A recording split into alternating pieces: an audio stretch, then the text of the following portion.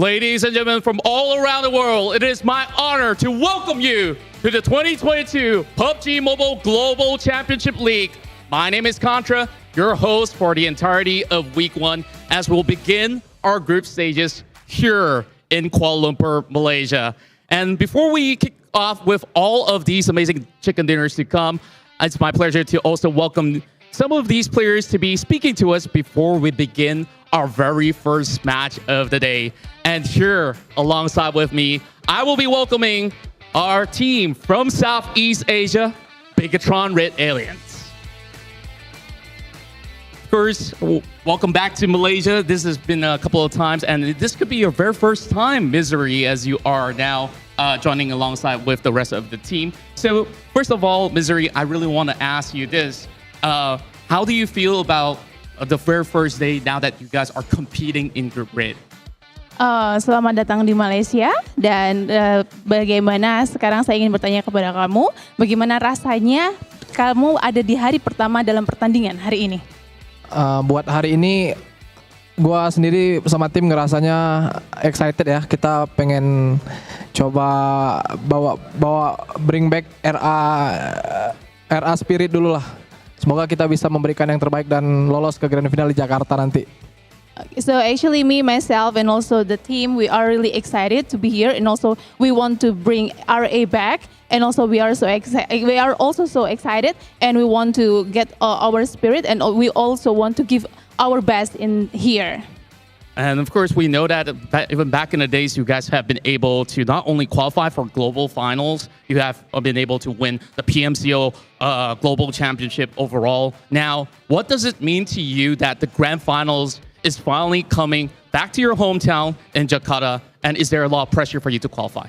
Oke, seperti yang kita tahu bahwa kamu sudah mengikuti banyak sekali kompetisi dan juga sudah memenangkan banyak sekali kompetisi. Dan apa yang kamu rasakan kalau nanti kalian masuk ke final dan kalian akan bawa itu pulang ke rumah kalian sendiri, yaitu negara kalian? Mungkin yang bisa gue bilang sekarang, kita sangat-sangat pingin dulu lolos ke grand final. Terus kalau kita emang bisa bawa pulang piala itu balik lagi ke Indo, mungkin ya itu hari-hari yang sangat bahagia lah di hidup kita berlima. Also coaching staff and manager. So actually we are actually so happy, and also we are also trying to give our best to get into the grand final, and also it will be the best moment in our life if actually we can get actually the award for ourselves, and also it will be such a very huge happiness for us, for the team, and also for the manager, and also for the coach, of course. Well, of course, that's a lot of great words from you, Misery. Now, I really want to ask you this. Since we're going to be starting in the group stages, there's a lot of amazing teams that are also together with you guys here, where you guys are competing with. Only the top three teams will be going into the grand finals. So, is there any teams that you see to be really tough opponents here that you're starting off in Group Red? Kita tahu bahwa nanti kalian akan berkompetisi dengan tim-tim yang juga luar biasa secara global. Nah, tim mana yang menurut kamu itu yang paling berat? Semuanya sama aja sih, cuman mungkin kita lebih ke prepare ke tim-tim yang recently dapat hasil yang lumayan bagus ya. Kayak mungkin Infinity, gitu aja sih paling. Oh well, so far actually all the teams are the same thing, but then maybe we are actually we'll be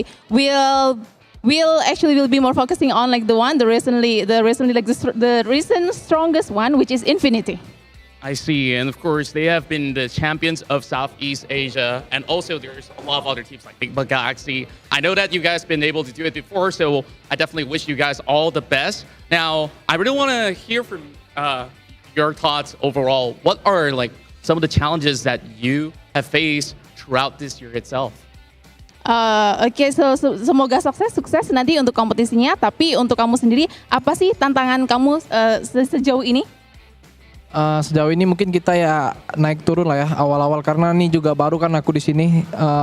Terutama kita mungkin kemarin fase turunnya waktu kita nggak lolos sih ya. Cuman ya semoga kita bisa balik lagi ngebuktiin kalau kita emang layak main di PMGC kali ini. Well, as we know that actually we have been through ups and downs, and also I'm quite new here. So, well, hopefully we can get back up all together. All right, that's great. And of course, do you have any words that you really want to say to everyone else competing here in Group Red and also to the world who's currently watching the PUBG Mobile Global Championship League? Oke, ada nggak sih yang ingin disampaikan untuk semua yang berkompetisi di sini dan juga untuk seluruh dunia yang menonton kalian? Ya hati-hati aja sama kita because kita amat sangat bahaya. Okay, just be careful with us because we are dangerous. All right, I love the confidence. And of course, thank you so much, Misery, for joining us with this interview. Now, we won't keep you guys waiting for far too long as the match will be coming to your way. So, of course, with that being said, let's kickstart our very first chicken dinner here as we will begin our matches. Let's pass it back to our casters and let's have a good time. Bye.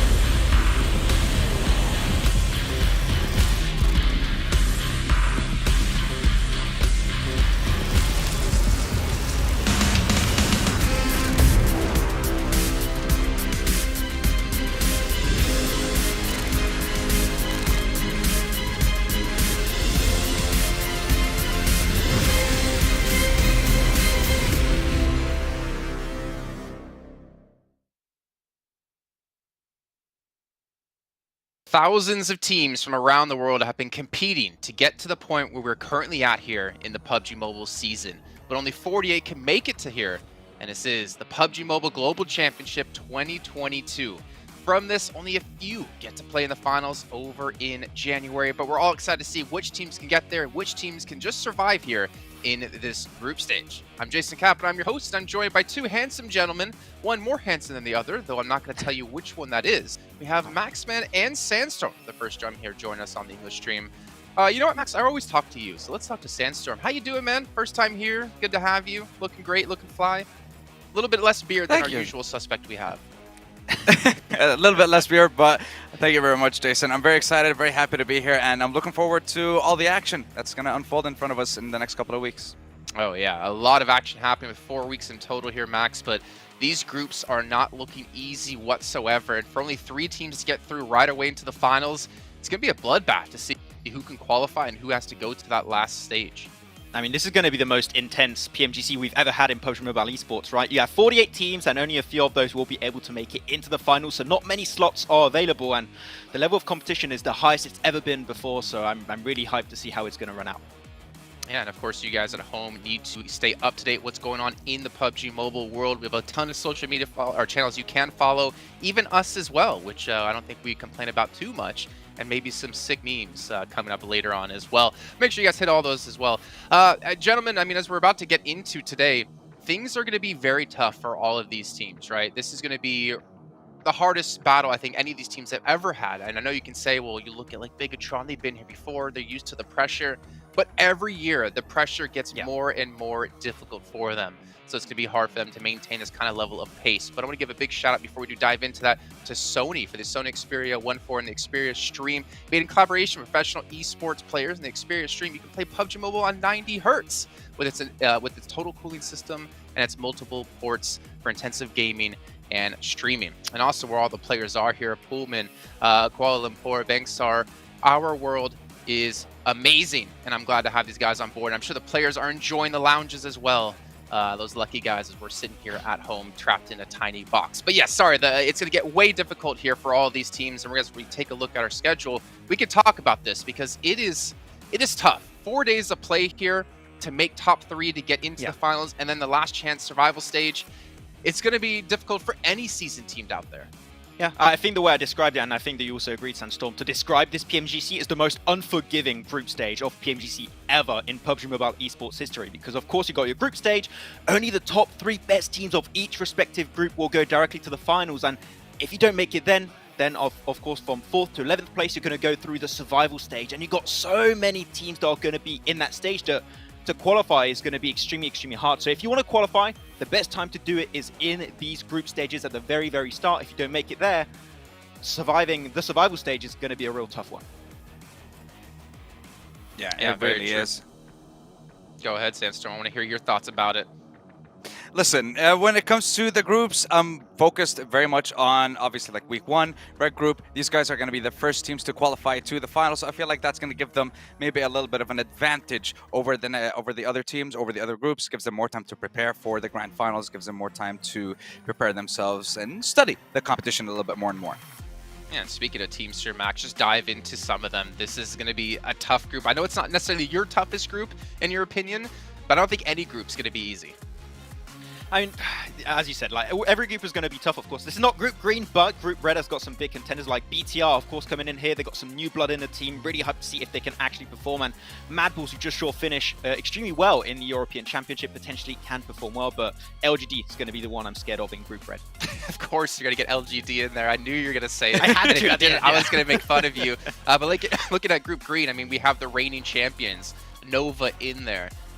I don't know, 4 days of play, man. Nova have those weird weeks where they just don't perform, and yet they still perform when it comes to finals. What do you think, Sandstorm? This is going to be a tough group. I mean, this is what happened with the last 2 years when it came to the PMGC. They had a very lackluster week 1, week 2, week 3 they come in strong when it comes to the super weekends, and then they just make it to the finals and completely demolish everyone. But this time around, 4 days, 24 games, it's gonna be a little bit different. So very curious to see how they're gonna be able to perform against the other squads, considering we all agree Group Green is the group of death. 100%. And Group Yellow as well. I mean, I have to give a big shout out here. Team Falcon's the best team in the world, according to a certain analyst. I just had to bring that up. But also, you know, Max, I'm happy to see 4 Angry Men back. I know it's not the exact same roster we had before, but we got to see them back in, what was it, 2019? Or is that like, no, it was 2020, right? Like when COVID just began. And we were massively surprised at how dominating that team was. Yeah, I mean, they showed it. They can still compete here in the PL. They were able to qualify, so great stuff on for Angry Men. But there's no Sook, so that does make me cry a little bit inside. I want to see Sook back at PMGC at some point in time. But also, we got HC, aka like kind of the old Zeus. Sure, it's not the exact same roster, but you've seen Ziol coming back. You've seen Icy, Godless are back on board. It feels like we just went back in time. You still have DRS also. Like, this is going to be absolutely insane. This group stage is going to be mental. And Group Yellow has got also some very big contenders here for the title. So every group is looking stacked, but every group is not Group Green. It's the best team in the world, according to me. The Infinity. Oh, yeah. Probably to get my predictions every single time. I mean, this team we saw be so dominating in the past, and obviously, like the lineup they have as well here, Sandstorm, is just filled with heavy hitters. But the thing for me is looking back at last year, looking at the year and how it's adapted and changed, you don't know what's going to happen going into PMGC. You don't know if they're going to be able to compete against all the international teams we have, bringing their own play style, bringing their own strategies, their own levels of skill. The Infinity, I mean, again, no team it's going to be an easy way through, but for the Infinity, I feel like they do have a target on their back. Look, Infinity, those guys, they're the kings of consistency as far as I can see from their previous performances in PMGC and from what they've been able to do throughout the last couple of months as well in their own region. Now, these guys were able to get, 6 out of their... I think actually rather 10 out of their 18 games in their previous SEA championship were in the top 6. They managed to get a couple of top 2s, a couple of top 4s as well. So very good performance even when we look back to PMGC 2021, but they were always middle of the pack.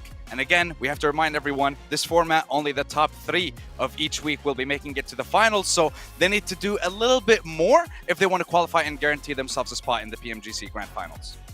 You hear me right now. Don't even worry about the Infinity. They're going to make it through here. I'm calling it right now. Now, STG as well, a team we have to look at. We got to see them, Max, just a few weeks ago in the European Regionals. Yeah, they placed like 4th, but they were already qualified anyways based off PMGC points. So it looked like they were just having a little bit of fun. Weren't necessarily trying too hard, but we can't underestimate that blonde hair buff. I was about to bring it up. Like, you got 2 players now with that blonde hair. I'm like, that is the PUBG Mobile player buff right there. Okay, we saw Carrillo have it in the past and it worked out wonders for him, and now it's going to be happening for STG potentially. And the thing is, as you said, in the championship, in the European Championship, they didn't really have anything to fight for, but now they have to fight for that top 3 position in this group, in Group Red, to make it to the finals. So STG is going to go real try-hard mode here. Sandstorm, you got to talk about these boys on the screen because you were just covering them as well. For me, fantastic to see Kayovsky and Federal back from the Loops days here back in PMGC. I'm so happy to see them return. And I think you were even saying before that Federal is like one of the best players, if not the best player in the region, in your opinion. Definitely one of the strongest ones, and I definitely want to see what he's going to be able to do against some of the best teams in the world. And in today's matches, I mean, you're talking about Little Boy and Federal, who played together for Rise Esports in PMGC 2021. You have, of course, Federal, Golden, and Kayovsky, who were together on Loops in 2020. Talking about the back-to-back America's champions. And I know, listen, it's America's, but still, these guys are a dominating force, and I'm looking forward to seeing how they're going to be able to take on Week 1 in this competition. Well, we can see here the schedule coming up today, and Max, you said this is the pinnacle of perfection when it comes to maps. Talk me through it. There's only one thing missing is a Vikendi, but you know what? I'm asking for too much right now. But we start with Erangel, you close off the day with Erangel, also got one in the middle, and you only have one Sanhok and two Miramars. It's like, it's the best map rotation you could have in this kind of tournament, and of course that means if you are dominant on Erangel, you're going to be in a great position right out of the gate. So if you can dominate on that map, you're going to be good to go. Yeah, and normally when we look at events, when it comes to, I guess, the culmination of regions, we typically can see some feeder teams, we'll call it, but I'm not quite sure we're going to have any feeder teams when it comes to PMGC because each team is going to be the best from each region. But you too have actually picked some teams to watch here going into this first match, and honestly, I can't say I'm surprised with Max's picks with how much he's been talking LGD up. However, both of you only got one prediction correctly, and that was the Infinity by Maxman. Yes, it is the only one that you can pick because, you know, Jason, you're not allowed to have a team to watch. I was like, you know what, I'll pick one for you. It's going to be the Infinity. It's fine. And Infinity also, I put this team as easily one of the top threes of Group Red. I think that if there's a team that can directly go to the Grand Finals, it will be Infinity. And LGD, let's not forget, this is their first international debut, right? First time they're playing outside of their home region. And seeing what they've been doing in PL when it comes to how they rotate around the map, how good they take fights, I really think if they bring even the small amount of that skill to PMGC, they can go the entire way. So LGD is so scary, and with teams like Nova especially, like China can dominate once again. Well, Sandstorm, looking at your teams to watch, a little bit unorthodox with some of your picks. One of them off the bat, I'm going to go with R8, actually. Kind of surprised to see them in top 3.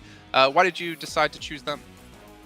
I think they have a lot of international experience. I mean, we've seen what they've been able to do last year in PMPL, MENA and SA. They managed to be crowned champions for that tournament. They have a lot of experience against those teams, and this year they've kind of been struggling just a tiny bit because they've always been getting so close to that first place, but it then just gets stolen in the last couple of games. They managed to get second place in MEA Fall, in Arabia Fall for 2022, and when we look at PMGC for 2021 as well, they didn't qualify to the Grand Finals just because of 3 points, and of course that last game just ran away from them. So I think this time around they're going to be able to change things up and maybe even qualify from the first week.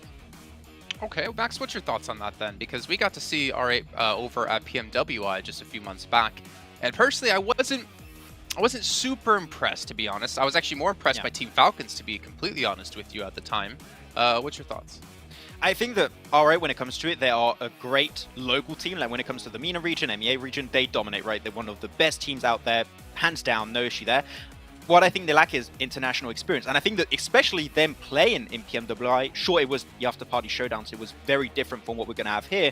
But that is great training for them to have an idea of like how things go on the bigger international stage, right? And with teams such as Enigma Galaxy that already played at that high level and done so well last PMGC, I think that we can have high expectations for R8 this season, and especially Ida is one of the top players in the region. I love how he plays in general, so I think R8 can actually do pretty well here. Maybe not be top 3 of the group, but at least go in the survival stage. I think there's a big chance of that happening.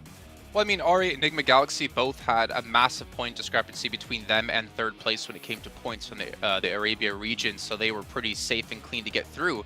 But Enigma Galaxy is one of those teams, as we obviously mentioned them, that is kind of a conundrum to me because they placed so high last year at PMGC. They were such a surprise, I believe 3rd overall.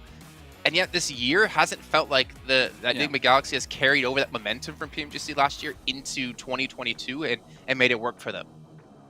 Yeah, and not only that, with the massive change that we're going to have in the tournament style, specifically with Sanhok, I guess the map that they used the most to get the most amount of points in PMGC 2021, you're talking about when we're looking at the finals of the PMGC, percent of their points came from the 3 games in Sanhok. 25% of their points from the East League finals were also from Sanhok only. So many second places, so many placement points by the end of the tournament, but it's not going to be available this time around. So how are you going to cope? How are you going to adapt? Yeah, there have been some zone changes, at least when it comes to Sanhok. Killing off in the blue, not going to be as possible. So get out of here, Roof. We're not going to see you there anymore. But it's still going to be difficult anyways for all of these teams to make some adjustments to obviously the lobby, to the teams they're playing against, but also the zones and how they're going to change.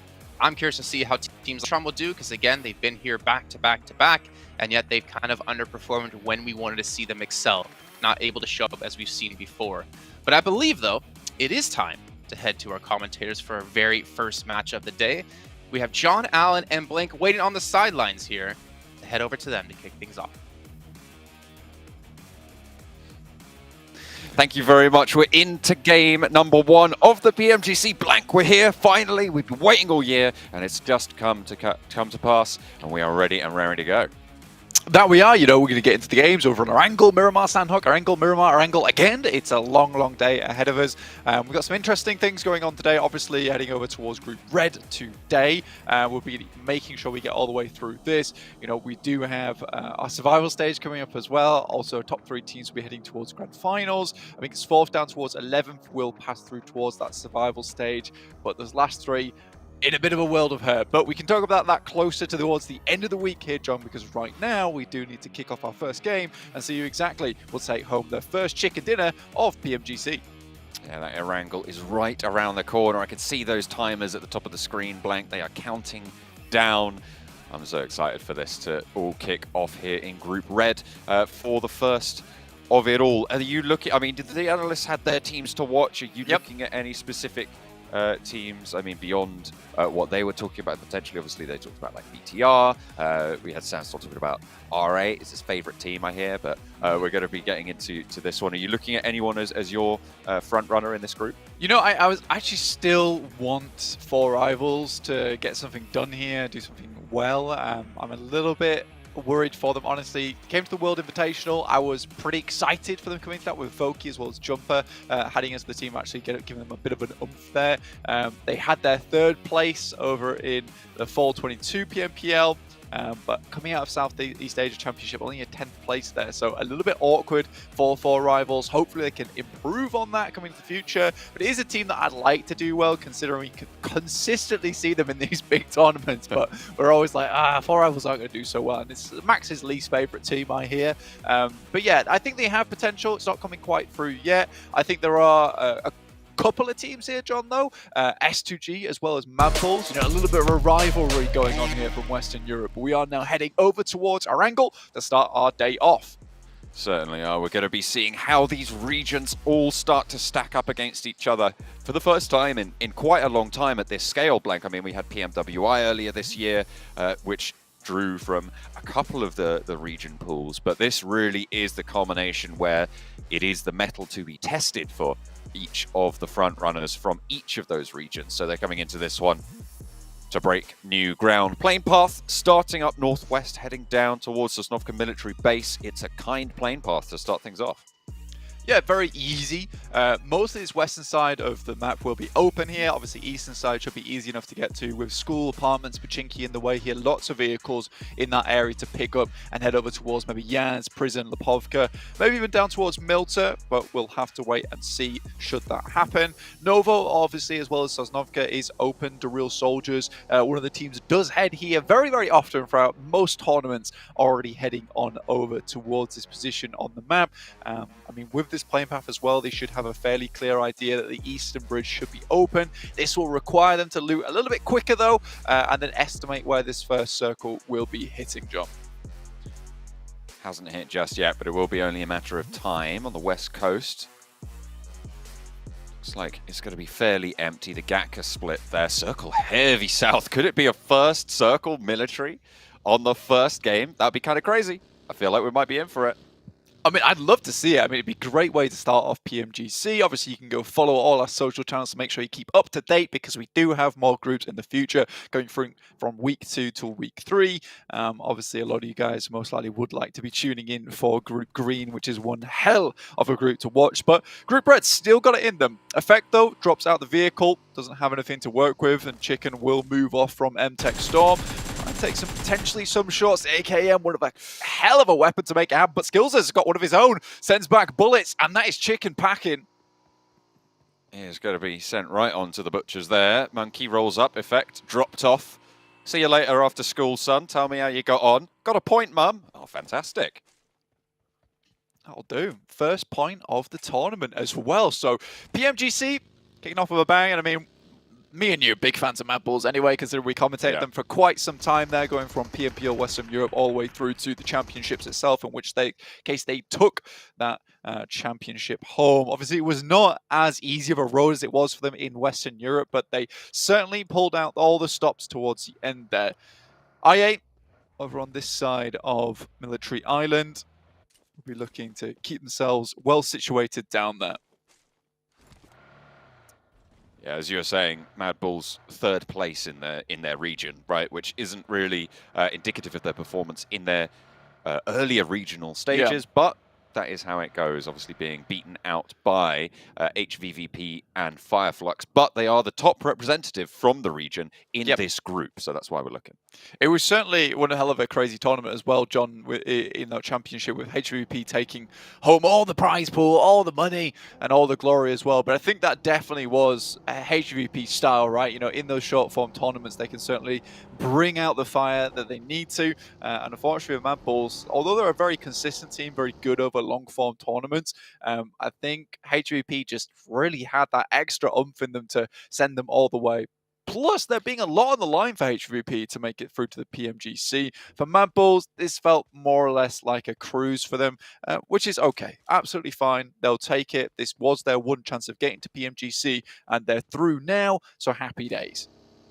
Speaking of cruising, S2G, right? This is a team that you would expect. Oh, hang on a minute. I'll put that on hold. Crash over on the Western Bridge. Blanca run down as well as S2G are caught in this conflict. Hamzy the only one to go down so far. And it looks like they might be able to pick this one back up as well. Silas low, but not out of it just yet. Kelsey looks for the flushes. S2G, it looks like, hey, Blank, look at this. It's Europe coming in strong at the start of PMGC, the European region. Obviously, S2G coming through from the Turkish region, and then qualifying not through, this was my point I was going to make, not through the European Championships. They qualified through PMGC points. They didn't make the cut into the top, well, it would have been top 3 or top 4 if they'd have made it there, but they were down in 6th in their region. So this is a team that is maybe got a little bit more to prove. So it's good to see them taking confident fights, crossing that bridge.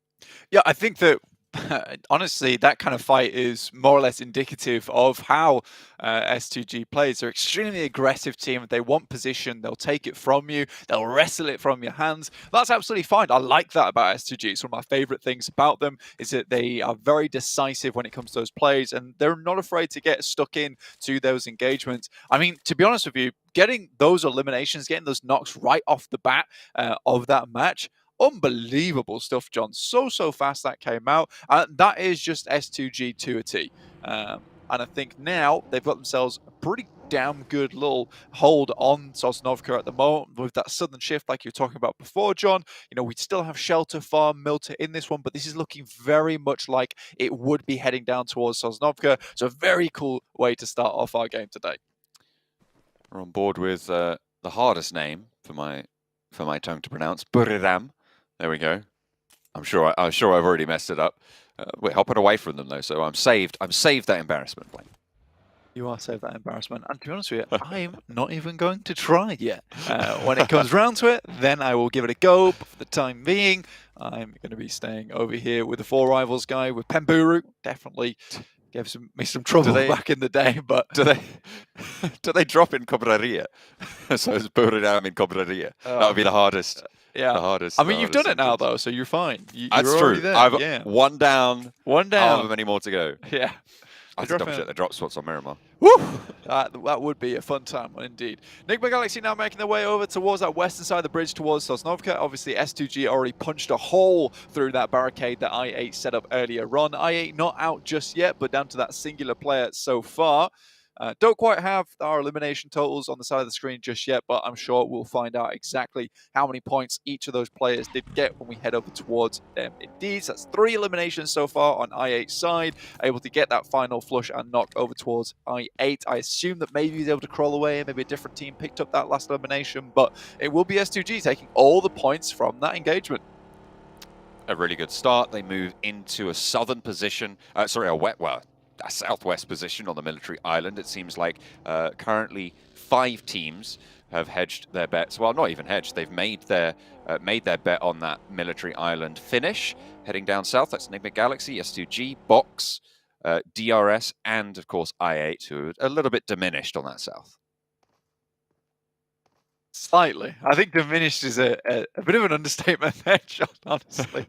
Decimated? Let's go with that. Decimated, yeah, that's a much better way of putting it, 100%. I mean, S2G kind of cleaned house on that side of the map. DRS, though, these guys like to drop around Nova Ebnoia. They've already got themselves a bit of a foothold over towards that western side of the observatory in that area. It's a nice position to hold. Great scouting position for them as well. And luckily, they didn't even have to think about heading over towards that eastern bridge. So this has worked out fantastically for them. Sosnovka, one of those positions that can really, really benefit you, but it does require the circle to head down here frequently. You do get a lot of loot on board. It is super valuable in terms of getting like level 3s and good amount of equipment. You get a long time to loot down here as well, but it does require you to make that crossing, which is always a bit of a tricky maneuver, John. But for DRS, nothing too bad happening for them here. And that's your circle. Down towards Sosnovka, confirmed, slapped in, punched the number, and we're heading on down. So all these teams over towards that north side will have to get a move on.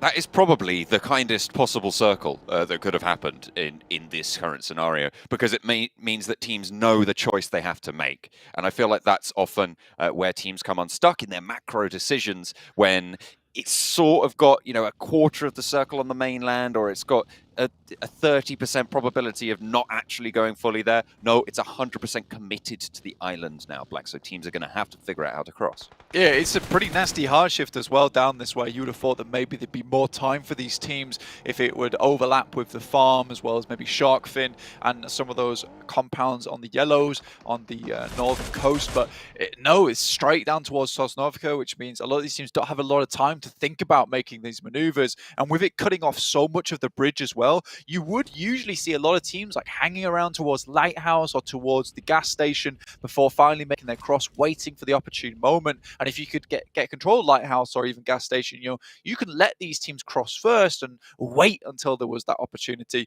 to present itself. Here, there really isn't that. It's just a mad dash through. Mad Bulls punch their way through LGD as well as MTech and move straight down towards where S2G moved in on the western bridge there, John. Titan skirting around the edge there. All 4 of them are alive, but they're a little bit split right now, with Influence Chemin in the mid. Will be moving up to Buradam.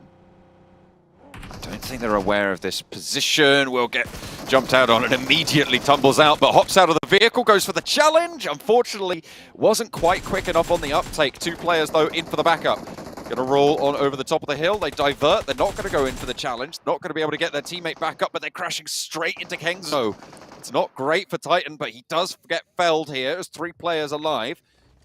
Tiger rolling on in, trying to back up the teammate on the inside, but Kengzo not so lucky, down already. Molotov into the back, forcing them up to the wall, reposition. You don't need to commit here. You have the bridge.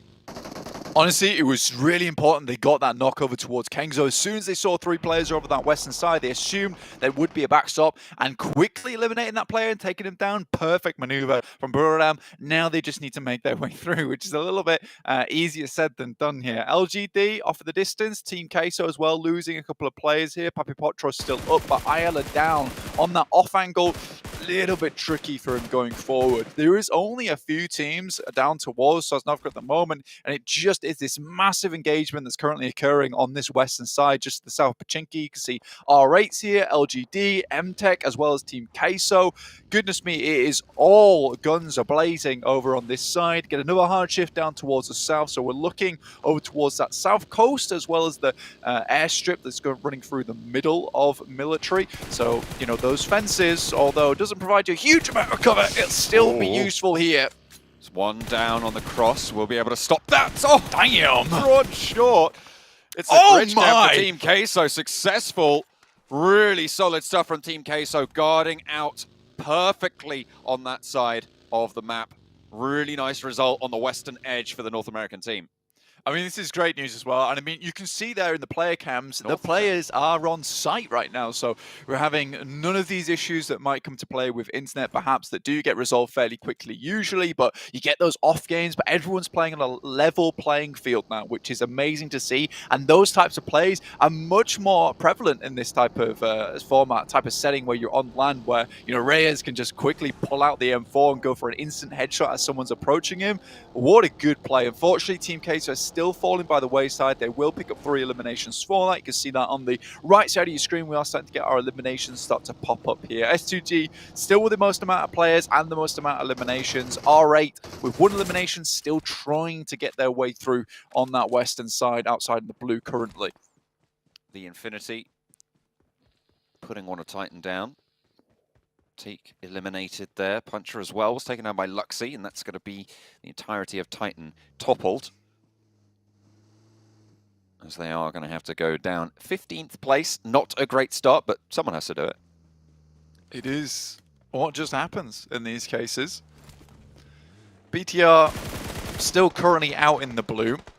The Infinity moving past Influence Chemin. Influence Chemin taking home a very, very dominant victory over in the Americas Championship. Honestly, one of my new favorite teams, honestly. As a team, they are very good. And in Americas, you don't see this very often, but there is some massive tactical maneuvers coming through from Influence Chemin very, very frequently from them, which is great to see. I think taking 2-2 splits. And overall, I would say the level of Americas has improved vastly over the last year. So this is no longer being in PMGC, just the SEA show. You know, we're having some big contenders coming through from Western Europe, big contenders coming through from Americas, and SEA, you know, a lot of these regions are starting to catch up in a big way.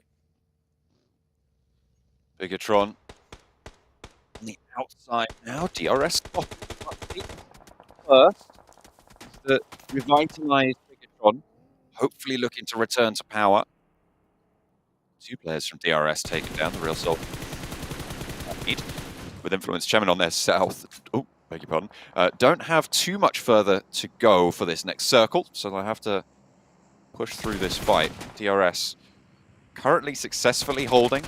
The Bigatron looking to try and move through. Chianti looks for one on the spray. It's good, but it is traded off. Bigatron are going to hold on to it for now, but they are flagging. 2 players down. Luxy moves forwards to try and back up Misery. Jen Foster down and out in the, not out in the blue, but certainly down. Luxy finds the last, but in comes Influence Chemin to play spoiler. A third-party engagement spoils Bigatron here. Misery runs for the hills. Yeah, very, very difficult game plan there for BTR overall. Zuxi and Luxi, I think, both did a marvelous job taking down a lot of those players from DRS. Unfortunately, does not come to pass there. Influence Chairman also making their way in. BTR sometimes has struggled coming in from the blue, but this is the first time in a long time, at least in PMGC, we've seen such a dominant push in towards it versus the team that's holding out players inside the blue. So I don't think this is a complete failure coming through from BTR. I think this is unlucky with Influence Chemin also rocking up onto this as a third party. If it wasn't for them, that could have been a successful push through into the blue from them. But we'll talk about that in just a little bit. So watching some of these teams start to make it themselves. Tiger moves up. Misery's got no HP on board, and it would be surprising if he gets through this one. It's unfortunate he didn't manage to get that spray onto Tiger. It felt like it was dead to right, but not to be. So, Buriram with the north side of the circle under their control. Influence Chemin can start to push in from the east. Currently 3 teams occupy inside the airfield around those wrecked planes. on the inside that are currently in the next circle. That's S2G, Box, as well as 4 rivals. You can have the Mad Bulls and R8 pushing in from the western side. Mad Bulls playing on the out. I mean, this is very classic Mad Bulls behavior, taking opportunities where they can see them, find a position to play in. If it's just a little bit of a ditch or a couple of these crates to play around, that's enough for Mad Bulls to make something happen. R8 move in. Mad Bulls should have oversight on this, and Prestige tries to get a little bit further. Hamodi backs him off the crate, claims it for Enigma Galaxy.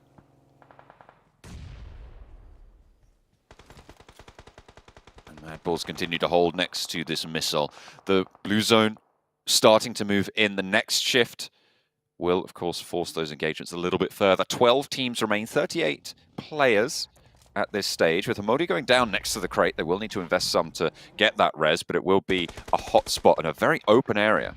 Skillsers taking a lot of damage. That's coming through from S2G. They're over on the other side of the road, just opposite the guys from Mad Bulls. Might be a little bit dangerous to go for Skillsers immediately, but S2G won't be moving from their position either, afraid that they'll get picked up by some of these players looking around. This is a great spot. It's one of those areas that becomes a little bit more difficult when you have to leave it, as most teams will look your way, and you're basically running out into open area. Currently, Mad Bulls still have options with vehicles parked up. Similarly to S2G, this will be kind of just one of those razzes out. But for Mad Bulls, it's a little bit more panic mode, getting players back up on their feet, requiring to use more smokes in their position to isolate some of these angles, and they're praying for this next shift to come over towards them on the western side. There's the shift northeast, unfortunately. A little bit away, covering a lot of circle. So it's not too far, but it's not ideal, certainly not. But splitting a little bit to give themselves a forward outpost for the time being, seeing what they can leverage from there. Mad Bulls will have to move as well. It's a little bit rough, but like you said, not too bad, especially with the circle being this big. It does give opportunity for these teams to slowly eke their way in, as opposed to having to make a massive trek across. I think for Mad Bulls, things do become slightly more difficult because they don't have the option that S2G have, which is to instantly send up towards that northern side and cross through Buriram and maybe Team Queso. 4 rivals will be a bit of an obstacle in their path on that side, but for Mad Bulls, there's a lot of teams watching them as they make this exit. Enigma Galaxy is certainly one of those teams that will be looking their way, looking to cause them troubles. If they can maintain control over this western edge of the circle, should be okay. Hamodi spots 1 at least. You can see the rest of the players going slightly low, dropping out the vehicle. Explosion will take down 1, and now Mad Bulls have to restabilize. Silas is right there as well, and S2G looking to regroup on the position, taking shots over towards pretty much everyone. Box under pressure from it. Kelsey rolls up, knocked back. Razy up to the silo as well, swings out left, but there's a car coming in as well. Hamzy draws the attention away, pulls that thread, and unravels Box's hold. If there had not been an explosion on that vehicle for Mad Bulls, this is a potential third party for them. And right now, they're trying to get back up on their feet as quickly as possible. Silas remaining on the fence edge. It's a great play from him. I mean, isolating himself from the rest of his team, but enabling them to actually have some kind of defense if a third party does come through is a fantastic way of playing out this game. LGD tossing nades over towards R8. A little bit short here, but dangerously close at this point, John. Oh, only Prestige up. Will be trying to stick that res, and SK-Ton back up and fighting. Influence Chemin, pretty close to Buriram, but they're on the eastern side. They have some hill cover. Playing on the forest path. We'll have to shunt a little bit further forwards in the coming minutes, but they can hold out for now. S2G really killing it on this game, honestly. Even from the beginning where it was just that massive shunt through I-8, really S2G shouldn't be this far into the game if it wasn't for the fact that they were so aggressive on that push on towards the Western Bridge. They have placed themselves directly in contention for a chance at this chicken dinner when playing very much far away from Sosnovka. So overall, very well done to S2G so far, and they continue to take these aggressive engagements to give them position on the map. It is Zerich, however, who does find an initial knock over towards Silas. Kelsey might want to step up, but Zerich tries to stand back just a little bit. S2G have their sights set, but it's getting harder and harder by the minute. Mad Bulls have been surviving, but how much longer can they last? 4 rivals with a solid spot in the north, fairly uncontested, take 3 shots over towards S2G and do a lot of damage, but they aren't out of it just yet. S2G can look for these reses, can bloom these smokes, try and hold the cover. Samzy and Razy crawl for any sort of safety that they can see. Their circle pops in just a little bit, quite close to them. They have to move. I think when you look at this, for Enigma Galaxy, they were having a great handhold into this fight. Mad Bull's safe because they don't have the angles towards them. So Enigma Galaxy instead just focus over towards S2G. And then again, it's 4 rivals who get involved. I think S2G maybe put a little bit too much stock into this engagement between them and Mad Bulls. Ralph moves down through the smoke there and quickly and easily picks up at least 1 elimination over towards Mad Bulls, leaving them with just 2 members. Kelsey, who's got one hell of an aim on him. You know, he's a cracker in terms of a shot. So he's taking shots up towards the guys from Enigma Galaxy, trying to hold them back. But this is too much for S2G. Samzy down before he can cross to the buggy and get cover. Enigma Galaxy with the crossfire. Only Kelsey now standing and taking a lot of damage from the blue zone in the meantime as well. Nade in hand, but what's that going to do? You will fall, and S2G eliminated on the western side. A good start to their game, playing punchy through the western bridge, but felled here. And I mean, this is classic S2G behavior though, isn't it? It's like very aggressive gameplay, some fantastic fights, but then getting yourself into a position where you have poked too many of the Hornets' nests, in which case you are finally taken down. MVM, what an A coming through from Enigma Galaxy. Currently at 8 eliminations. You know, Sandstorm was worried about them not being able to get too many points over on Sanhok, but looks like they're absolutely fine. Being able to scrim, practice, get their aim back up to speed, and team fights and engagements seem to be going well for them. Battle for the south side between them and Influence Chemin right now. Seemingly swept everyone else aside. Freak down, not being invested in to get back up. As it looks like Law is rolling forward. Modi backed off the ridgeline, in fact taken down by Federal. Influence Chemin looking good to start their control campaign on this south edge. Not too many other teams left in it as well, Blank. There's only 5, 4 rivals on the north. Buridam still going on the northeast side, and Mad Bulls have stayed alive. Yeah, unfortunately it was for Skills as they're just a little bit too far forward. Enigma Galaxy able to get a hold of them. Luckily for them though, now they have information. Influence Chemin coming in hot though over towards Enigma Galaxy. 4 players still up, and Influence Chemin probably rivaling aggressive nature as well as team fighting potential to a team like S2G. They're a little bit more sparse about it. They like to take their moments, but when they do, you certainly know about it. They roll straight on over Enigma Galaxy's area there. Nothing doing. Only Lord remains now for Enigma Galaxy, close to the Mad Bulls outpost with the 2 of them. 4 rivals, all 4 of them start to move a little bit further south. You can see them getting up to that wall line. Lord, under pressure from the nades, will burn to Federal, and 8 eliminations now for... Oh, that was for Enigma Galaxy. Influence Chemin still on 7, so still a lot of points being scored on this south edge. Yeah, Enigma Galaxy still did a very good job there, and a surprisingly good job as well. I've got to congratulate them. I think it looks like they have been putting in the work between last PMGC and now. Even their performances towards their PMPLs have been pretty decent despite not having to play as many Sanhoks, and they're working their way around that. 4 rivals still have this really good spot right now, and they've been reluctant to leave it, and I think that's the correct decision. You have this strong spot where you have sightlines towards everyone. It looks like Buram just has no idea where they're being shot from. Unfortunately, he has the fancy feet, so he is tap dancing his way out of the way of a lot of those shots. Voki not quite able to land the damage they were looking for. 4 rivals are going to have to leave the stronghold they've had for so long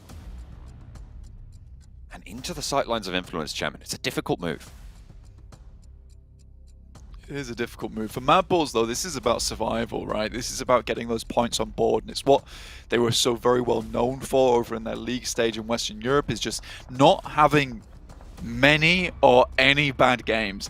Now they're going to start to move their way through, but completely out in the open. It will be Pamburu spotting that one. Zerek down next, and that will be Mad Bulls eliminated 4th place. Still, they're able to get some points on board. Currently, this is 4 rivals putting in the work. This is their last shout, though. They do have their big move to make. Happy up on the wall, and they actually get across. Influence Chemin caught slipping just a little bit there. Those smokes up on the hill, cutting off sightlines beautifully, and actually helping Four Rivals spectacularly well. Up towards the hill now, they're taking a fight up the top, and Buradam going to chime into it as well. Unfortunately, on the favor of Influence Chemin. Nades downhill. A little bit trickier to hit. Yeah, it's a fantastic move there from Buradam, actually getting into position underneath on the fence to eliminate that rotation, that crossing from Four Rivals. So they've been hampered, slowed down just a little bit. Wading through these two teams. Kayovski, nade in hand, 5 nades available for him. Cooks that one just a little bit too long, but again, it's difficult to estimate these shots here for Influence Chemin. They don't want to cook them too little, so they roll down the hill and away from Four Rivals, but cook them too long and they explode a little bit too early here, John. That one's good, though. That was right on the money there, finding the first. If anyone could cook them right, it's the players here at the PMGC around the wall. Backed off by the mark. Four Rivals ever aware that, you know, this is a free team finish, so if they can find some of these players from Buradam, getting a second place for the amount of eliminations they've got and holding a strong position, Influence Chemin is unlikely to be able to be dismounted from this high ground spot here, John. So Four Rivals putting a lot of stock over towards the final players from Buradam. Influence Chemin, though, massive chokehold down towards both these teams. This is definitely Influence Chemin's game to lose, right? This is all 4 of them alive, top of the hill, sightlines galore. There's nothing really that they don't have in hand right now. Neither of the other 2 teams have any position in the next circle, and they have to make a bold push, taking more of Buradam down. Four Rivals, the thing that they do have going for them, Blank, is they're all alive. I mean, for Four Rivals, they've done really good here. And again, this is why I talked about them at the beginning of the game. It's a team that I'd like to do well. You know, they have some great experience. They're consistently here. I think they've added some very, very good players to the team. They've just needed somewhere to prove this for themselves. Appy had to hold down here off against some of these other teams. Makes the crossing and stands up, and it would have been unbelievable if he had lived through that one. Now Four Rivals have to make something happen from underneath, but how many nades they have to make it work? Shots downhill, have the Grozer to deal with as well. The Cooks on the nades, not quite finding the money. Surviving for Four Rivals. That lip keeping them safe. Information gathered. 3 teams still going. The next circle will close completely. Influence Chemin, the Brazilian team holding up the top of the hill. They've got Four Rivals dead to rights, but it's just a matter of closing it out. And it seems like they're a little bit faltering in their approach to this. I mean, they are just continuing to put down the nades, and when you have this ordnance, when you know that there's so few threats left, you can just go for it. That's what they're going to be looking for here. They're not cresting the ridgeline and actually taking a couple of shots towards their way. Pemburu makes it to the cover of the ground there.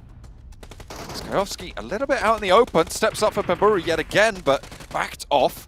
Federal finally finds Tiger, and that's 2 teams now remaining in it. Influence Chemin finally getting knocks, traded off 1 for 1, but more damage pouring through, and it leaves it only into Pemburu's hands, but he's doing damage. That MK14, as you say, Blank, it's doing so much work. Federal, if he gets felled here, there's a chance, but no, it's not to be. Law puts it in. Everybody from the top rope, and it's Influence Chemin, the Brazilian team, to find the first chicken dinner. A firecracker finish over towards America's Championships, and then coming to PMGC like this, John, an unbelievable result for them. And again, it's that same patience that we see from a team like Mad Bulls, alongside that aggressiveness from like S2G or Nova. It's really, really good to see here over in the PMGC, and I would say that's a completely deserved win for Influence Chemin. They seem extremely happy about it. Again, massive props to Four Rivals though, from a very difficult spot on the map there to be able to actually still pull that one off and get as far as they did. It was just a case they were bleeding out, and I think you were saying that Influence Chemin may be faltering a little bit. I would say that's more patience, right, John? They waited it out knowing that Four Rivals, there was only one direct route for them, and that was upwards. And if Influence Chemin could just sit up the top side for as long as possible, they didn't really have to do much else. Well, the MVP there for Influence Chemin. Federal, 7 eliminations, 806 damage there, putting in a shift and a half. There he is. Look at that. almost looked surprised with how well he did there. But yeah, a great game overall. Federal, a long-standing member throughout of most of PUBG Mobile, in fact. So we're going to take a quick look at the stats here. 806 damage total. You're really leading the team here in terms of performance throughout the game. But again, all these other players, I will still say this is a very tactical team. They bounce off one another very well. Lil Boy even 695 with 4 eliminations. Nothing to scoff at here. Very, very good team. Every single one of these players is built to perform. But again, some surprising other teams towards the top there with Buriram as well as 4 Rifles, but Mad Bull's going down in 4th place. That was kind of expected, even with the bad positioning they had. This is a team that consistently puts up those points, and it's one that we can't disregard yet. Yeah, it's definitely not something that you can count out. This has to be sort of all considered through the lens of having a military finish on the first game of the PMGC, right? It makes everything a bit weird, a bit wild, and pretty windy there. You can see, I mean, even Influence Chemin, they traveled almost 15 kilometers in that game. Yeah, it's a long distance to go, and again, you see some of these teams in PMGC that it doesn't matter if your drop spot doesn't initialize over towards Sosnovka. As long as you can make it down there and you have the plays and the chops to do it, you can still pick yourself up a chicken dinner. So it wasn't realistically the teams that were dropping in Sosnovka that were able to get the big wins. It was more these teams that were just willing to take it to the absolute limit here in this first game to pick up the chicken dinner. Yeah, certainly a good result for the Americas fans and for the Brazilian fans watching as well. Influence Chemin doing them proud. Let's take a look at some highlights.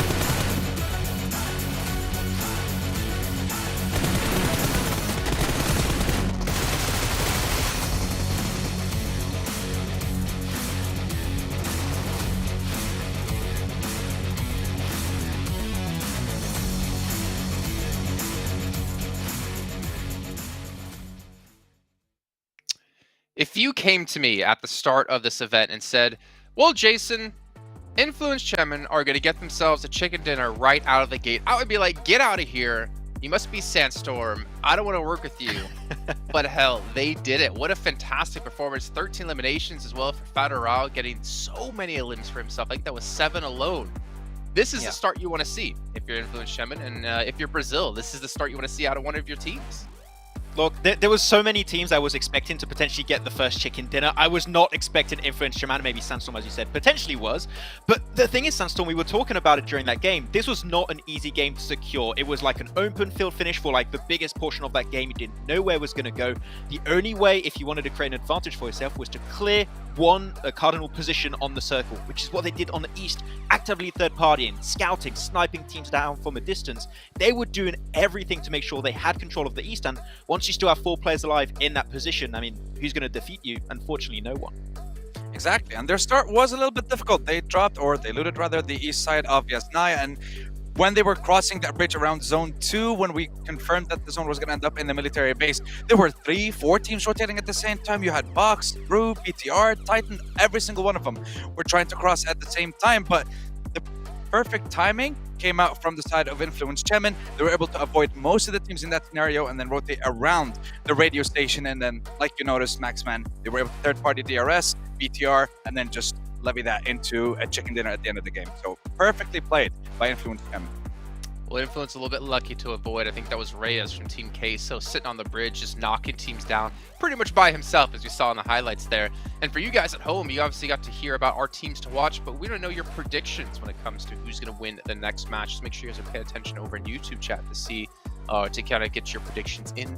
And maybe, just maybe, knowing Maxman's prediction history, we can get you on the desk to be an analyst, because it's not that hard to be better than him. However, he did beat me when it came to the European Championship, so I will give him that. But you know, a broken clock's always right at least once in their life. Oh. Okay, like you just have to like balance things out. You say something nice, then instantly go back to me, and I get it. But I've been pretty decent on my predictions so far, though I still want to see my LGD win eventually, which is why I'm gonna you'll see them again as my team to watch. You talked LGD up quite a bit, to be fair, Max, and we got to see there maybe why, because we had Infinity having a big boat takedown towards military, towards the southern side, and they actually ended up running into LGD, who had only 2 players left alive, and Infinity, I don't know what they must have like crashed or something. I don't know. There's no way they lose that fight, but they lost the fight against LGD. So we see the power again. I think we know China is known for their like raw mechanical skills when it comes to PUBG Mobile, and we're seeing in action right here. Yeah, not an easy rotate, right? Because it was a very southern island finish right away, and you had them dropping in southern George Pole, so they had one of the widest rotations to do, and you had, what was it, 4, 5 teams on the western bridge, so not easy for them to make that cross happen, but, I mean, Sandstorm, they make it happen, and sure, they do lose players because the rotation is not easy, but it just goes to show that their macro is relatively scary. Yeah, it really, really was. And I mean, when we're talking about the teams that tried to cross towards the eastern bridge, you mentioned it yourself, Jason, Queso. Queso are just the kings of bridge camping and gatekeeping. This is something that they've done in Americas, and this, I think, is one of the reasons that they actually managed to qualify to the PMGC. The amount of points, the amount of teams that they gate kept in the Americas tournament was absolutely insane. They were just racking up kills after kills, and seeing them do it again here, and the fact that we had a military base to start up the tournament is just beautiful to see. Yeah, I'm kind of happy you mentioned Team K, so I'm actually really happy to see them coming back, just because of Ayala and Mystic being on the team for such a long time, and we've known Ayala for a very long time here. But as we move along forward into the show, we got to do a little bit of a comparison between 2 players, and it's going to be Federal and Pemburu as Maxman. We almost saw him clutch things out at the very end there against Influence. Yeah, Pemburu, also known as the Hunter, and he felt more like the Hunted at the end of that game, I'm not gonna lie, but they had a really good rotation. It was efficient from the northern side and trying to avoid a lot of those skirmishes in the field open areas, which I think makes sense.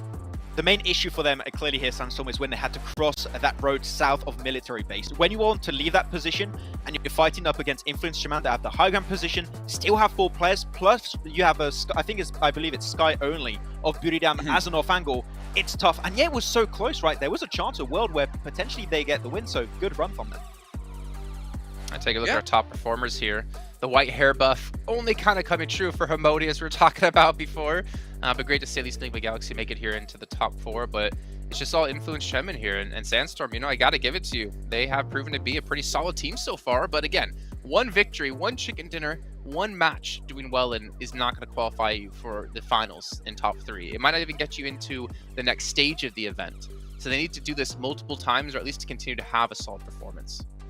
I think that they can, just because of how strongly they've been, I guess, competing in the last couple of months, and the performance that I've seen in the PMPL Americas Championship as well. The fact that they were contending against the likes of Alpha 7 so many times, I just believe that they could do something massive when it comes to the PMGC, and it's great to see them start off with a chicken dinner in the first game. Decent amount of eliminations as well, so pretty good head start for them. Yeah, we can see here we have Miramar coming up next, and then getting our way over to Sanhok. Now, I want to get your opinion, actually, you two, because obviously we mentioned before, the zones have been changed slightly. I know Blank has been pretty happy with how it worked out here in the first match. When we were at around the 30-minute mark there, pretty much, the zone was still quite big, right? And previously, it would be almost impossible to play in those zones. I was just curious, what were your guys' thoughts? Yeah, I just think it offers so much more potential to do super smart rotations in the late game, right? It's a little bit slower in the late game, and also you've got bigger circles, gives you a little bit more space to do those plays, because if we had the previous circle settings there, that circle finish would have been right on the cusp, and potentially 4 rivals would have never had a chance to even make a potential comeback. So the fact that these circles are a little bit slow at the end just gives so much more time for teams to really express how they want to play those finishing moments, and I feel like this is just going to make this PMGC even better, because teams just can do so much more on paper. Yeah, it definitely gives it a different flavor because we're used to a lot of the crawling in the last couple of moments of the game, trying to scout out, trying to find out where that last player is, where he's hiding. But this time around, we're seeing different strategies, and the fact that it came in the PMGC, just seeing who's the team that's going to adapt in the best way in such a short time, that's what I'm looking forward to in seeing this competition. What about our teams to watch here, gentlemen? I can see you got Team Queso, you got R8, of course, again, Sandstorm. I expect you to predict them every single time now. And then on Maxman's side, we got DRS coming through, so a little bit of Imperium on the desk here, trying to give a shout out to the Poly fans, I can see, Max. S2G and then LGD. Yeah, I do remember DRS in the past, like, in PMGC, because it's like a tradition. You can't have a PMGC without DRS, and you can't have DRS without a good Miramar game eventually, right? So it is a map where they tend to do relatively well, which is why I went with DRS. And I mean, I feel like LGD on my Infinite are the equivalent of UN Infinity, like, because LGD just looks so good. And looking back on the PE cast, Miramar is where they rotate just so efficiently every single time. So, okay, I like them up a lot, but okay, wait, when they get a win, you'll understand why.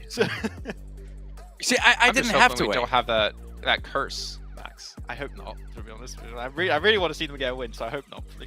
Okay. Go ahead, Sandstorm. You already got your prediction, and you got a win under your belt. Yeah, I'm very happy with that. But look, I'm going to stick with Influence Gemini for a while, specifically for the first day, just because they start off pretty darn strong in a lot of their competitions, and seeing it come through here again is pretty good. When we're looking towards R8, some of their best performing map rather is Miramar, so I want to see them come out with something huge here. We've seen what they've been able to do in Erangel. They had a little bit of a weird rotation. They were going into the open in the middle around Zone 4, Zone 5. They were being attacked from all sides, basically. So I was saying how they're going to be able to change it up going into Miramar. We'll see. Yeah, I mean, this is going to be interesting, right? We don't have too many Miramars, but we have even less Sanhoks when it comes to a day. It's going to come down to those Erangels for the most part here, but we're just going to be excited to see which team is going to be able to reign supreme yet again. I think there's a lot of teams that I have my eyes on in particular, since we're not sure exactly which one will do well. But realistically, Sandstorm, you say you're staying with Influence. Give me a real... Actually, you know what? We're not even going to ask you for that because I want to get into the game. We're going to get the game to answer for you as we're going to head into our commentators with John and Blank once again.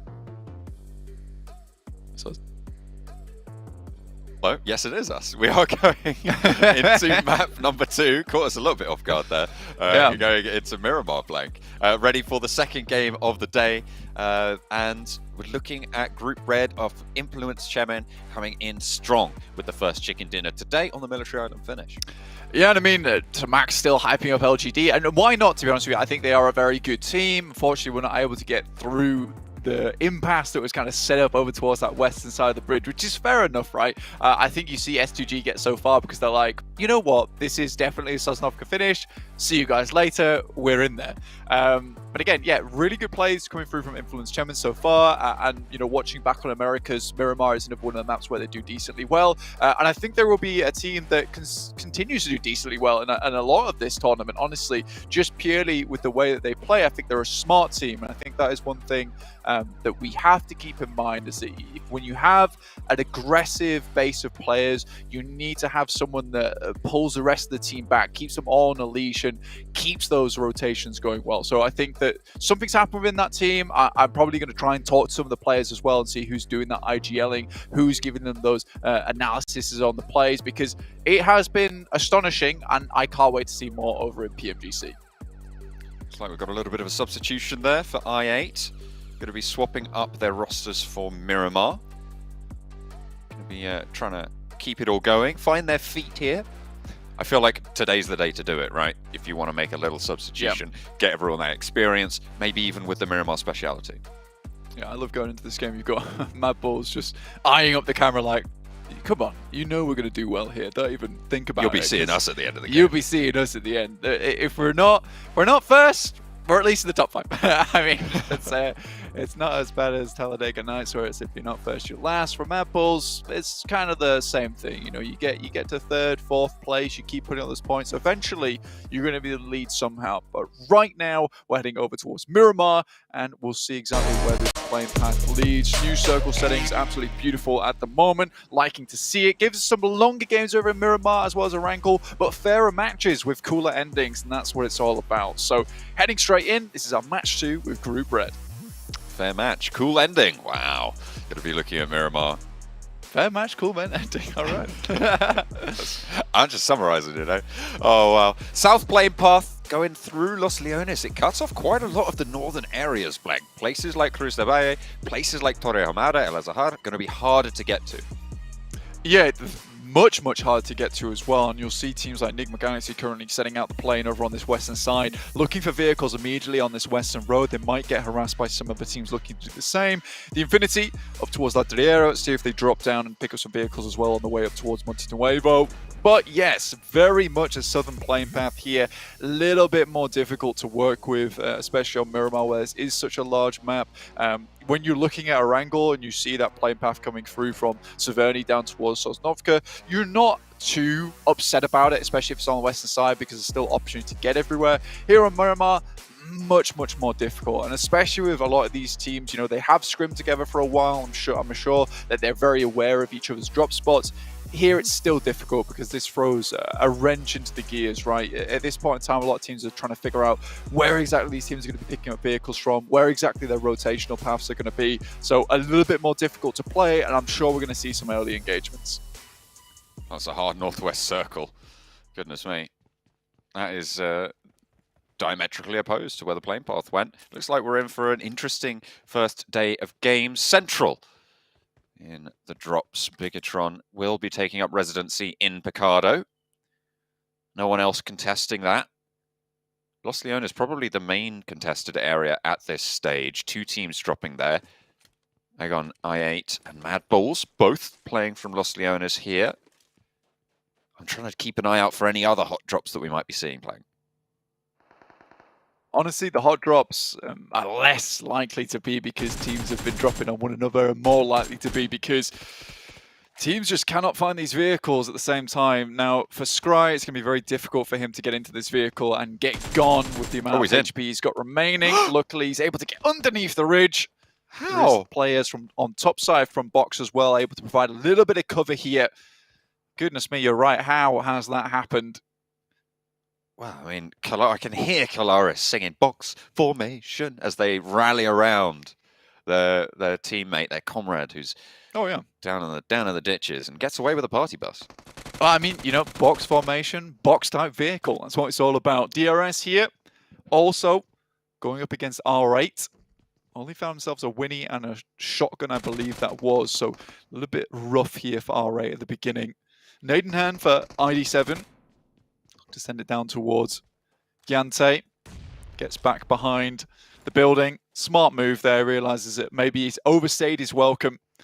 Again, this is a PMGC, so we got the top of the top in terms of players, which is nice to see. LGD have lost a player. Sorry, Max.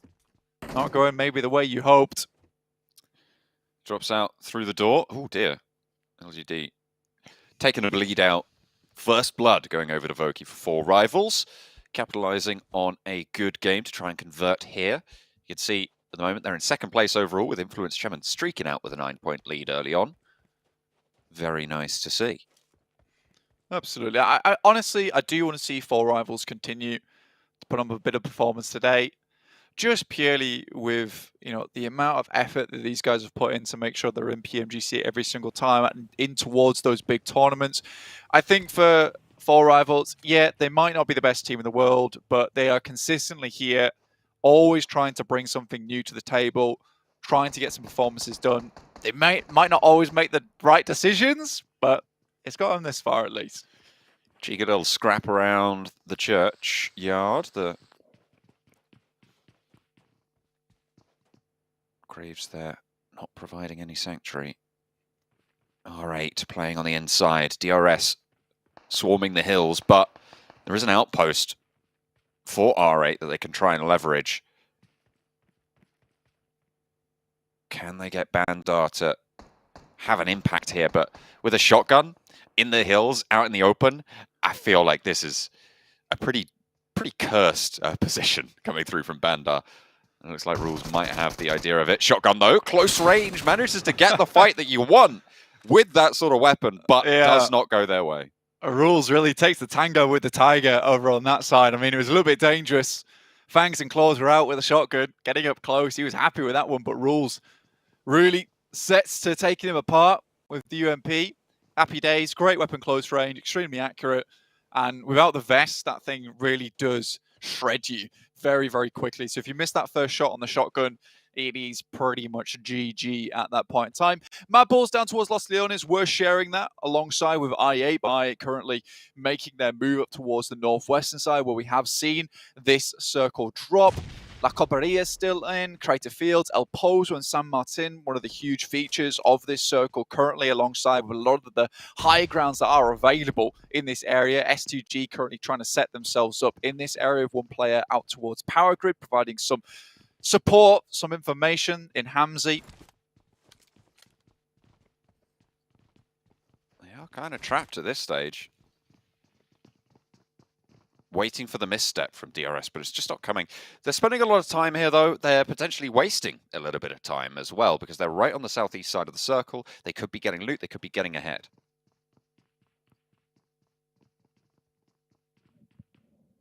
It's always a difficult decision to make, right? Especially with these circles. And again, I think you're seeing these early game engagements, but you're also seeing teams take their time with it, right? And I think that's fair play. You don't want to get caught, you know, in tangles with other teams in this area.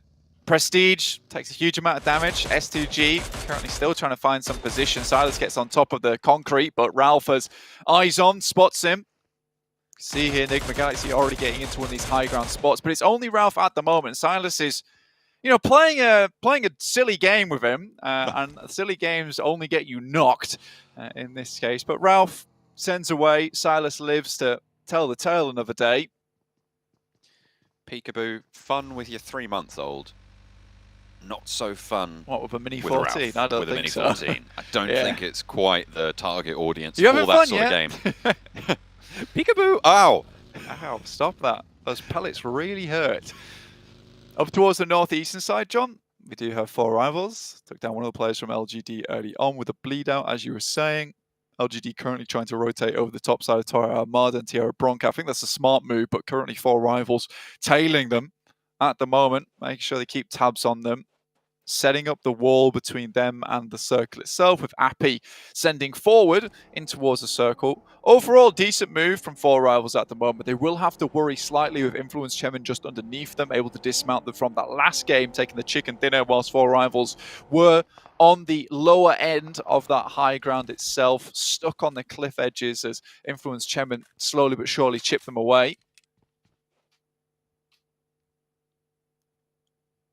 The Infinity fueling up, standing by for rotates, but they are pretty central in this next circle and on the long side of it as well, so should be pretty chill for now. Rotation coming in through for Buriram, moving past water treatment right now, up onto the ridge line. Seemingly wanted to take control, but they will have to move southwest. That, I mean, it's kind to the teams already there, but the teams on the northeastern side who've swung out that way blank, they want to be on the complete opposite side of the circle right now. Titan, pretty happy. Yeah, I would say so. I mean, this has worked out extremely well for them. You know, they were chilling down towards that southwest side. They picked up those vehicles early on the western edge. Now it can move up into a decent position. Enigma Galaxy, though, have a very, very good outpost in the terms of Ralph. Fortunately, this is one of those positions where you have to be really careful in, because currently the Infinity over towards Crater Fields, moving down off that mountain, might just be able to spot down towards him. In which case he needs to be very, very clear on the idea that this is more of a case about survival, making sure he can remain undetected, and also provide a very, very good cover support down towards the rest of his team, Enigma Galaxy. Buriram quite quiet on that last game, yet getting themselves a 3rd place. Decent stuff, coming 2nd place over in that Southeast Asia Championship. Relatively, you know, new contender to the field of PUBG Mobile in terms of getting these high performances. See if they can kind of bring that performance through to PMGC as well, which would be great to see. So far, it's already looking good, though I haven't seen that same aggressiveness as we've seen out of some of these other teams, but we all know that before in the past, it was all about those placement points. Oh, God, Tani. Caught sleeping there, Freak from the top rope. Finds him completely exposed. This is a really powerful area for Enigma Galaxy to hold. And with Lord down the bottom as well, they have some control in the ground foothills. Able to get a return shot back. These other teams, but God Tony going down, one of the clutch members of the team. Slightly unfortunate, really, having that player up and kicking is very useful for you. So the Infinity losing one, a little bit of difficulty, but they have eyes on now, so we'll be able to at least remain competitive. Oh. Goodness me. You felt like that one was going to hit, didn't you? Oh, man, I just hear that dog bark and Newsy just not going to bite with it. Not yet anyway. Puts another bullet downrange. But the lead sails Cloudwood. Doesn't quite land. Team slowly working their way into the circle now. 4 rivals able to stay out of dodge from the guys on Influence Chemin. LGD currently, MVM, CCC, Suki far behind. With the rest of the team slowly making his way over towards them. So it will be pretty difficult for this team to get in with 2 powerhouses in front of them. And realistically, you know, you can go one of 2 ways here. You can see on your screen that heading down towards where 4 rivals are moving in, bit of a death valley for them. Buriram also in that area, might want to take shots towards 4 rivals. They're already set up in this position, but with this circle shift, you'd imagine most of these teams on northeastern side more concerned with getting into position first. So there's difficult areas in this circle, right, Blank? That field to the southeast side of El Pozo, very, very open and exposed. With Enigma Galaxy in the position that they're in right now, it's going to be pretty impossible to try and step up to that sort of area. So that isolates a lot of this next circle. And everybody else is already crunched in. So these teams who have yet to get in the circle really don't have a lot of places to go. No, I think for Enigma Galaxy as well, with such a good position on the map and a great start for themselves, it's sad that they've lost one of their members, one of their players in the process. They're trying to take this split between the compound that's just on the south edge of that field, as well as sending Ralph up towards the top side of the mountain. This is extremely good for them, but with 4 players, this would have been ideal. This gives now the Infinity maybe some time to move across. But again, it's another 3v3, so somewhat of a stalemate towards this top side of the mountain. Shots from Hamzy about to ring out, I'm sure. S2G peppering away Pemburu. Doing a little bit more damage to the closer up players, but Pemburu gets away. Sends another teammate even further in. Epui will be able to stay alive for now, but close to raise for S2G. Nade being cooked, first aid popped. They know exactly where he is on the vehicle. Razy wants the challenge, and it's the nade that's good. We'll be able to put that one down, pocket that point, and 4 rivals diminished even further. Yeah, great send around the side there. S2G, very good when it comes to team fights. And with this case of playing on the edge, happy days for them. R8 will find Gyante from DRS. Take him down. Now Pemburu in a very tough spot versus S2G. This is always the problem with this circle heading down this far towards the southwest, and any team playing on the northeast. Influence Chemin certainly skipped the number with this one by heading over towards that northern side. LGD taking a similar game plan. You head through here, teams like S2G know the exact route that you're going to take, and with the position that they held, it was almost impossible for any team to get through. In fact, even another great play from them was sending Razy over towards that compound just on the western side underneath the mountain that Infinity and Enigma Galaxy currently playing, because in that typical scenario, right, you would send one player out towards those compounds to try and provide an anchor point for the rest of the team to attempt to crawl on over towards. But Razy, one of their better and more informed players when it comes to those 1v1s, sends over that side, holds out any player that tries to make the escape. Really good play from S2G. Shots from S2G again, finding SK-Ton on the spray, and there's the knock, there's the flush. There's a second team to get eliminated to the barrels of S2G. Nicely found. A good punchy start yet again. We saw this from them last game. Can they capitalize further? Yeah, their beginnings are always so fantastic, and I just want to see them be able to translate that into late game. And again, it's the same exact strategy. You have 3 players over on that top side, you take shots, you do a little bit of damage. The only other option for that player is to send towards that basically break out of buildings that Razy was holding. He has great angles, takes shots, and it's an instant flush. So honestly, S2G set that one up perfectly, and I do think anyone coming from that northeast should have really realized that that was going to be always the problem entrance for them. In that case, though, it's just Influence Chairman that essentially influences a lot of those other teams to send down towards that position by playing so very tight on that northeast edge.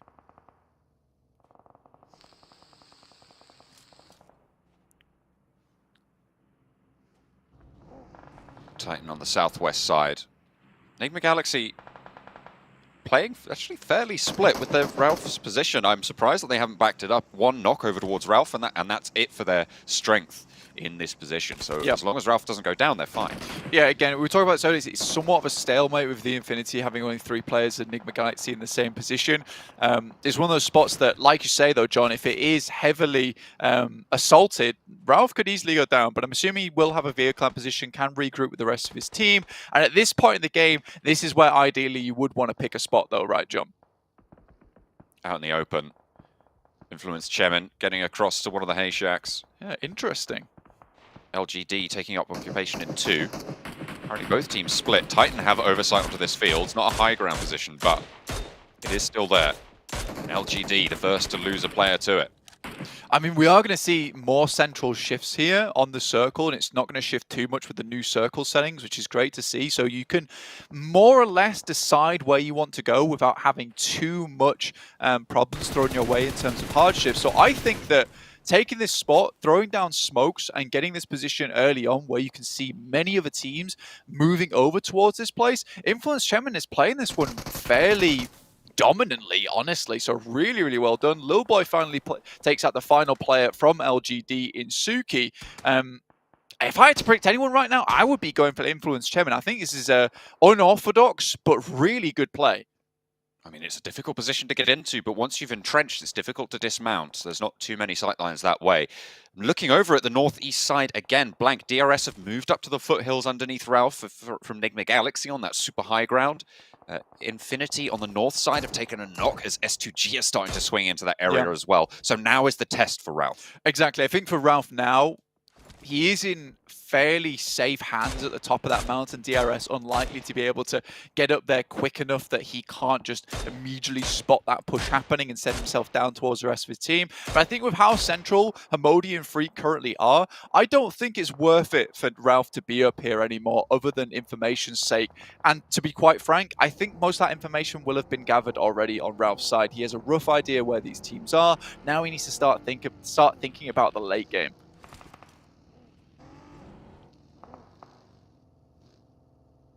Next circle, just about to come through. Team Queso on the southwest side, close to so many sightlines. Really difficult push for them to make. It's fairly central, and actually not too big of an issue for pretty much anyone at this stage. So small little incremental moves. Probably the difficult pushes will still be on the southwest side, but we're looking at Bigatron and Box as well on that western side, who both have to shuffle a little bit further forwards. Team Queso, they're coming apart in that position. I mean, that's to be expected. Yeah, this is going to be difficult to push through, especially on the ridge side. MTech as well on that area. Team Case were just unable to make their way through. Had a pretty decent league stage as well, but also similarly crumpled over in those finals in America's Championships. Did fairly decently, but was it good enough? I don't think so. I mean, they were really struggling. There was a few teams that were looking to overtake them as well, and it was by the barest breath. I think it was like 2 points, in which case they were able to qualify over towards the PMGC, which is not the result they were looking for, considering the league stage and how dominant they were in it. Again, Influence Chemin, I'm going to say it again, an unorthodox play, but playing into these new settings really, really well. Usually you would have seen a hard shift down to maybe, even I8 at this point in time, but with the fields all around you and having a dominant position like this set up so early on with the smokes that they use and the vehicles get here, I think that they might be set for another chicken dinner here. I don't think there's many other teams that can challenge them all that well. Mad Bulls currently still going, very silent at this point in time. Typical for Mad Bulls as well. If you didn't watch Western Europe, this is a team that starts to pop off in that late game and likes to take their time getting into position without too many troubles early on.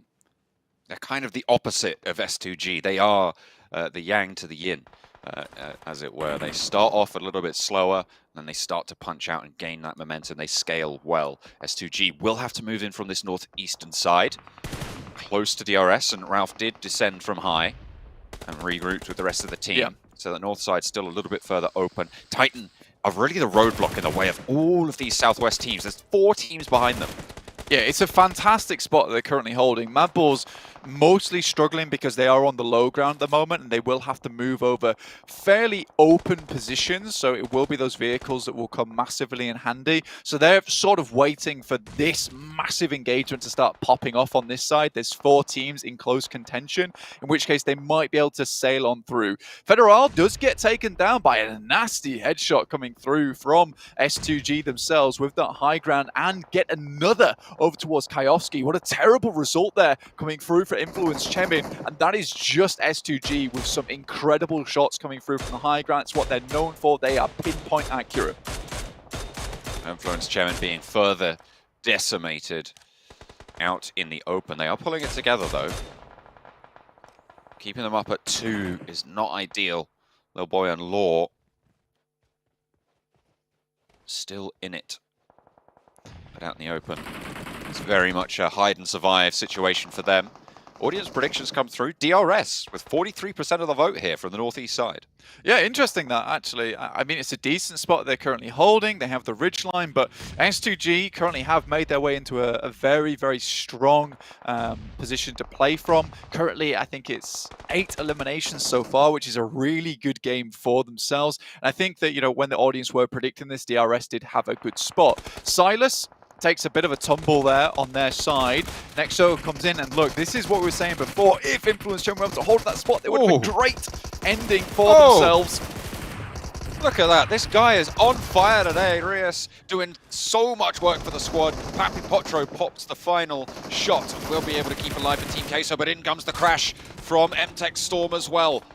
They will be able to run it on down. Box Gaming forward in the meantime. This south side really starting to heat up now. It's MTech Storm versus Titan as they both try and flee for any position in this next circle. Influence Chemin maybe having to hold out Taman and Chicken on that south side of themselves. Law and Lil Boy out in the open. Can't really afford to peek too much. They know there's so many people looking their way. Yeah, MTech just took the opportunity they had to try and get towards a better position in the circle. Madballs try and fight out against Team Queso, and we just caught the barest end of that. But again, like you said, Reyes pulling out some fantastic work, and Madballs just not able to make their way through. They were pushed out by BTR and unable to get into a position where they could get anything done. So happy days for Team Queso, I suppose. 3 of them still alive. Titan have moved a little bit further forwards, trying to stop Bigatron from getting any further in, and doing so fairly successfully. Only the 1 player remains for Bigatron. Shots from Ayala, allowing the rest of Team Queso to redistribute those meds, keep suppression up towards Titan. 3 versus 4 on the hillside here. Puncher low, but heals up. Smokes being launched forwards to give themselves avenues of ingress.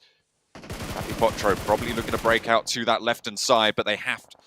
Lefton? That's definitely a word, but it will. They will have to try and find these routes through the Titan defense, which has not let up for the last 5 minutes, Blank.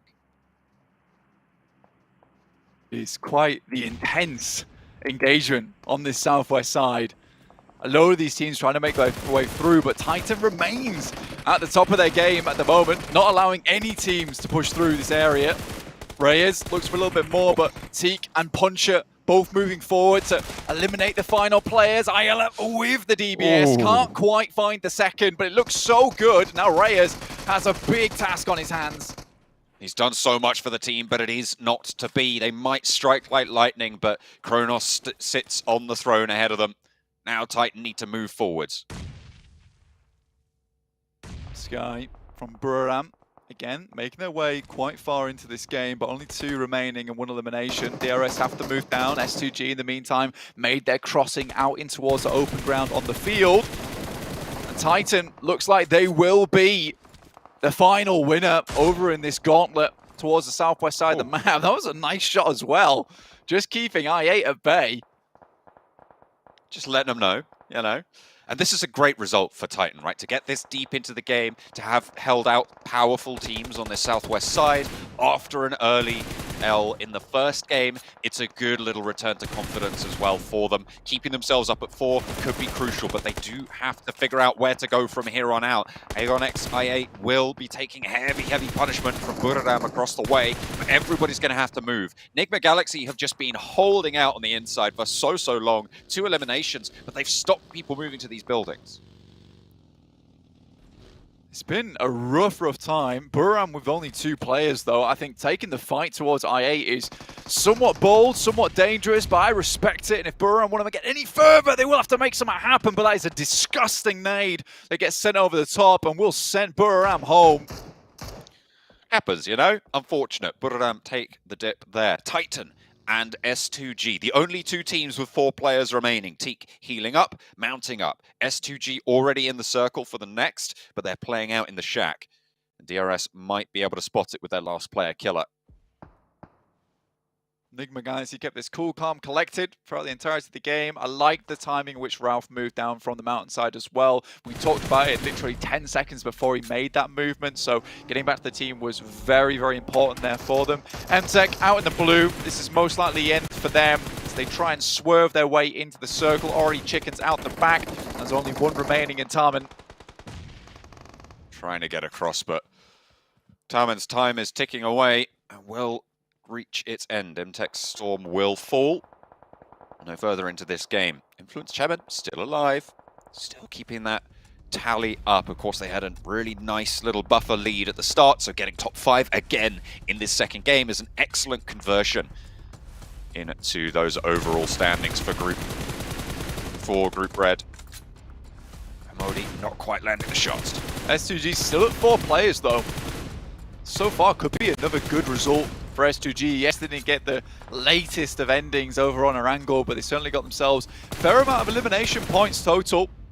Puncher also takes a huge amount of damage. Great spot for Hamodi here. I mean, he has sightlines absolutely everywhere. And with that little lip at the top of the wall, gives him so much cover to play around with. S2G with 8 eliminations after they had that massively good barricade they'd set up. Basically playing the guardsman of Miramar so far in the match. Influence Champion's still going as well, John, like you said. Little boy sneaking around out in the field. They've been playing it for a while. Very familiar with it now. Enigma Galaxy, 3 players.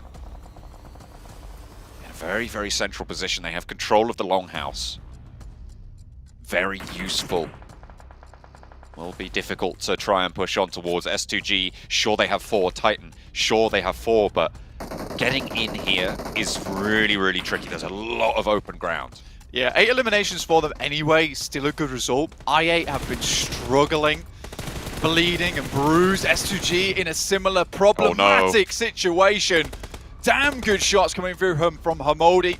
Obviously holding on the high ground there, supported by the rest of his team. We're able to get a huge amount of damage over towards S2G, which were the biggest problem for Enigma Galaxy going forward. Crazy last player for S2G now. Little boy's been crawling, pinches a point. Nice one.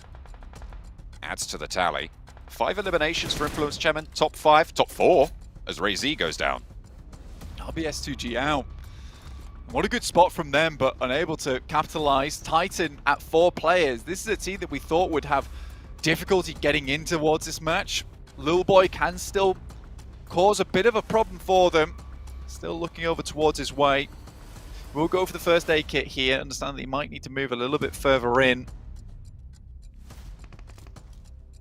Nade from Lil Boy.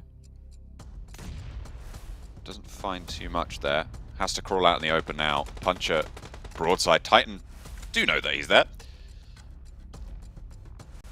Put him down. 5 eliminations for Influence Chairman, 4th place. A good result to convert, as we were saying before. Enigma Galaxy, 3. Aegon I8, 3. Titan, 4 on the outside. This is a good play from Enigma Galaxy. Get themselves set up on the opposite side of the building of I8 to try and isolate some of these fights. They don't want to have a third party coming through, but it is Six who finds himself a nice little angle over on the western edge of that building. Picks up at least 1, and now Enigma Galaxy down to 2 with no hope in hell and getting that player back up on his feet. 5 nades here from Hamodi. He's been waiting for this push the entire game, and now these nades absolutely have to count. Get a lot of damage done there, and there's actually a play zone knock there for I8 on that side. Went flushed out by Teak for Titan. 10 double-digit elims already. Unstoppable flashes on the screen for Titan. 3 players active and fighting, but Enigma Galaxy start to strike. 1 player downer for Enigma Galaxy, but Hamodi still has this high ground position. That's a really struggling to get those shots back in. Nades over the top, and he is felled. Titan with 2 on the outside, looking for 1 res. Aegon I8 want the nade over the top to try and pinch away some of those points as well. But Puncher will be knocked again, re-knocked, as Freak has the undershots. It's the last nade coming through from Hamodi, and will pick up the final players there from Titan. I8 not able to find much of their own. Hamodi currently putting on an absolute performance for us here in the PMGC on Miramar. Puncher so very low, looking for maybe some more medical assistance on his side. Freak goes down, leaving Hamodi all on his lonesome. It's a 1v1v1, and Puncher finds at least one of them. But the meds are running dry, and it's another shot over towards the roof side. And from the outskirts, it's Titan to stay alive to the very end. They held everyone out on the southwest edge, and they will continue to roll through those fields. Beautiful chicken dinner coming through from Titan, masterfully executed. Yeah, seriously resilient, and I mean, mate, you can flex those guns all you like, because honestly, you had to be one hell of a strongman to finish out that game the way they did. It was really, really tough, really difficult. Magical performance coming through from Titan. A lot of things had to go right from them there. The fact they were able to get that far, pick up as many eliminations they did, I think you could say that Freak maybe dropped the ball just slightly there, John, by peeking out too wide, not off the back of Hamodi, playing as 2 singular units. It's not a happy day there for the guys from Enigma Galaxy. It looks so clean, like that should have been their chicken dinner, but Titans absolutely deserved this one. Yeah, they played that perfectly. Breaking the 4-digit damage barrier, coming through from Puncher, the MVP of the game, Blank. I mean, it felt just so coordinated from them all. They leveraged everything they needed to. Yeah, and I mean, only a PMGC team that gets this far can really take it toe-to-toe with 5 separate teams down towards that southwest edge and still make it out with 4 players still on board. A really unexpected team to come out swinging towards the end there when Enigma Galaxy had everything to play for.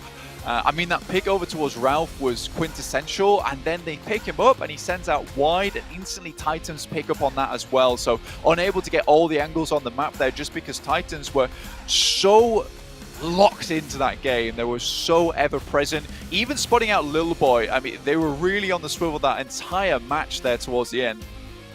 I mean, it was really heads up not to push into the compounds as well. They knew that the circle was going to force everyone out, so they opted to play for the open ground on the outside on the fields. It was the right choice there, and the other 2 teams probably would have made the same decision in their position, but Titan just controlled so well there, Blank. I mean, it was perfectly executed on their southwest. I mean, from the delay as well that they had from that southwest side, it was unlikely to be able to get any compounds of their own. So they were really working with what scraps they could put together. But, you know, the scraps and the sewing machine, they make for a very, very good piece of armor once they were knitted all together towards the end there. They looked very strong, and happy days overall for this team. Well, what a good result for them to be able to come through in game number 2. Titan take the chicken dinner.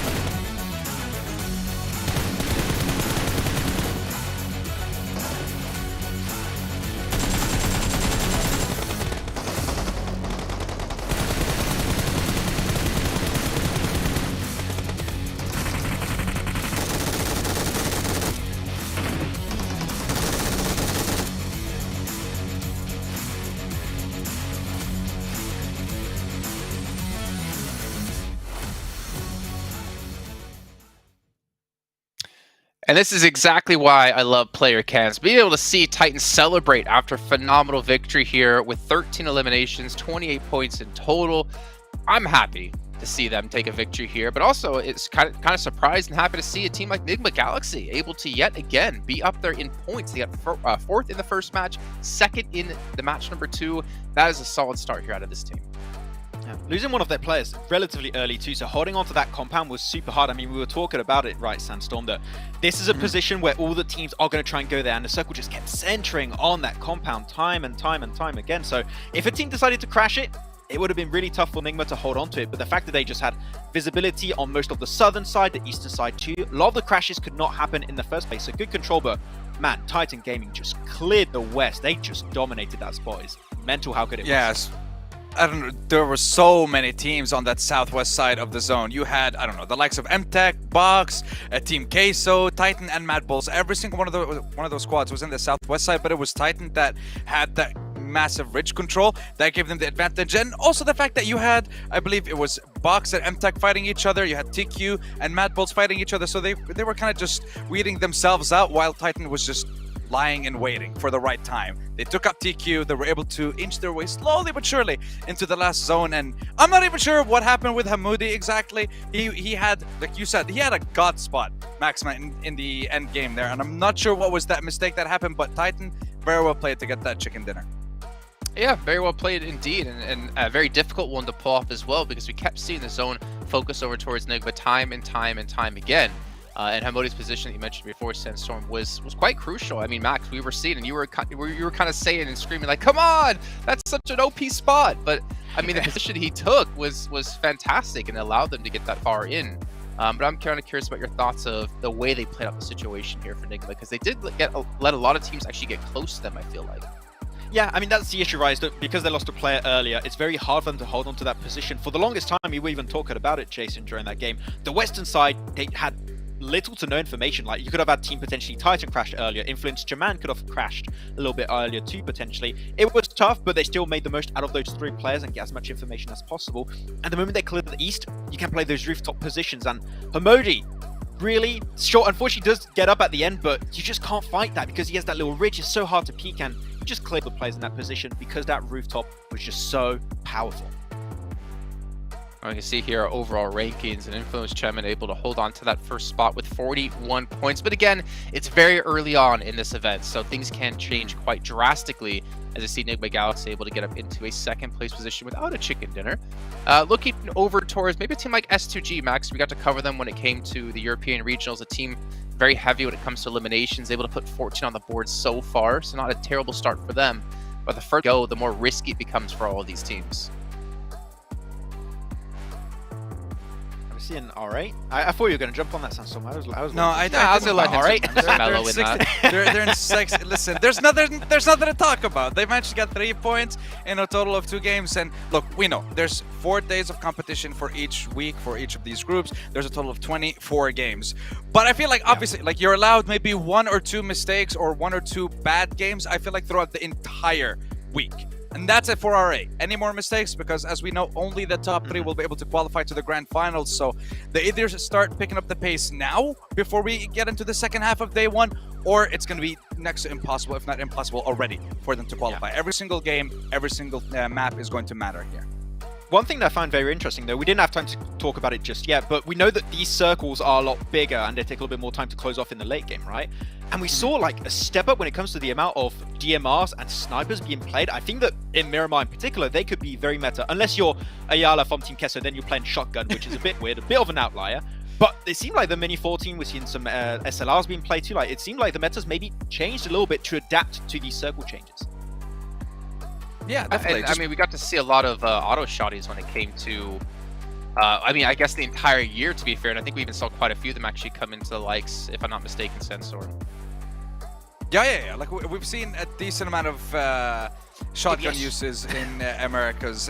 Mainly, I believe it was the likes of Team Queso, and I think there was Rise Esports, but they're not here, unfortunately. So it's only going to be Queso that are going to be using those weapons in the close quarters combat. But I love seeing it time and time again, and the fact that you're bringing it out on Miramar, the wide open map. You're bringing it there? Sure, okay, and we just love to see it. Okay, well, ladies and gentlemen, we're going to head to a short break where we get things ready for match 3, so don't go anywhere.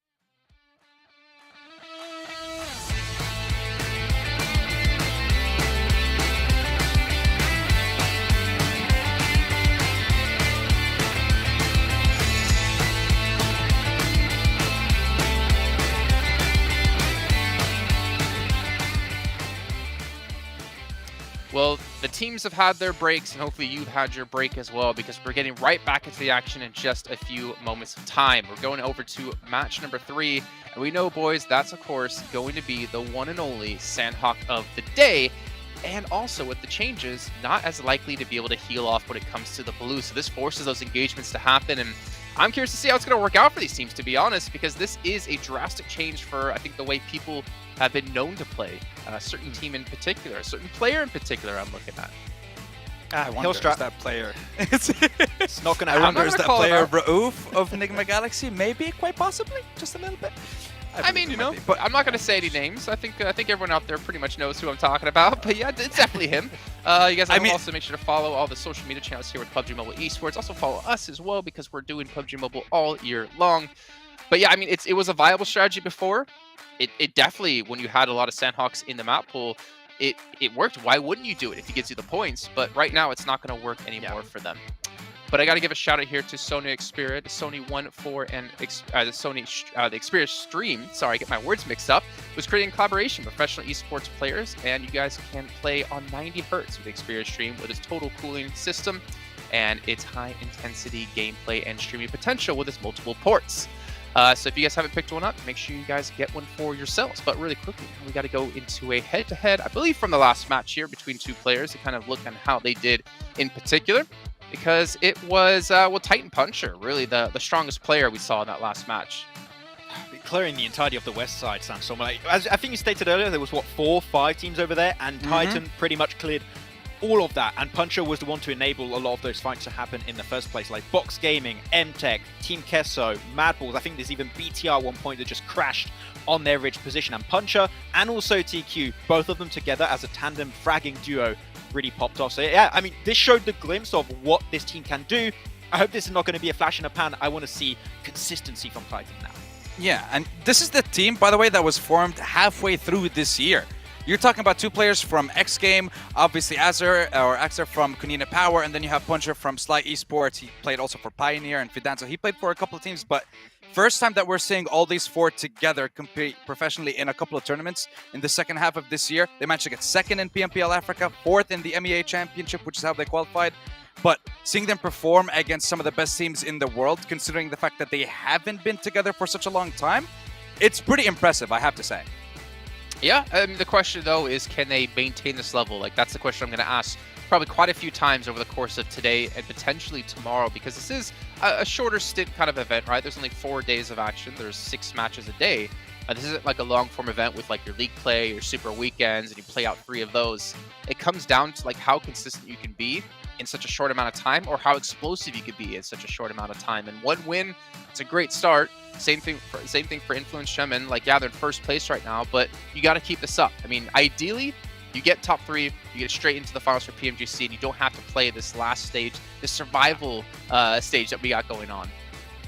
It's tough. Like, we said it earlier at the start of the show. If there's one time you want to qualify, it is directly in the group stage. Because otherwise, you're going into the survival stage. You have 3 groups of 8 teams. You've got so much more competition that's going to be happening in the survival stage. So your best odds to make it in the finals is right now. You've got 4 days of play, and we're going to see who's going to make it. And right now, I had to pick Influence Chemin because they've been doing pretty good, and they're doing too good. So I need to curse them a little bit. So calm down. Well, I'm more curious about your BTR pick. Are you just shilling out for follows on Instagram? Because why would you pick them? What's the reasoning behind them? Why you gotta expose me like that? I mean, okay, follow me on Instagram. Okay, BTR, I mean, it's still BTR. We want to see them do well. Typically in the past, I remember them doing relatively well when it comes to Sanhok. That was 2 years ago. Maybe it's not as viable now, but still, they used to.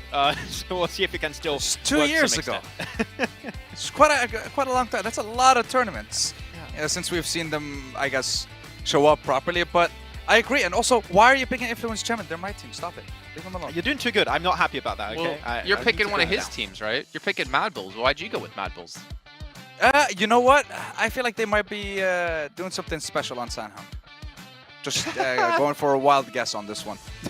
That is such... That's a cop-out such answer. an unconvincing answer at all.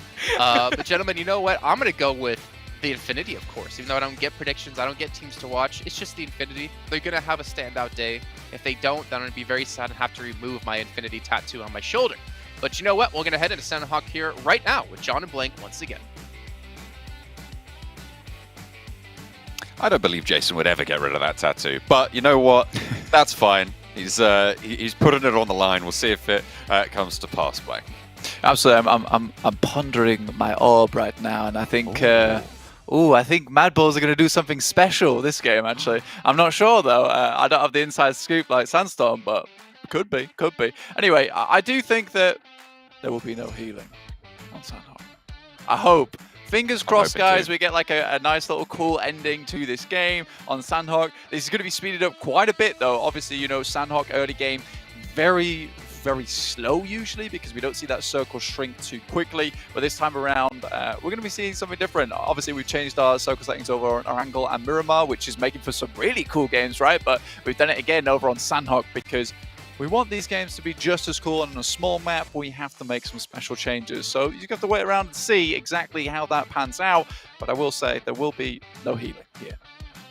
Yeah, well, maybe to a couple of earlier zones, but you will not be able to get that second, third place from just that heal strat, right? So we'll be looking at more oomph in the midst of it all, hopefully, on this Sanhok. I'm really excited to see how it all plays. As you say, it's kind of a little bit of a new dynamic because it means that teams are going to be forced to play a little bit more aggressively, and we don't usually see that. Yeah, absolutely. I mean, massive shout out to the esports team over at PUBG Mobile, constantly making changes, constantly bringing out new updates, new content as well, so you can check all that out over on the PUBG Mobile app as well and just get in game and find exactly what's going on. But we are going to head over towards Sanhok very shortly, but first of all, we've got to show you our beautiful venue that we currently have going over in Kuala Lumpur, which is really nice to see. Happy days, or these players in a nice little spot, nice little zone for themselves. But obviously, PMGC, biggest event of the year. We want all our players to be comfortable. You can see that they have all the fans available to themselves. And again, this is happy days. This is looking very nice so far. BTR, S2G, heading over towards Sanhok right now, John. Liking the pods. They're looking pretty swish, but it's time for Sanhok. No more pods. We're dropping into the jungle. The plain path will be heading across. Looks to be on that south side of the island, but it's Sanhok, it's small, everywhere should be reachable. So everybody's going to find their drop spots. Absolutely, this is one of these maps where it's not at all problematic for teams to get in towards the positions that they like to be in. Again, this is going to be slightly more speedy of a map as opposed to Erangel and Miramar. It's of these teams to be quick and flashy on their rotates, on their decision making to ensure that they can have the best game possible to themselves. S2G already send themselves nice and quickly down over towards Paradise Resort. They love this position. It's a position they've played in fair few times, honestly. R8 similarly also heading down towards here. We'll surely see the other players. We might just have a scrap on our hands right out the gate of Sanhok. Might do indeed. Dropping in for the fight. R8, S2G, Paradise Resort. Eastern side for R8, they're moving through already. The DBS picked up, but Razy's got the M249. That is a big gun to find in these close-range fights. Certainly going to be intimidating. Prestige, you can see him hesitating, even with the DBS, to turn that corner. I mean, with the little... Yeah, exactly. With the little to no loot they've got on board in terms of vets and helmets, I mean, Razy's just tapping the pre-fire on that position, comes around the corner. It's kind of a 50-50 chance, and it's never a chance you want to take. In the meantime, we are seeing a lot of other engagements popping off around the map. Buriram taking shots over towards LGD, who are currently suffering from the hellish curse that Max has set upon them. The Hellhounds chasing them down throughout all these matches. He has afflicted them with his eye. The all-seeing gaze of Max. Not the best place to be. You don't want to be under his purview. Not at all. You're under the purview of Max. It's kind of over because he's going to start slipping hex bags in towards your backpacks, in which case, not much you can do at that point, John. Influence Chemin over towards Bootcamp at the moment, seeming to do fairly well for themselves so far, even getting quite late in towards our previous match over on Miramar, 41 points total. Nigma Galaxy with 33, which is really, really nice to see, honestly, just purely because this is a team that, you know, everyone sees them as a Sanhok team, but they're more than that. Overall, they have some very good players that have been developed over a very long time and have stuck together for a very long time as well. Lord, Ralph, Hamodi, Freak, practically the same roster we see all the time now coming through for Nigma Galaxy, stuck together, performed very well, and this is a team that we'll continue to see far into the future. It's a team I really like, and we'll see what they do over here in Sanhok, because it's a team that should know this map inside and out. I know most of the time they would play those heal strats on the outside, but you have to be very, very elegant, in which case you choose these spots, and quite dainty in those rotations as well to make sure you stay out of danger.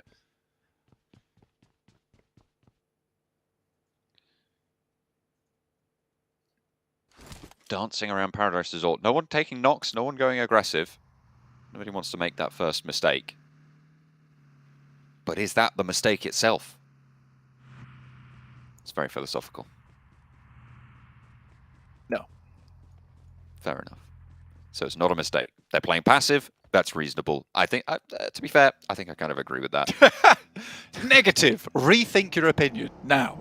Whoa, whoa, whoa. I didn't say it was my opinion. I said it was an opinion. Oh, okay. You just plucked that from the audience of opinions currently watching. That's fair enough. You're just here to set someone on the correct path, on the right string of facts and points along the way to set them towards the... No, that's your job. I just say ludicrous things. Yeah, well, that's fair enough. And I have to put those ludicrous... Oh my god, I'm having a philosophical problem again. I'm having a real Buriram time over here. Ludicrous opinions to bed, okay? I read them a nice bedtime and then close the door, turn off the lights, good night, and we're back on track with the game. MTech Storm over here, looking down towards S2G. This could be an early engagement and almost certainly will be, considering this is S2G we're looking at. Can go either way, though. Usually S2G do get the better of other teams, but similarly, we have seen a fair few times S2G suddenly have to bite the bullet. Oh, that was a quick switch. Oh, okay. Killer with the auto shotty finds Newsy. And the Infinity lose a player on the Northern Throws. Near Mong 9. No way you're getting that one back up. That's way too far removed. And it's already dead, so can't really do too much about that. They will have to shift southwards, though, as the circle has moved away from them. Box fairly central right now, right next to Quarry on the east side. Close to Aegon XI8. You know, Box had some serious success throughout the years. Obviously, they've got a whole load of second and first places. But as of recently, after Spring Vietnam split, taking that first place, they dropped into 12th in the Invitational and then were not even able to hit that top 3 in the Fall Vietnam PMPL, only taking 4th place there. So a little bit of a drop off for them. Maybe nerves come off the back of the World Invitational, which is somewhat of those engagements between them and a lot of these teams in PMGC. But we are having a remake here, so we're coming back to us over on our little screen here, in which case we're currently in the boxes and we're not with Box, unfortunately. It would be good to get to a little bit of a chat with them in future. Maybe I'll try and reach out and see exactly what is going down with those guys. But yeah, Sanhok will be delayed slightly here, John. Yeah, it will be a little bit of time before we get into that game. Good news for players that went down early. Obviously, Infinity will be able to pick Newsy back into the fold, get a little bit more strength. My question is, are we going to see that R8 hot drop coming through with S2G in that Paradise Resort area? Yeah, and I mean, it's a little bit tough for S2G, right? Because they took a split on that approach to Paradise Resort, in which case R8 were all on one side. So you might have a case where they potentially now know to all 4 drop on one singular player and try and pick up that first elimination, that first knock, in which case things start to get a little bit tricky, right? Complicated for the rest of the S2G players, and where they're trying to regroup, reform into a position where they can take a 3v4, which is all in all quite difficult, honestly. I do think this is an important drop spot for S2G, and I don't think they'll give it up here, John, honestly. It's a position where they play very well from, where they get a lot of points from, so this might just be a case of the game plan being changed for both these teams. Yeah, I mean, it's never going to be easy, right? Especially when you're playing in this caliber of lobby. But we are going to be, hopefully, I think we are getting the games restarted now, so we'll be on board with it to check it out in just a moment's time. Early into today, we've seen some pretty solid overall streak outs into the lead. I mean, I'm looking at Influence Chairman already on 41 points after the 2 games that they've played. That is a really, really intimidating total. It's over 20 points a game. Yeah, absolutely. I mean, it's quite scary to look at, honestly, and I think that for Influence Chairman, if they can keep this type of thing up, you know, this might just be Group Red being dominated by one of our America's teams, and Brazil will be very happy that their team is currently representing them in such a fantastic manner, honestly, here over in the PMGC. Again, I'll reiterate, because I don't think this is now the China or even, you know, the SEA show anymore. We do have some excellent teams coming through from Americas and Western Europe now, which is going to make for, honestly, a more enjoyable event. Yeah, absolutely. It's really, really good to see the caliber starting to step up again and again across all the regions coming into the PMGC.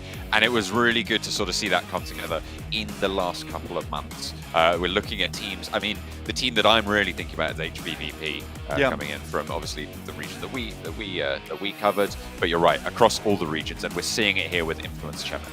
100%. I think if there's one team that I really do want to see play, and I will be taking a lot of notes, it's 4AM though.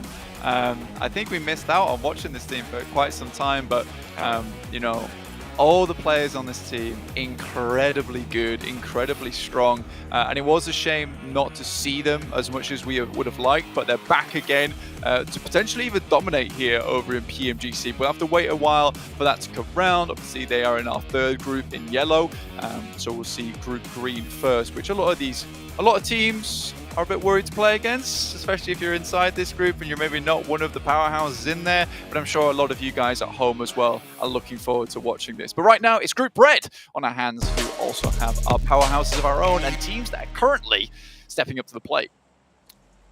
Into Sanhok. Hopefully this time we'll be able to see it all the way through. So we're once again into the plane. At the moment, I'm looking at teams that have potentially slightly underperformed what we might have expected from them, and at this stage, I mean, the big standout for me at the moment is Bigatron, who we kind of talk about quite a lot because of their old prestige, but they have now had so many changes that it's fairly new as a roster, right? They keep that Luxy Zuxy duo, but it's all kind of changed, and they haven't really showed us anything so far.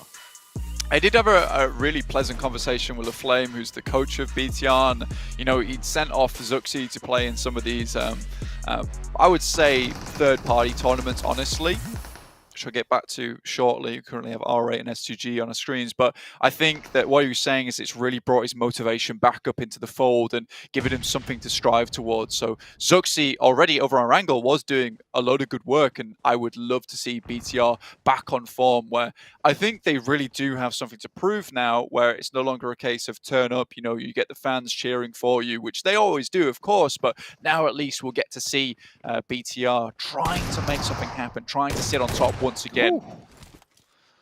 Smoked. LGD lose the player there. First blood for break. Yep, the Hex bag is still in there, bro. I mean, it's Still going. even if you have a remake, the curse is ever present. Goodness me, DRS losing players. These auto shotties, not even the DBSs. It's just anything that can pop out that shot at a fast rate seems to be winning. I mean, so far, in a lot of these tournaments, we've seen the DBS, the auto shotty, have a really big influence in a lot of these matches. We're practically back to exactly what we started with last game. Yeah. Everyone's like in a general agreement as if you went down, you went down. Go give the point over to whoever it was who eliminated you, and we'll go from there. Razy steps up, but does get knocked down, and Calci not able to go for the refrag there. The barrel absolutely blasting. That thing fires quick and fast with a very, very high damage count on each bullet, so terrifying to come into close range. Uzi, though. This time, he's got backup. DRS going to lose a player. Do get a knock over towards Logan. The backup isn't quite there for DRS, so they aren't going to commit to that. Prestige for R8 was able to skirt around the hills and focus that attention over towards the knock, try and keep that one going. It looks like there was that res coming through. Box have moved up to another LGD player here. Feels like they know there's someone here, nade in hand. And Bentsu, yeah, absolutely they know there's a player in there. Yeah, a bit rough. S2G, on the other hand, have lost one player. Able to get their initial knock back up on his feet, but R8, sorry, have the significant advantage of a 4v3, and it will most likely be S2G leaving Paris Resort behind. That does mean moving out in towards the arms of MTech Storm, who might be able to find themselves a cheeky couple of knocks as they make their exit. So S2G, definitely not the way they wanted to start out their game here. All the C's. But none of the teammates right now put to sleep. Night-night. LGD down to 2. I mean, Box has been just coming like waves against CC at the moment. Not able to really hold back the C itself. And LGD down to just 2 players. This has really not been the best of starts for the tournament here in PMGC for LGD. And obviously, this is 3 games in a row now where LGD has had some pretty significantly bad games. And remember, if you're in that bottom 5, sorry, you were just immediately eliminated from the entirety of the tournament here in PMGC. Not favorable. Bad for business. You want to be climbing out of there as fast as you can. And you've got to remember, all of these teams are teams that dominated in their respective regions. So to see them getting punished so far is really quite an interesting dynamic. I mean, to be fair, it is only 2 games, and we did have a military finish as one of those 2 games, and then you might have a bad Miramar. It's kind of fair that some of these teams could have had a full start here. But for teams like Influence Chemin, who have capitalized beautifully, Enigma Galaxy 33, it's going to be really, really great to get that relief under the belt. Yeah, I mean, I don't think you can excuse any of it, though, honestly. With, I mean, Influence Chemin showed us that beautifully over on Erangel, right? What was it? 15 kilometers over, and the next best was like 10,000 meters traveled. I think for Influence Chemin, they certainly took their game to the next level. They were like, look, we might not be on Sosnovka, but we're a team that can get down there and set ourselves up beautifully to get down towards that position. So I think for Influence Chemin, they showed us that, it doesn't matter if you don't have the best position. It just matters the skill level of the team and how clean your rotates are. So when you get this level of play in PMGC, there's really nothing where you can be like, well, the circle didn't shift in our favor, or, well, you know, it wasn't our best rotate, or we got held out. These aren't things that should necessarily hold you back if you're a team that can make it towards that grand finals and can take one of those podium finishes.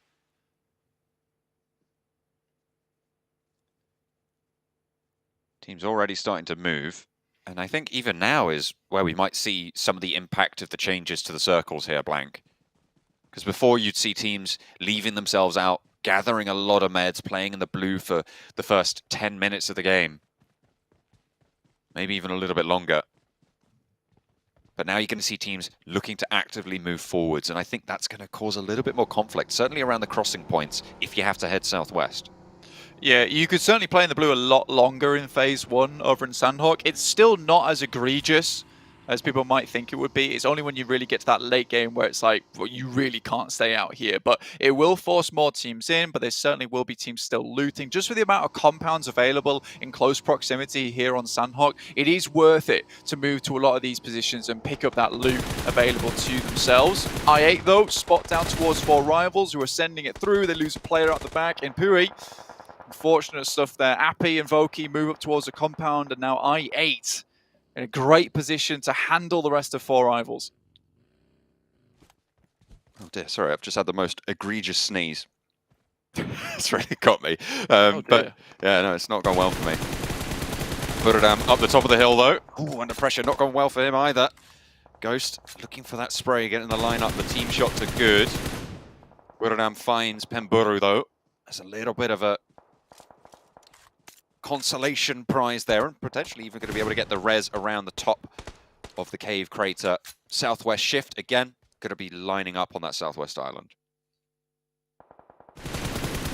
It's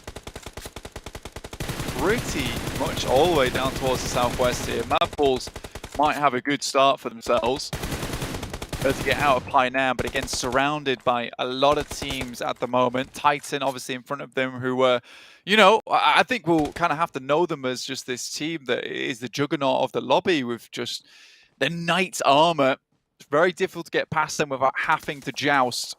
And they certainly will knock you off your horse if you're not careful.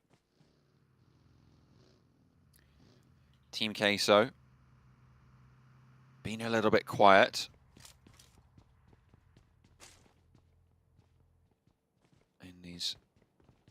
In some of these early games. We'll have to try and step up a little bit further. 9 points total, so not out of it, but haven't really had an impact. Certainly not like their America's compatriots. Yeah, and it was a bit of a rough entrance for them into Americas. So you can kind of see why they might be taking it a little bit more careful into this tournament. But again, like Jason was saying on the desk, which is a really good point, although this is technically our group stage, you are having these very short stints of gameplay. They're almost their own mini championships, randomized by our group selection. So you have to just work with what you get. This requires a lot of analysis from the back end of teams, as well as analysis coaches working to figure out the rotations, what's the best move inwards. For Mad Bulls, is certainly a team that excels at that type of thing. So we might see a big change for this team come tomorrow when they have figured out exactly how they want to play this one out, what kind of rotations they want to make. Today is just a little bit more slow, careful, cautious, trying to figure out exactly how they want to move through on these circles itself. I mean, we've sung the praises quite a lot of Pokemolodoy coming in as coach for Mad Bulls, right? Coming in with a lot of experience in Battle Royale and seemingly giving a lot of that passion and a lot of that power, experience and knowledge over towards the roster. Obviously coming 3rd place in the European Championship. Mad Bulls the highest seeded representative from the region in this group. So it's really good to see that. And that is the sort of thing that we want to see more of when it comes to these consistent league phases. Scry on the off angle will find at least once from IA as they make their way across the river, and this was a trap that's been sprung perfectly, carefully, waiting for IA to get a little bit too close.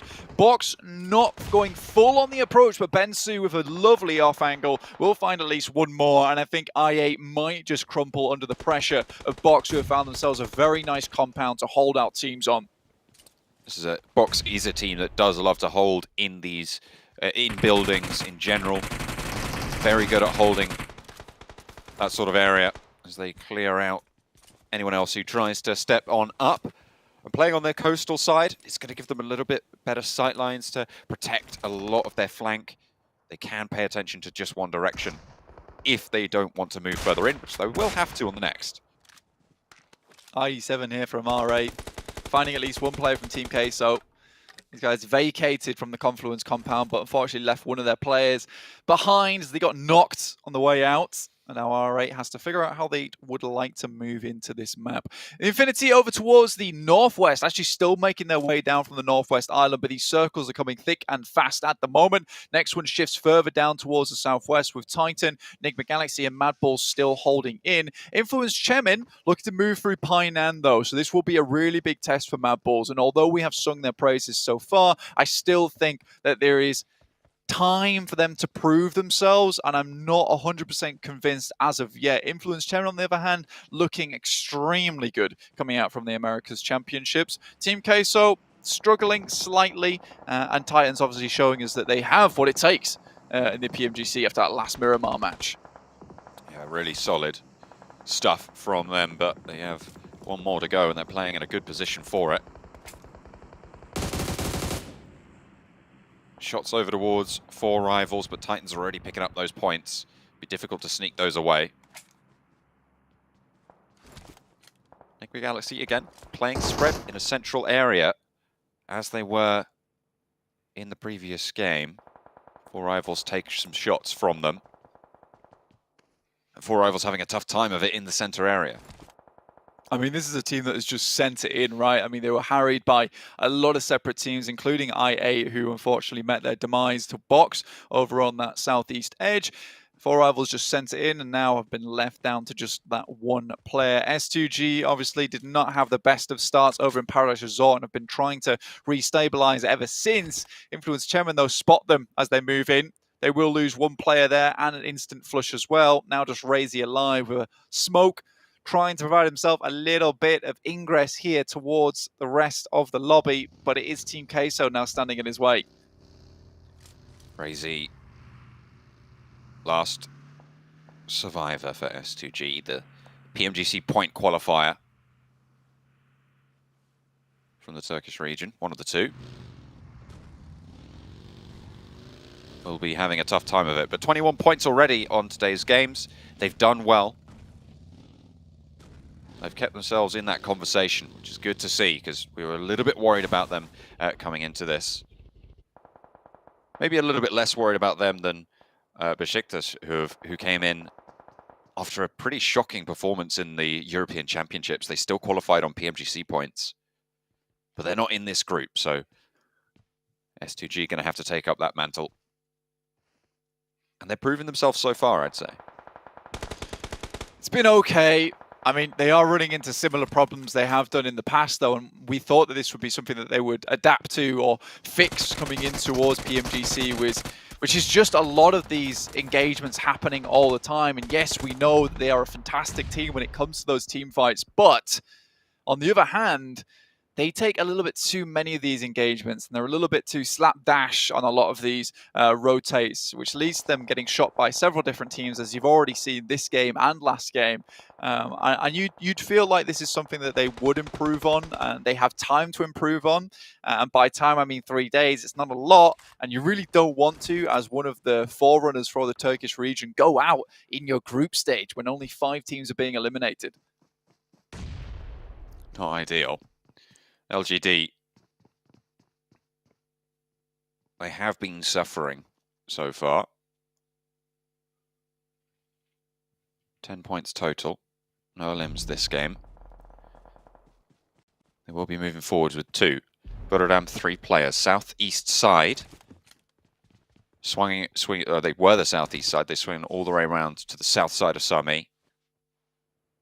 Actually pretty close to LGD, so they have to fight out of it, but the circle does go their way, so a lot of that urban environment is still left in.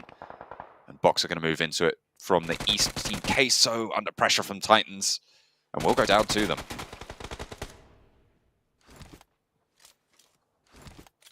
Killer from DRS. It's a nasty bit of damage coming through from Scry. Mad Bulls making their way down, try to avoid a lot of that conflict on that northern edge. I think Mad Bulls are coming into a group or a environment now where, you know, any team can be the end of them, and just avoiding teams is maybe not enough at this point in time. But spots out of box have been making the long dash, and this is just not something that's really available anymore. You need to be proactive, getting into these circles nice and early with the amount of damage it's currently doing to you. And with the speed at which these circles are popping as well, if you're left out in the cold and you've been waiting too long to maybe try and pick up a couple of these eliminations as teams come in, you're going to suffer for it, just like Influence Chairman currently are right now, and that might just be them out. Influence Chairman, they are indeed eliminated on the northeast side.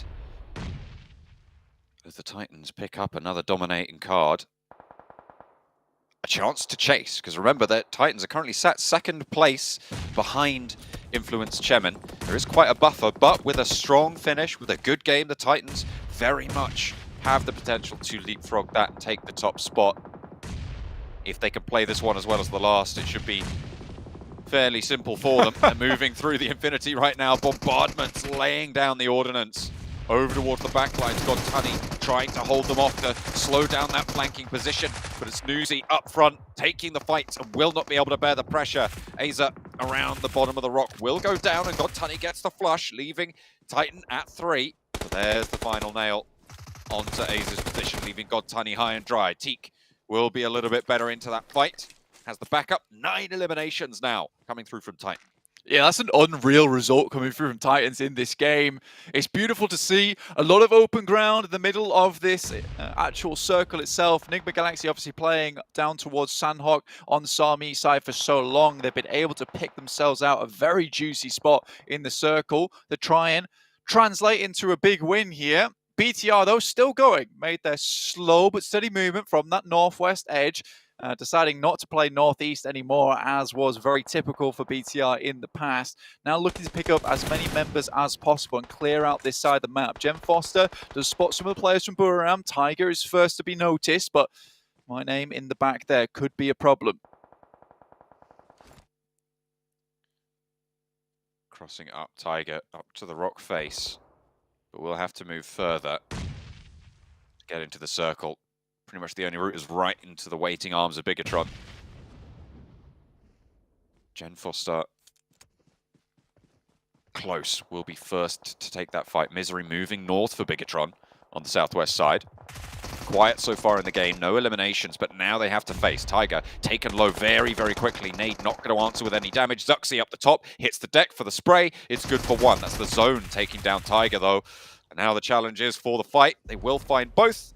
And that is going to be Buriram eliminated in 8th position. Bigatron have the southwest, but Nigma have the buildings. Yeah, really well done from Bigatron there. Took that one nice and slow.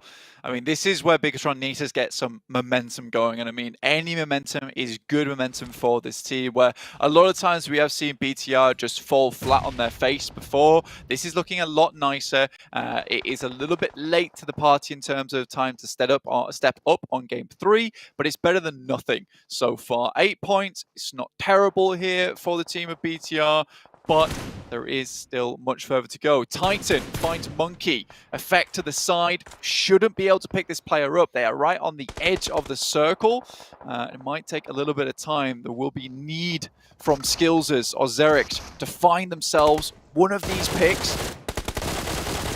Luxy, Hello. Challenge, and he pulls down the veil over Suki's eyes for Luxy to drop on down. That's twin synergy. That is twin synergy there. It's what you like to see. And I mean, LGD must have been incredibly confused. Titan, though, Puncher once again, the MVP from that last match, able to find effect as well. Mad Bulls is not going how they would like. 3v2 now with a 12 elimination count, which is gargantuan here for Titan. It's looking good. It really, really is, with 6 teams remaining as well, likely too soon to follow. All of these teams have been crunched in. This is the effect of the zones changing. Delta. I mean, that's over for Mad Bulls. That's it. Gets spotted up from the grass. A little snake ruins the day. 5 teams remain now blank. 2 teams with 1 player, DRS and MTech Storm. Real unfortunate result there coming through from Mad Balls. Had a great position for that entire match, but again, it just feels like Titan's got the eagle eye on this match, able to spot these players out from afar.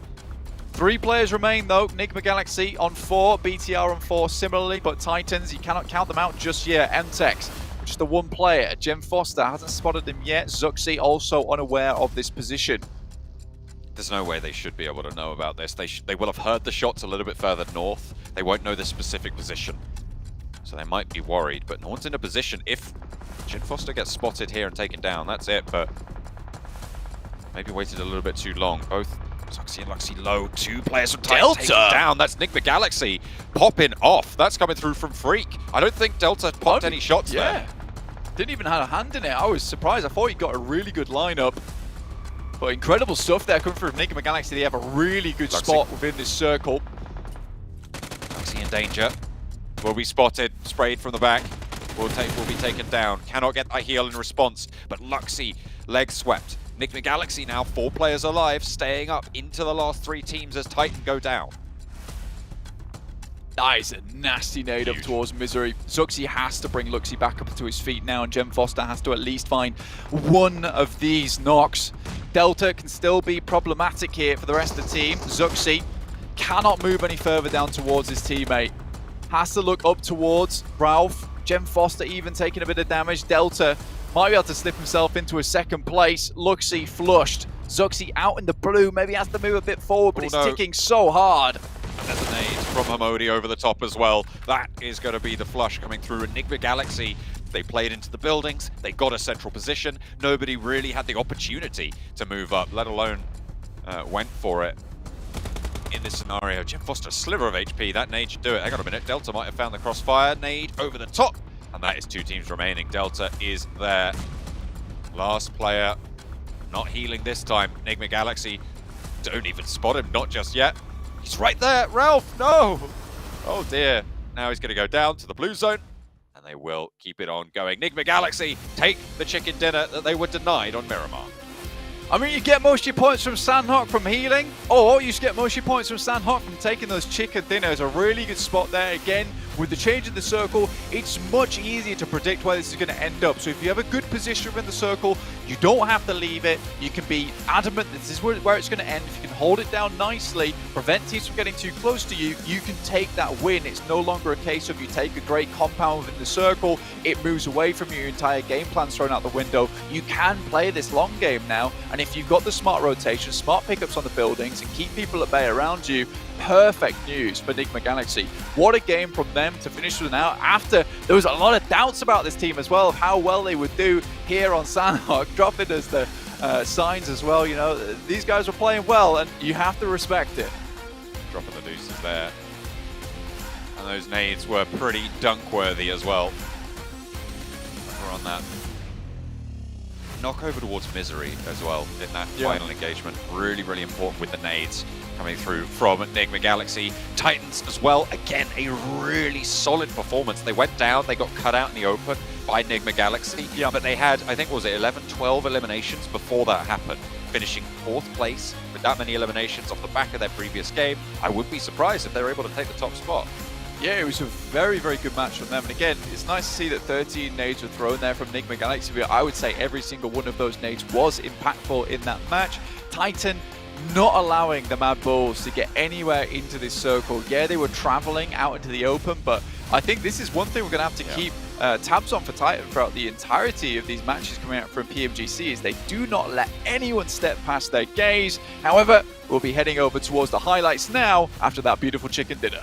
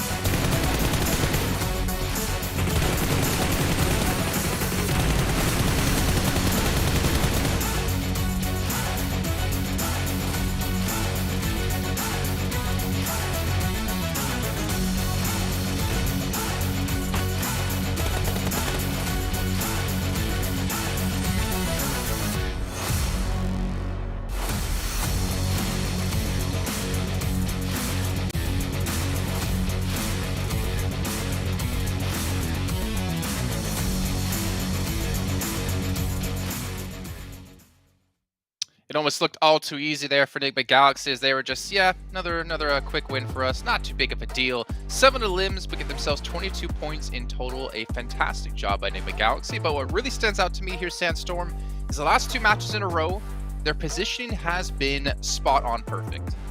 100%. They managed to get themselves smacked up in the middle of the zone, get themselves in a compound. And the first time we saw it in Miramar, they lost a member, but they were still able to keep complete control of it. This time around, they didn't lose a single member. It was a complete 4-stack, full squad. Yeah. They were able to cover all angles. And like Maxman noticed as well under the broadcast, we saw, under the desk, we saw them leave the compound for a little bit around zone 4, zone 5. They were trying to scout out a little bit, find out a little bit of information, see what the other teams were doing, get some information, and then go back to the compound and then still stay there. Yeah. So very well played from them to finish it up. Yeah, I think in that position, if you're not willing to actively seek out position and information, you're going to allow teams to get too close, and then they're really going to have the potential to make use of that utility, nades, smokes, mollies, and just basically push you out of that compound. So I love the fact that they were going for those 2-2 splits, and especially in those finishing moments, sending, they had like a tag team, I think it was Homodia and Rauf. They send them both out, straight down south onto BTR, making sure that they can as much control as possible. This is a team that was decisive to make sure the chicken dinner does not escape from them again. And man, we had question marks. No, there's no heal strat. How is it going to work out? And it worked out great. Yeah, it forces a lot more fights as we're seeing. But as you mentioned, Max, yeah, seeing Titan get extremely far was a fantastic showing of them again. Typically, we've seen when it comes to at least Western Europe, a team will get a chicken dinner, next match, 16th place, 0 points. So it's nice to see they're able to like kind of bounce back here and maintain a level of play. But what about Delta for DRS? They lost their first player a minute and 14 seconds in, and yet they're able to hold on to get 2nd place. I mean, that's not easy to do. And he was a pain in the backside of a couple different teams. Yeah, I mean, we saw Sandstorm, some teams trying to go for the heal strat, and some teams, I think, understood the hard way. No, it is not going to work out anymore. Now you've just got to basically hold on to the very edge of the circle, which is what Delta did. He just snuck his way through, playing in the bushes, pulling a Ryzen in 2019, and it worked out. And even in the chances for quite a few teams, I think 2 teams, he got rid of the last pair of Mad Balls, and also almost got a few spray downs onto Titan and make sure that he slowed down the rotation. So yeah, sure, heal strat doesn't work, but playing slow edge is going to be the new quote-unquote heal strat now.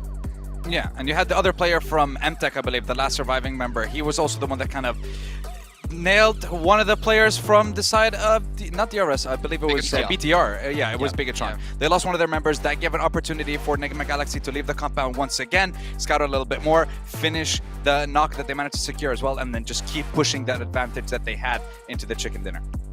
Sandstorm had to bring up a certain topic. No, listen. We're not going to talk about him.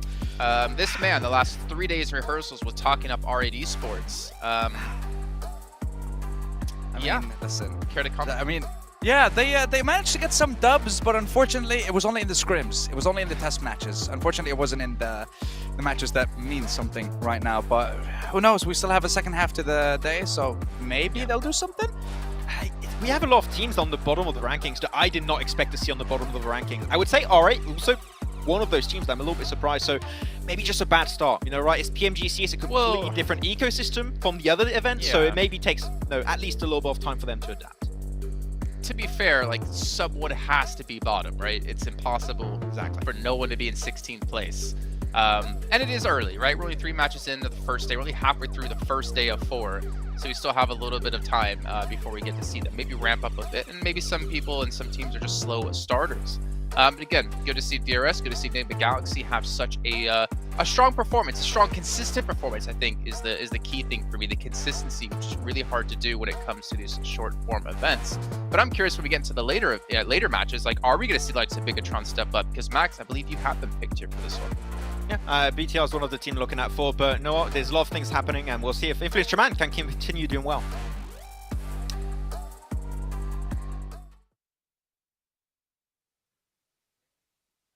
And we're back here in Kuala Lumpur where all the players are playing. And right now with me here, we do have Influence Kevin. And first of all, of course, I would like to congratulate you on your very first chicken dinner back in Erangel. So, of course, I believe that getting the first chicken dinner in the league is a really good start. So, can you tell me how you're feeling right now?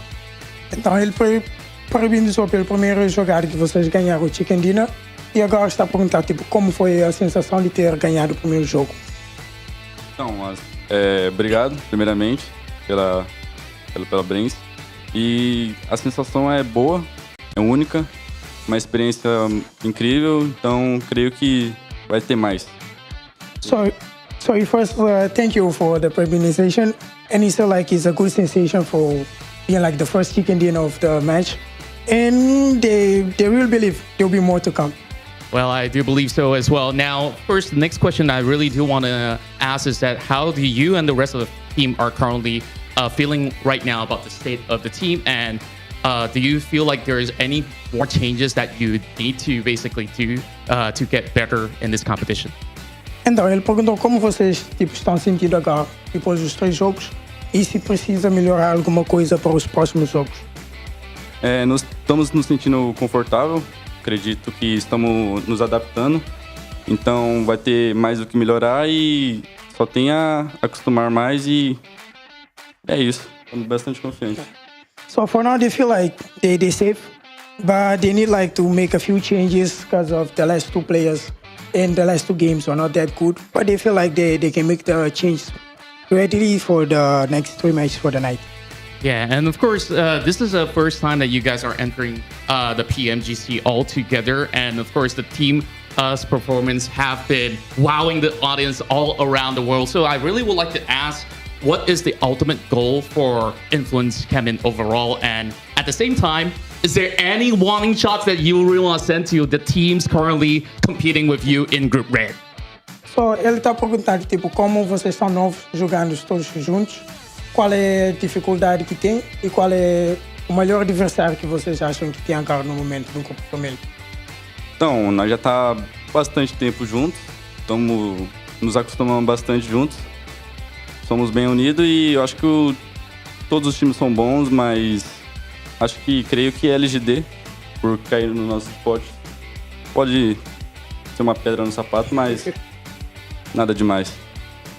So they feel like very good because they are friends and they be like together for a while now. But for the meantime, maybe they're just a bit worried about LGD for the next few games. All right, so hopefully you guys will be able to get in the best shape possible, and we hope to see a lot more chicken dinners from the rest of the team. Well, of course, thank you very much, little boy. You guys are fantastic, and I hope that we'll be able to see a whole lot more. Now, of course, we'll be done with the interview for now, but there will be even more to come, so let's get back into more of our game.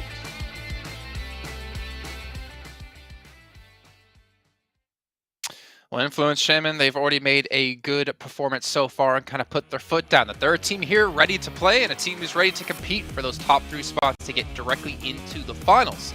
And you guys can find out obviously how they're going to do by following all of our social media channels, not only the PUBG Mobile Esports, but our own, as Maxman was shilling out to get all of the Bigatron fans to follow him. But what I didn't tell you is, off camera, he was like, Bigatron suck! So if you guys hate him, go give him some hate messages. Totally fine with that one. What? I would never say that, okay? BTR, it's have fine. a good game. You know what, Max? If anyone gets aggressive towards you, we'll put you in the beautiful Pullman Kuala Lumpur Bangsar Hotel, where our world is your playground. You can sit in sweet luxury as we sit at home. That would actually be nice. You know what? I would like. We could do like a poolside kind of cast. It'd be great. Sun's out, guns out. You know, get our biceps going. I don't have that, but sure. The rest That's okay. That's not true. I have a video of Maxman swimming, and he does a fantastic dive into the pool. But that's neither here or there. We don't need to discuss that one as we go into our 4th match of the day here momentarily, as Maxman is a little bit afraid of this video that I could post over on my Instagram, funny enough. We're going to be going over to Erangel here in just a few seconds. And we had our first match won by Influence Shaman as well here, but we can see our drop locations and where we expect teams to go. And yeah, I mean, it looks pretty right. I mean, we had the drops in out of Influence towards Yasnaya, like we expected. Bigatron, they eventually looted east side. Yasnaya have to drop it towards the west-hand side. So not too much conflict, but conflict nonetheless over towards Yasnaya and Farm. Yeah, I mean, Yasnaya, you can have like multiple teams, right? Sandstorm, this is something we mentioned multiple times. I think that on the first game we had, what was it, BTR and Influence Shaman can have one team over to the east, one team over to the west, and they can survive. They don't have to fight. If they're respectful from one another, it is completely okay. But Mad Bulls don't drop them. They drop in Primorsk. That's it. That's my fix. I mean, that wasn't the only thing that I wanted to focus on when it came to the map, but also like how we had a military base in the first one. But looking at Titans and what they did in the last game, though, they didn't manage to get a chicken dinner, but still their consistency is there throughout the first 3 games of the day. And this is something that still surprises me that they're performing at this level, to be honest, considering again how let's say they're very new to playing together for this split. So can they continue it throughout the rest of the games? So far they are.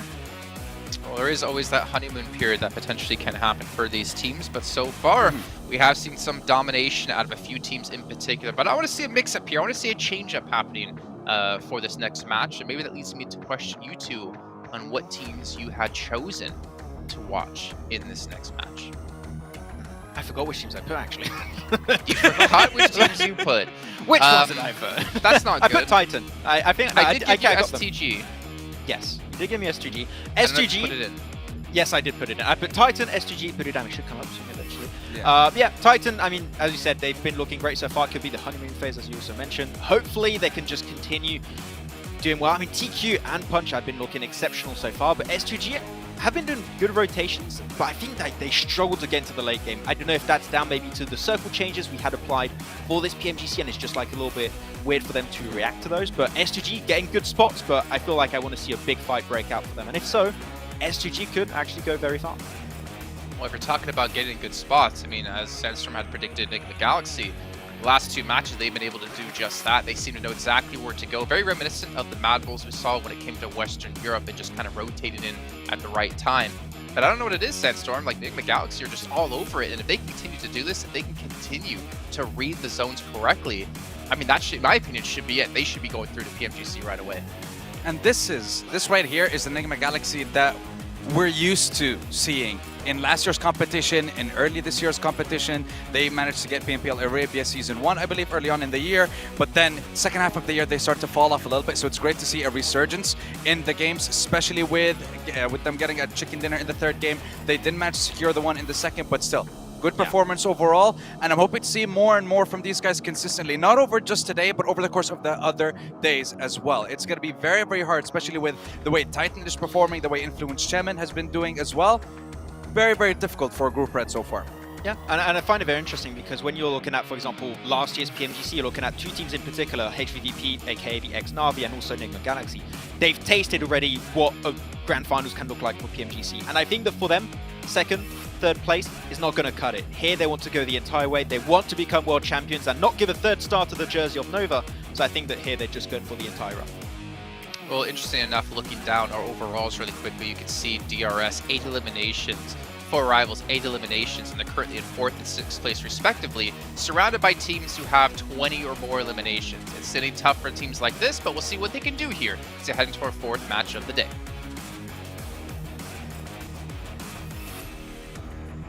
Going into game number 4, we've got the matches rolling thick and fast. We're going right on into it. Blank, we're ready and raring to go yet again after Sanhok changed up quite a bit by the circle shifts. We're back to what we were seeing earlier. Yeah, I mean, we're not skipping a beat here, John, anymore. We're straight into matches, straight into games, not messing around. And honestly, so far, it has been an interesting first day so far, John. Just looking at the overall rankings at the moment, Enigma Galaxy currently in 1st place with 55 points. Titans not far behind them with 48, and Influence Chemin with 46. So although Influence Chemin maybe didn't have the most powerhouse game there on Sanhok, they're still not lagging behind that much just from the success that they were able to find from previous matches. Specifically, over at the chicken dinner, they were able to grab themselves on Erangel. Not an easy chicken dinner either, so I'm expecting to see some more success here from them. Yeah, absolutely. Hopefully going to be able to put their best foot forwards there towards the top of the tables. We're also looking for more from some of the teams who will be underperforming. It's kind of what we're always going to be looking for, right? It's those middle-of-the-pack teams that will be just staying consistent, trying to move forward to the next stage of the tournament. Yeah, I mean, as we were saying before, top 3 will head over towards the Grand Finals. No problem, no shout indeed. So they're just straight into it. From 4th down to 11th, we will see 8 of those teams head over towards the survival stage, in which case it's very spooky. We'll have 24 teams all duking it out for a place over towards those Grand Finals. And unfortunately, to 5 of our teams here in Group Red at the end of the 4 days, they will be eliminated and going home. Obviously, someone's got to lose here in PMGC, especially when we've got so many teams from around the globe, and we are cutting down those teams quite quickly. Checking out the players as they're loading up for another dose of Erangel. I'm sure you're admiring those tattoos. I see you. I don't even need to look at you to know you're thinking, oh, that looks kind of cool. Yeah, he's got snake bite on the back of the hand. Yeah, he's got some cool tattoos. I think a lot of people in PUBG Mobile have some really cool tattoos. Kengso's got some really amazing tattoos. I think Black actually has some really cool tattoos as well. I do, yes. Unfortunately for everyone at home, I decided to get my back done first, in which case, you know, I left my arms completely bare in most cases, which is kind of the backwards way of going about it, quite literally on my back. But yeah, I'll have a nice back piece by the time we're done. But we're heading over to Erangel first, in which case we're going to see if we can see the back-to-back coming out from Influence Chairman or not. In this case, we're having a very steady playing path going across the map down towards the Povka. We got to see some of those drop spots which were set up by our beautiful production team, showing exactly where some of these players may be dropping. We did see a slight change in that on the first Erangel, just typically because of our playing path and where some of these teams decided to hop on over towards. This guy is just surfing on air. Happy days. Playing path on the north side. RA out early. Heading up north. Remember, the first game we had today was that military circle finish. And the playing path was a little bit more south-leaning. So places like Primorsk, a lot more accessible. But this one cuts it right down the middle. And everywhere should be achievable. If you want to go for that military base, it's likely you're going to be dropping out near farm. So maybe see a little bit of a scuffle around vehicles around there, or just to the southwest of Pachinki. Southwest side. On our circle here, teams will be looking for some of the compounds a little bit less populated by these compounds. This area of the map quite sparse in terms of areas to play, so teams will be most likely sending out a little bit closer to this direction nice and early to ensure they have those positions on the map that they can play in and play from. Team Queso not dropping up towards Severny, instead dropping on top of Box at the moment. Isla trying to run for the hills, get to safety here, keeping a tab on Bensu, but he's already found himself an M4, deadly weapon at the beginning of the game. A beautiful one to start out with. Reyes, double shotty in hand. We know how good this guy can be. He's been a little bit of the foundation for the team at the moment. And again, more hot drops coming through. School as well as apartments harassed by Mad Bulls. No one going down just yet. No one taking that knock, but trapped on the upper floor is not where you want to be against the Mad Bulls. Does have some oversight. Slows things down with a smoke. Potential for some regrouping coming through. The Mad Bulls playing 2 down. And, of course, they've got those 2 across the way. But Puri can start to control those sight lines with the outside shots as well. It's going to be difficult to make this push. It's not trivial, but if they want to go for the commit, they can make it. I mean, this is the first time we'll see Mad Bulls in an early game engagement. Bensu, UMP, and M4. Dangerous to tango with this guy upstairs. A dance to the death, realistically. Back and forth. UMP, first strike. 1, but it's turned around from the DP. The screen is going to get tapped. Box with the early lead into this engagement by Isla has the double barrel up the staircase. Can Box keep this one alive? Can they keep it going in the compound? Frustratingly, Box is able to find all the weapons throughout these compounds, all situated in one singular area. So Team Queso are now looking to find somewhat of a handhold on this fight, but at the moment they're just consistently slipping down again. Early engagement from Mad Bulls, not something we've seen too much of. Voki on the outside with the AKM, disgusting at close range, especially in the early game. If you hit those double chest shot into a neck or a head, that is an instant flush there from the knock. Oh, Ayala doing a lot of work there onto 2 of the players from Box, leaving 2 of them up and standing. Traded off Bensu, jousting around the side, needs to go for a reload, is forced to do so. So is his opponent, and in comes the DBS. That is going to be really, really useful in these close-range engagements. Team Queso trying to hold it on against Box right now. At the top, tries to peek out, but is sent back by Trisme, but it is traded off. Papi Potro, last standing. Trisme, last for Box. No one pushing into this just yet, but the res is coming through on both sides. You can see in the picture-in-picture as well. The engagement between Four Rivals and Mad Bulls kind of in a stalemate. Papi Potro with that nade, only time for one res, and both of them are going to look to push on in blank for box. The ground floor now taking control of. Scry wants that heal, we'll be able to find it. Reyes, low, doesn't look like they have the healing to boot. Yeah, it was worth it to get that DBS back in action for Reyes, but without any medical supplies, that nade had to be perfect through the window. Instead, it just is a glancing blow. Luckily, he's got 2 more to play around with. Drops out the window. That's very dangerous. Drops back towards him. This is a confusion play right now. Both teams dazzled by the plays that are currently coming through. Oh, lovely little knock around the side. That came through from Reyes. I think he hopped out on the balcony, spotted him through the window, and chunked the shot with the DBS. Really, really nice attention-drawing play from Papi Potro. Not really worried about the top rope, and there it came. 2 players on the inside. Nade being pulled. Pin is out for Papi Potro. He's putting it back in. Pulls it again. Trisme baited in for that engagement as Papi Potro finally puts that nade, leashes it. Flies it on through, a little angle found, but it's answered beautifully. Perfect shots coming through from Bensu to keep box up at 2. Reyes with the DBS wants to stop this res onto Scry. Will be able to open up towards the window, but he's on a sliver of HP now, and it's all to come crumbling down. 2 players alive for box. This engagement has been brutal for both of these sides. Papi Potro still alive. Trisme up top. Reyes looking for that heal, but spotted. Reposition, stays alive for now. Bensu wants to spray and will be able to put the final nail in. Papi Potro falls. Team Queso out, but box lose 2. Horrible position there set up for Box Gaming inside the building, but both nades failing to get through that window. What a terrible time that was for Team Queso. Reyes also suffers an unfortunate approach onto that engagement, takes the shot through the window, and it is on target, except most of the bullets find themselves slamming into the back of the knocked player from Box, finding the flush, but not finding the player that was up in action. So a real unfortunate turn of events there for Team Queso. Again, quite the flustered engagement, I would say. Both those teams were not really on the dominant end of either of those teams, so it was a bit of a struggle.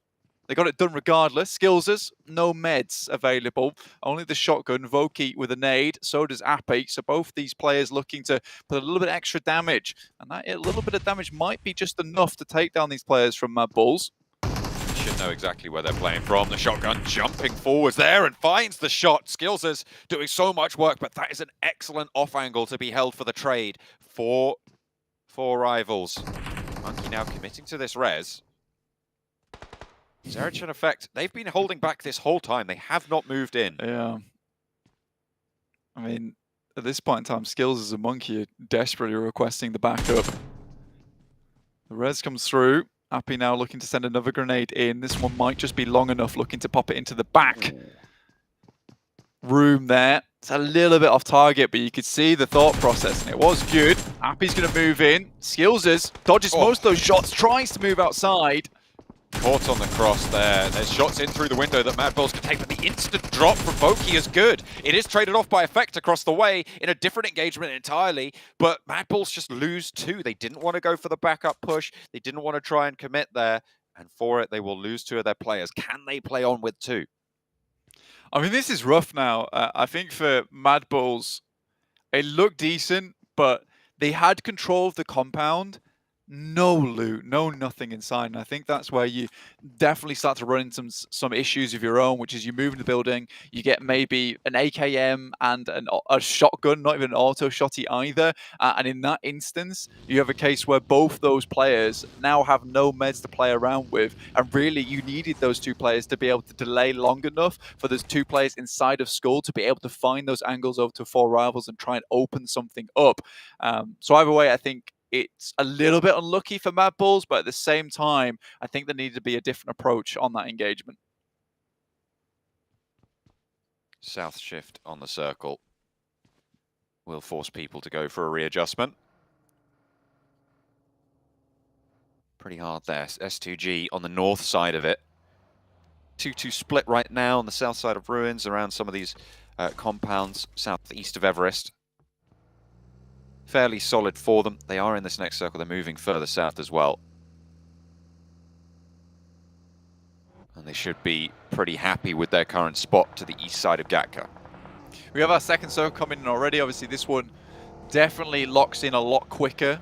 Usually it's around about zone 4 where we really get an ideal idea of where, you know, we're going to be ending up. And now we have those fields, a little bit of quarry, but a lot of Pachinki as well. So some compounds to play around with here, but mostly fielded areas. So very open, flat lands ahead of them. There are teams up towards that northeast side in BTR. The 2 remaining players from Mad Bulls currently safe towards Rozhok. 4 Rivals might look to pick up those 2 players as they make their escape from that position. Either way, there will be eyes towards Mad Bulls at the moment. And their totals at the moment, not good, 15. I mean, that is just about enough to keep them in for the survival stage, but they drop down 1 more there. They're in with the likes of Box, LGD, Team Queso, Infinity, as well as R8, who will be leaving the tournament at this stage, which would be a massive shock to a lot of fans at home. Would not be great for him. Influence Chemin moving on from the north side. For the Brazilian team, they've had a good start out the gates. But there's a couple of options that they've got now on this rotate blank. They can try and play for this edge on the north side and come in late to the central engagement, or they can try and wrest control of some of the compounds that S2G currently hold.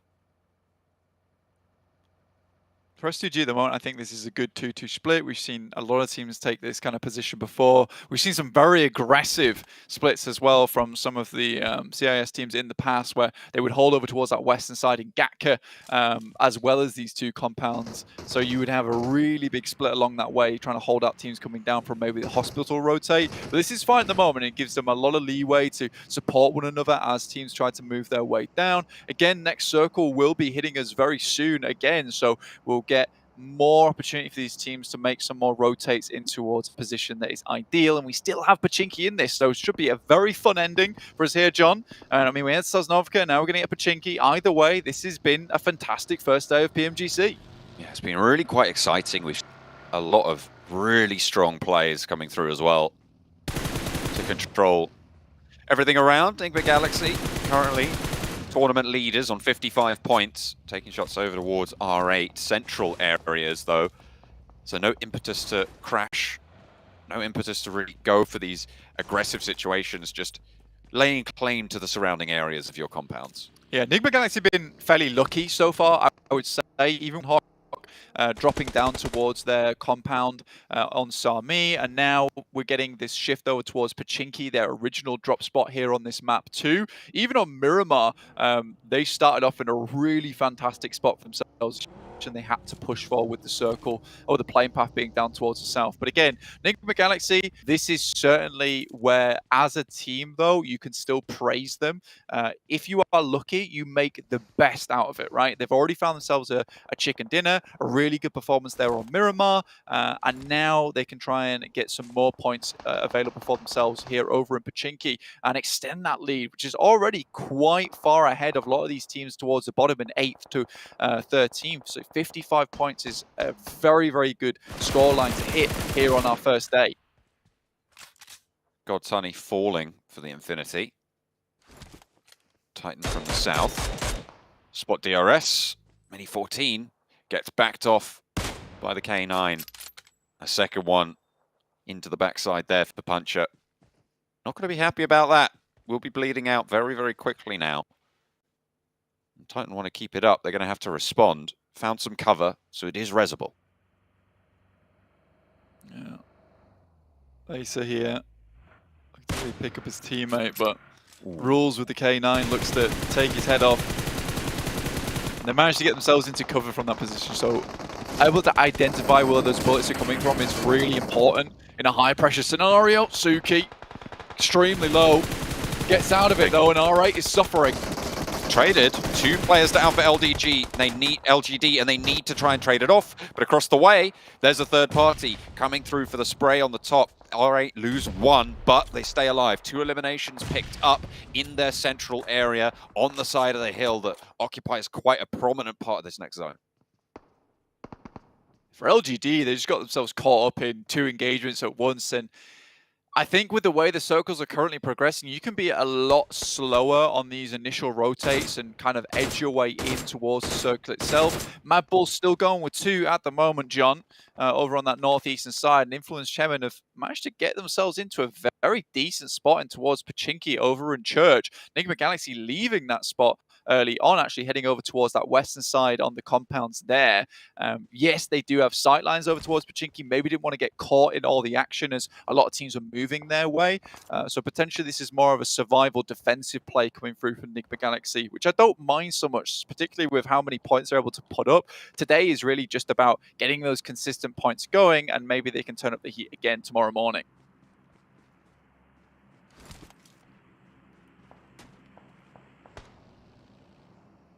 Titan southeast side will have to move through the Infinity a little bit faster.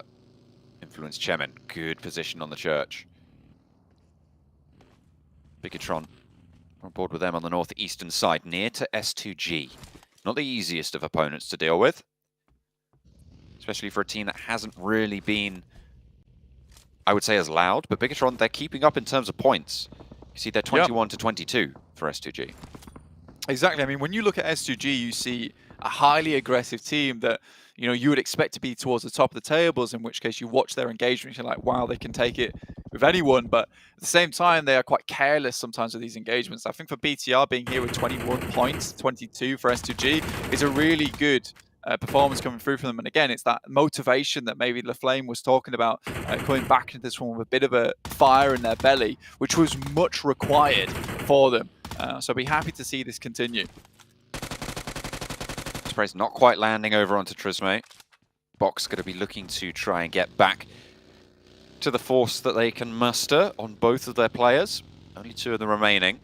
Of course, from that early engagement that we were on board with against Team Queso.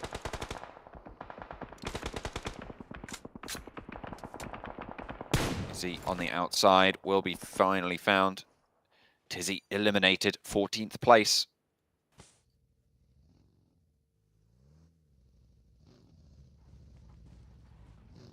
Not a good spot to be in. Titans, though, able to get all players back up and running, and we saw them in quite a difficult scenario for themselves versus DRS, but somehow managed to get back on their feet and now moving as a unit up towards the Infinity, who will have to receive this. Newsy still in the vehicle, maybe a little bit late to the party, and Logan trying to support from the back, but it's not enough. Feeding that information over to the rest of the team. 4 players pushing up eastern side of the hill.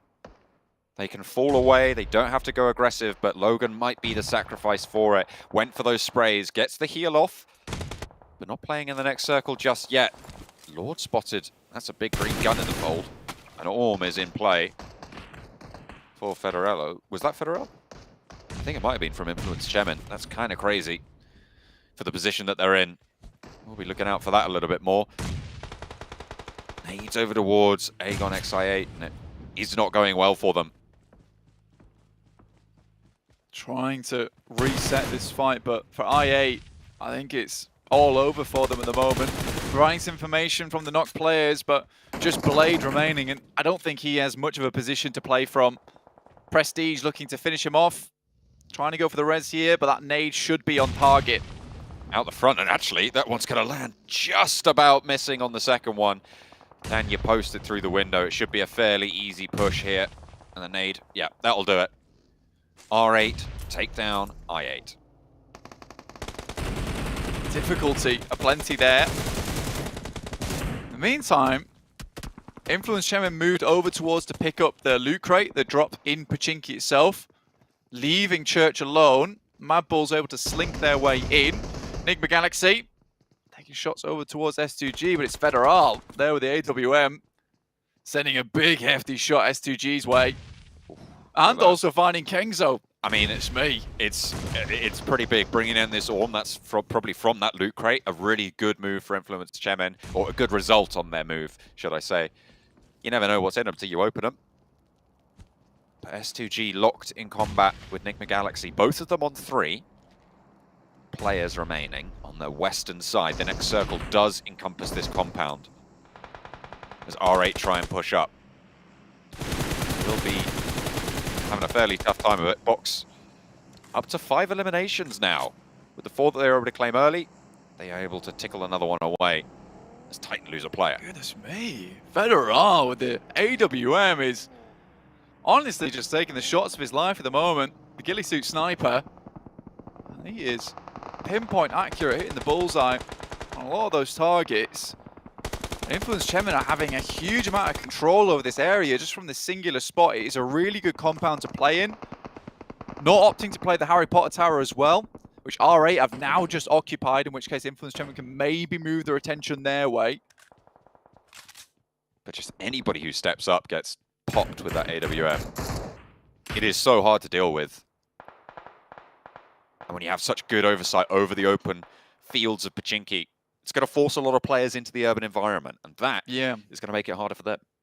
It's much more comfortable high ground as well, I'd say. I mean, you look at Church, there's a lot of areas that teams can make their way into and maybe circumvent some of your outposts. In this position at the moment, really the only big target, the big problem with this one is tossing the grenades from the Harry Potter Tower into the upstairs, right? Where it can roll down the stairs and maybe catch you off guard. You have to be very careful about getting third-partied here. 2 teams start looking your way, you best be prepared for a team to actually crash as well and receive that push. So if Influence Chemin, this takes a lot of gumption to play, but I'm sure they can make it happen.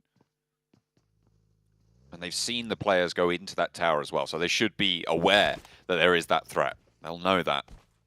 Still Slogan trying to make the approach, actually doing a lot of work over towards Killer, but it's not going to be enough, unfortunately. The Infinity eliminated. Will have found their limit there. Titan on the south side of Pochinki, spread out in a bit of a line, quite a wide split to control the edge of this urban environment, and see if they can guard any teams from getting in. And for DRS, this is really much a stealth play, right, on this edge, making sure there's no teams crossing over that road. It's practically open ground out towards that eastern side, so they should be able to see players moving in. So they can be quite happy that this area has been swept. For Mad Bulls, there's still a long way to... Oh, Federal! Oh my god. This guy is just opening holes everywhere at the moment. Most damage, for sure, is going to be Federal in this game. Doesn't even matter if they win. He's putting a folder together because he's practically the hole puncher at the moment, which is fantastic. But Mad Bulls, right in the dead center of this next circle. Again, they need to hit like a 5th to 4th place to make this worth it. And with 2 players in this area, which might get a little bit more heavily contested soon, this really does need to be a case of getting the head in the sand and waiting this one out a little bit. Top 3 teams all still in it. Enigma Galaxy, Titan, Influence Chemin. Still going. 2 players alive for Enigma Galaxy, though. And they will have to leave their current situation against S2G on the west side. Buram taking that knock from Influence Chairman was pretty bad for them, honestly, but they're able to regroup, which is great news for them. Enigma Galaxy, on the other hand, not having the best of times as BTR actually opened someone up big here. This northern side, they've been quiet for quite a while, but now they can start to eke their way in, have a little bit of an impact here. People have moved away from Church. R8 moved down the hill. No one has taken up that position. And Bigatron can kind of just sneak on in there. S2G, who were locked in that fight with Enigma Galaxy, now find themselves staring down the barrels of Bigatron. As Jen Foster wants to put these nades over towards Silas and Cal C, that is right on the money. And that will be the end of them. Bigatron wipe out S2G on the northwestern side. They should be able to claim Church for it. Yeah, 4 limbs as well. Really good stuff there for BTR on the full squad wipe. I mean, S2G, again, very similar performance coming through from them, which is a case of good early game and then a bit of a slapdash late game where, you know, they get themselves caught out in the open versus a team that was waiting for this to happen. R8 currently still in their watchtower, but you can see they're taking a bunch of damage as Influence Chairman finally starts to look their way. BTR takes a knock 2, and now they're just completely going for the full-on push, get these players out of the way so they can start to provide themselves with a little bit more room. Even smokes down on the ground for Law to be able to make this push up is pretty fantastic. They will have to worry though, because BTR has broad angles over towards them. That's really gonna force Influence Chemin back, tail between legs, but it's a really nice suppression from Grajowski. Little boy might go down for their trouble, but They're able to slow Bigatron and force them into that fight with R8. Now, the good news for Influence Chemin is that they don't need to take that fight because Bigatron are going to take it for them and keep control. R8, 100%. Although saved by the bell by BTR, they're now locked in this spot, right? You know, and BTR's thrown away the key. It's going to be quite difficult for them to get out of this safe. Has been spun by the BTR squad. Mad Bull's able to put a little bit of damage actually over towards Influence Chemin, and I think they absolutely needed to do that considering how much control they've exerted on this game. Mad Bull's causing problems on this side technically means they're safer in their position over towards the center. Bandar down. SK-Ton still standing for R8. Nades coming in towards 4 rivals. But they're weathering it for now. 2 eliminations. Teams are starting to get closer and closer and closer together. 3 teams, sorry, on 4 alive. Bigatron, one of them. Look at those nades over towards R8, who are finally down. This is the best performance they've had so far in the games today. This will be where it draws to an end. Federal's feet spotted. 6 gets blasted as Mad Bulls chime in. Yeah, honestly, they'd already taken a knock over towards Titans as well. And again, if you'd want 2 players from Mad Bulls up at the end game for a clutch performance as a duo, it would be Effect and Zerich. These 2 guys play off one another beautifully. And Titans currently are the team that is going to cause them the most problems, being the closest on their angles. Effect just trying to send some more grenades through. He doesn't have any left now, though. Just smokes. And that'll be required for the end game to keep the team and the position under the cover of the clouds. Bigatron really exerting a lot of control here. I mean, you talked about how it's a lot of space for teams to hide underneath that church, but when you get to these late circles, that kind of turns itself around. And there's not a lot of stuff you could do. That nade was beautiful. Coming over onto Buradam from 4 rivals, and in comes the push.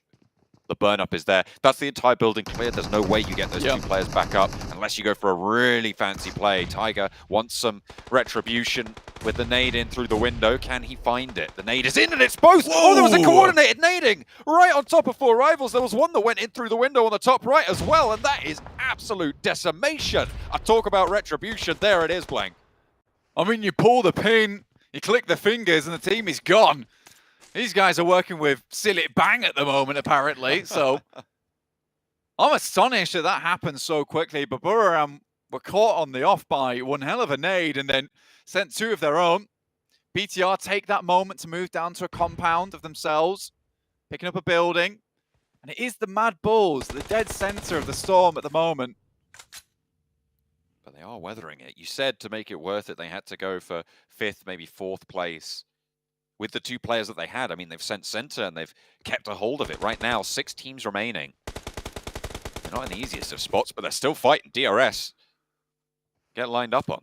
Yeah, and this is very much what we want to see from Mad Bulls. It's a case of, yes, they had to keep their head in the sand, but at this point in time where teams are starting to get a little bit too close, this is where, you know, that powerhouse behavior coming through from Effect and Zerich comes into play, because even though they are just a duo squad, they're very happy to continue to put the pain in towards a lot of these teams and almost mark their territory this way. Bigatron might be a little bit of an issue for them, but if Influence Chemin harry them on the way in, it'll slow things down and they can respond effectively. DRS moving in, trying to swing out up towards the little building there.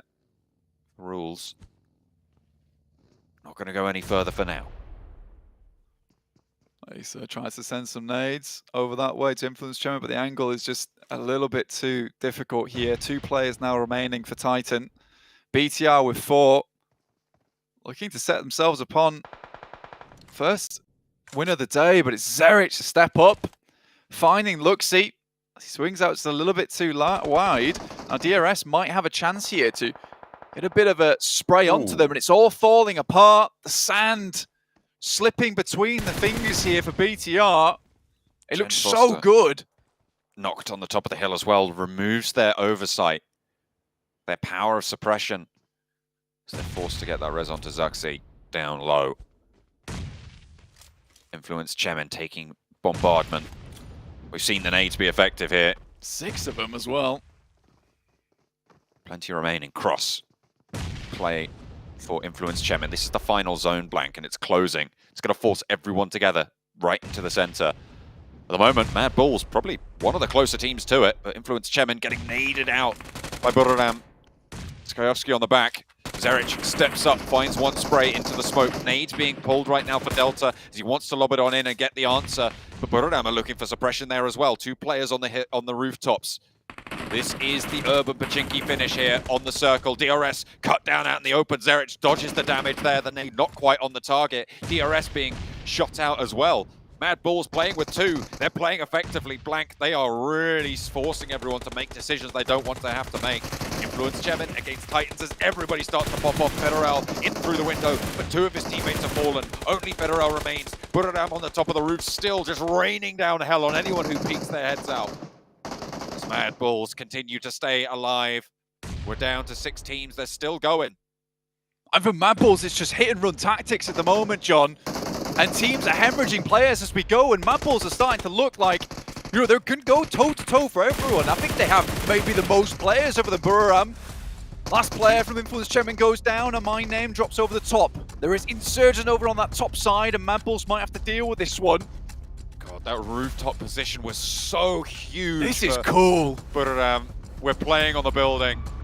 2 versus 2. Top versus bottom here. The final zone is still closing. Neither team wants to make that step. Neither team wants to make that drop or try and push out. Mad Bulls really don't have the decision though. They can't access Buradam at this stage.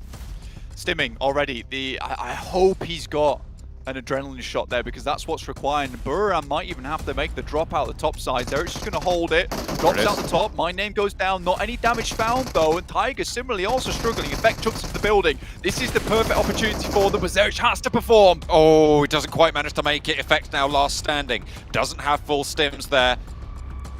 They will have to drop down on the out. Oh, he catches one. Effect needs to spray and he drops it. Top rope. It's Mad Bulls to stay alive.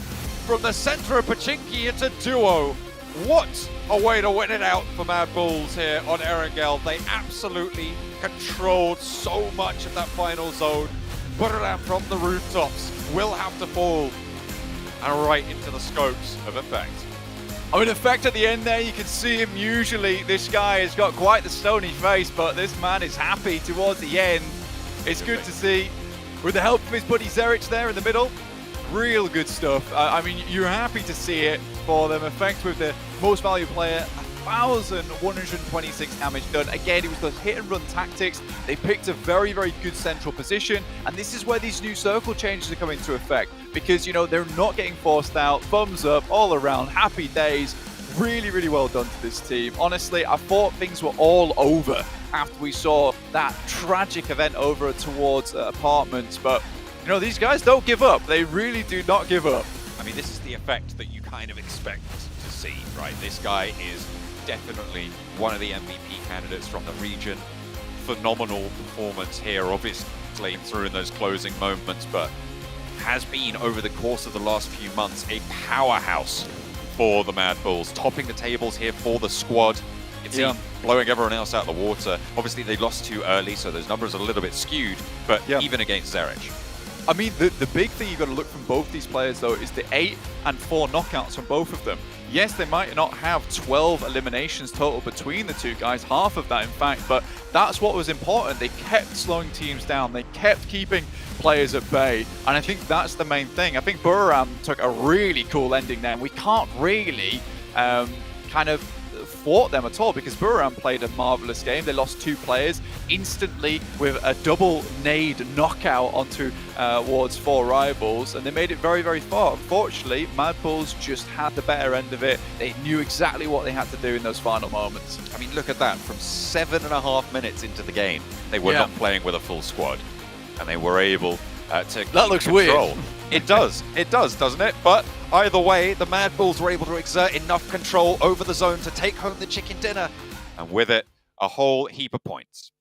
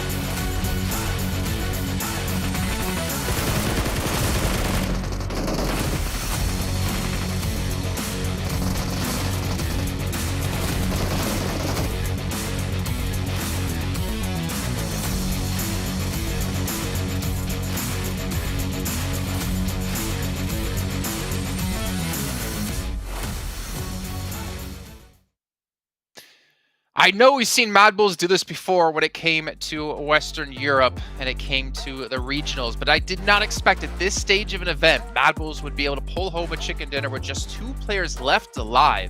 But what a play out of effect. They're able to get the shots on the Tigers. He's fallen from the roof to close it out for him and his team.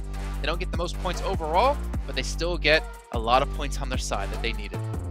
You would never see PUBG Mobile games happen and end like this in the past. Because of these circle settings, you can actually go right to the last circle and actually have the circle close up around the teams, which means if you're the team that has the most central position in that circle, you're the one who has to gatekeep all the other teams. You're the one who has to take full control of that position.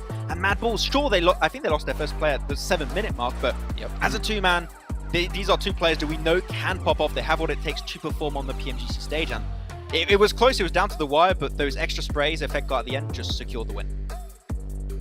I felt like it was a bit of a mistake on Buriram's side just because they were doing so well up until that point. I mean, around the 12-minute mark, they pushed in. They managed to take control of a compound southwest, I believe, of Pochinki. They held on there for a very long time, around 22 minutes in. They managed to finally get in Pochinki after the zone forced them to, and they just held up again, and they used the roofs to their advantage. And that last second, I'm not sure what happened with the last duo from Buriram, but very well played from Mad Bulls, and happy to see them come out. Well, let's be fair, though, to Buriram. Like, they got 2 players naded down by 4 rivals in one of those compounds. They lost those 2 players, and then Tiger and I think MyNameP had to actually do, like, a synchronized nade tactic to knock out 4 rivals from that position. So, if we talk about duos going head-to-head, I mean, we have to give credit to them because they were able to pull that one back where it looked like they were almost certainly going to lose.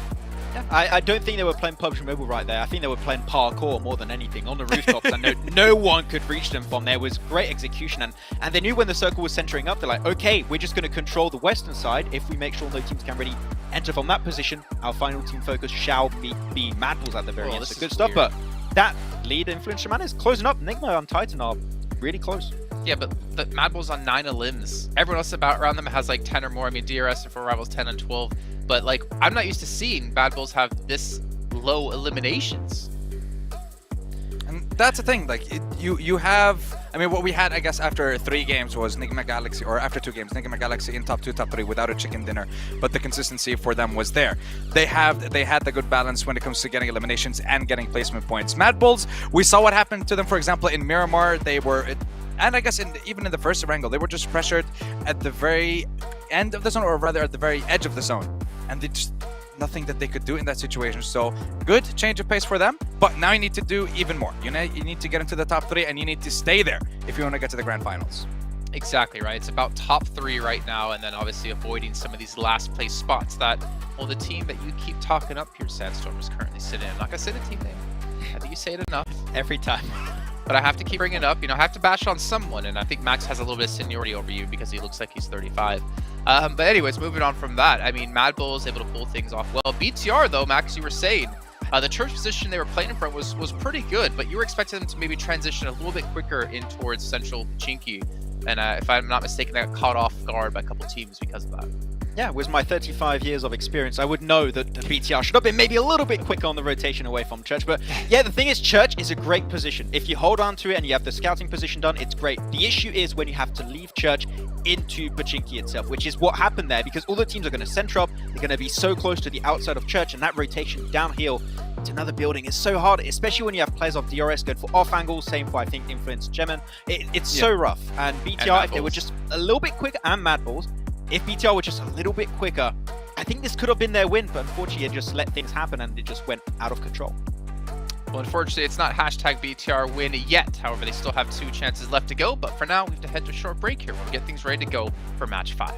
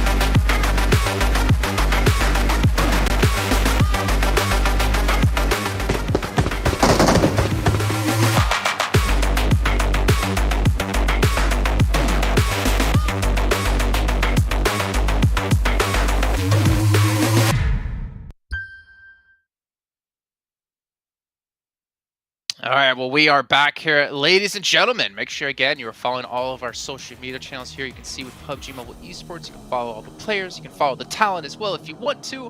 And if you are BTR fans, remember, you can hit up Maxman30 over on Instagram to send him all your love or hate. Depends on which side of the coin you're currently sitting on. Hey, Max, at least I got a little promotion for you in there. Thank you. That was not my correct Instagram tag, but I appreciate it. Nice try, though. It's a nice attempt. But yeah, I mean, BTR, they showed that they can make it. Yes, okay. It's MaxmanCast.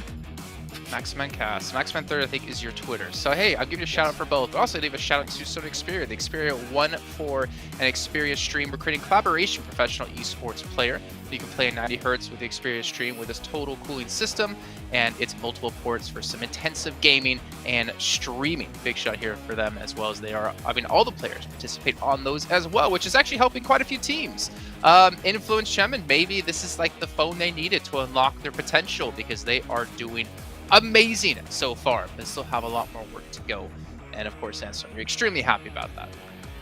Yeah, I mean, I've been watching these guys pretty closely when it came to the Americas Championship, seeing how they're playing, how they're approaching their rotations mainly as well, and we've seen them, and we've seen how it's done throughout today's games, and so well, with the fact that they've gotten themselves a chicken dinner, they got themselves a couple of top 2, top 3 placements as well, so they're already in the top 3, they're relieving a lot of that pressure, and they're starting to kind of get away with it bit by bit. But with Nigma Galaxy being eliminated, that kind of gave them a little bit of breathing room. Nigma Galaxy didn't really get that close, but I want to see if they're going to be able to bring that as well into day 2, because again, the consistency for every single one of these teams is going to be very important over the 4 days. Yeah, well, at least your team has shown up. Unfortunately, the one that Max was touting this entire time with LGD has yet to do so. But Max, it's okay. There's still time. There's a lot of time. But you can see our top performers here from this last match, and you can see MineAP, 5 eliminations. Kind of surprised to not see Tiger up there, actually, because I feel like he got a lot of elims, or at least a lot of damage done with those nades on the 4 rivals before. I feel like he's been playing more of the role of the enabler. Like, he set up the initial situation and MineAP would be there to close off the fight in really efficient way. So it worked as a duo. It seemed like Tiger and MineAP worked really well as a duo, but we'll have to see. And also, if you see an airdrop somewhere, go to it really quickly, because you do not want to give that Orm over to Fiddle. He was way too good with that weapon in that last game, and he was scary. He was getting shot after shot. Fiddle's really stepped up this event. It's very scary for the teams around him. His little toesies did get punished at some point, as we saw. I'm not sure, I don't remember who was actually shooting against him, but he still escaped in the meantime from that anyways.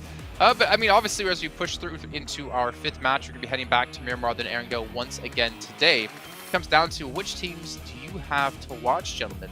And why don't you walk me through these, because I'm curious to see what you guys have to say. We have the same already. That's what I'm saying. And that was not intentional, okay? That was not on purpose. But Nigma Galaxy did really good on the previous Miramar. Titan also did really good on the previous Miramar. Actually got himself the win, right? So, and alright, because I felt like it made a good package. And what's even more insane is that right now, out of the 3 MEA teams in this group, 2 are in top 3. If 2 out of the 3 teams can make it directly to the grand finals, there will be some great MEA representation in Indonesia. So, yeah. What I don't get between you two is, and Sandstorm has been doing this the entire time, RA are in 15th place. How can you still back them right now every time? How are they still always a team to watch? Because you know the still the potential first they day. have? Yeah, because of their performance on Miramar specifically, it has been absolutely massive. And that, like, I guess Miramar was the one that actually managed to give them the MENA SA Championship last year. That was the one where they had the most amount of points, and that's what I want to see again from them. But I'm not sure what issue they're running into this time around, but they really need to change it up. Let's head to our casters then to kick off our 5th match of the day with John and Blink once again. Hello, we are going into match number 5 today here on Miramar for the PMGC Group Red Blank. We've seen ups and downs, we've seen Bigatron have their chance, but it was a little bit of a prank. Maybe they can win this time. Maybe. I mean, to be fair, it was better than last time, John, and that's what matters. I think BTR currently, so far, looking much improved from season to season.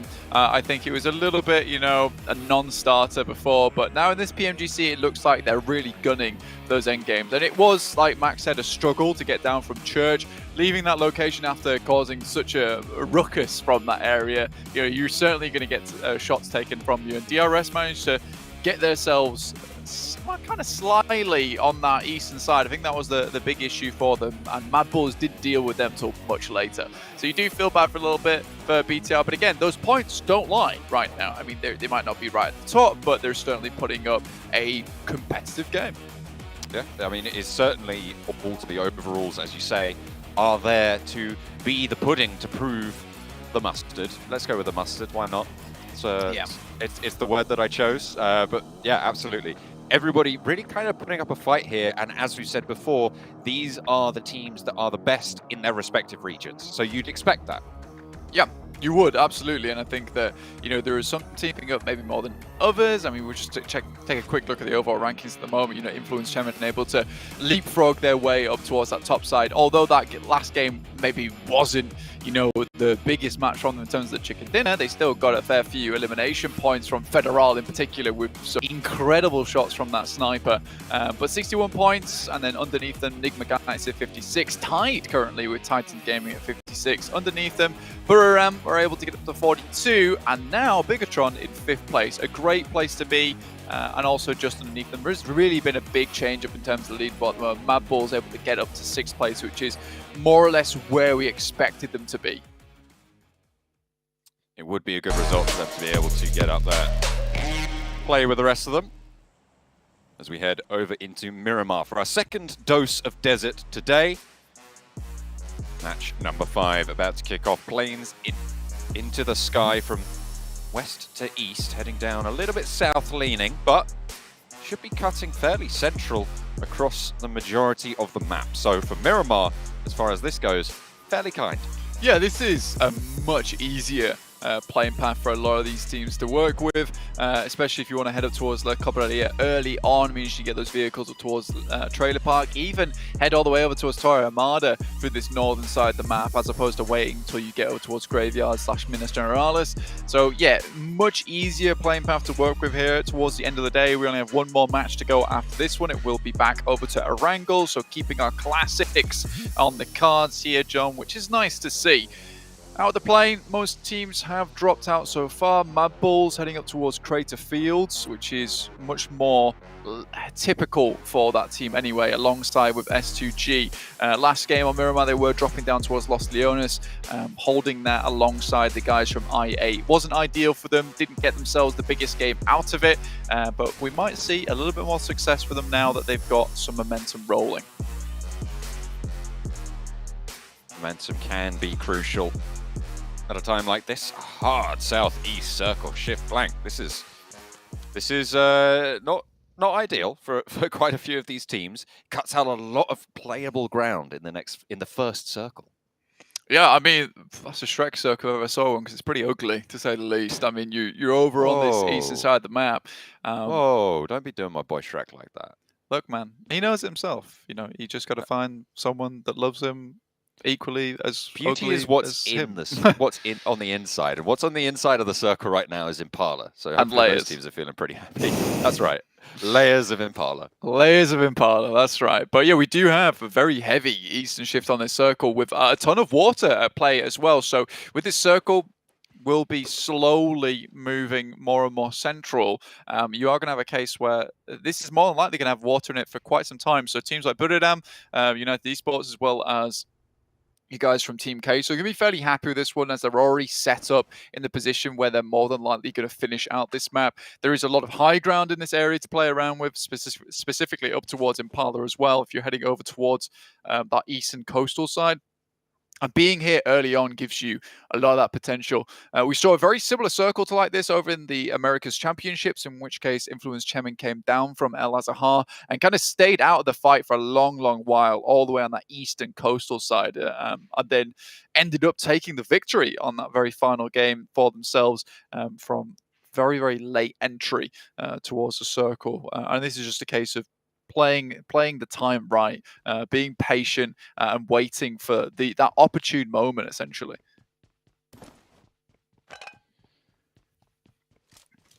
Titan over in Praia de Mar, really uncontested. Closest team, MTech Storm in Chumacera. So that south coast rotate potentially quite open for them to make. No scraps going on just now. across the rest of the map either. 4 Rivals potentially even heading out further north, away from the circle towards Cruz de Valle, as MTech Storm looting up in Churrasera on the south side. Yeah, it's a real nice spread of teams at the moment. We're not having those early engagements as we saw in that last Miramar. And this is also a case of what you would expect to happen on the second Miramar of the day, is a lot of these teams getting a feel for one another, where their rotations were coming through, especially at this global standard where you would expect teams to have a rough idea, at least of the teams that would be surrounding them, how they'd like to play that match out. For some of these teams, on the other hand, they don't have that same luxury, though, especially with, you know, some of those drop spots that they are likely to take. I mean, I'll just take the obvious one off the bat, which is Mad Bulls up towards La Cobraria. This is not a position that they were able to play last time around, so weren't able to get the lay of the land in terms of rotations around them. So again, this is more than likely going to be a bit of a quiet start for Mad Bulls. But again, a lot of these teams will be just slowly making their way up towards the circle, knowing that with how hard of a shift it is down towards the southeast, they have a rough idea where this is going to end up.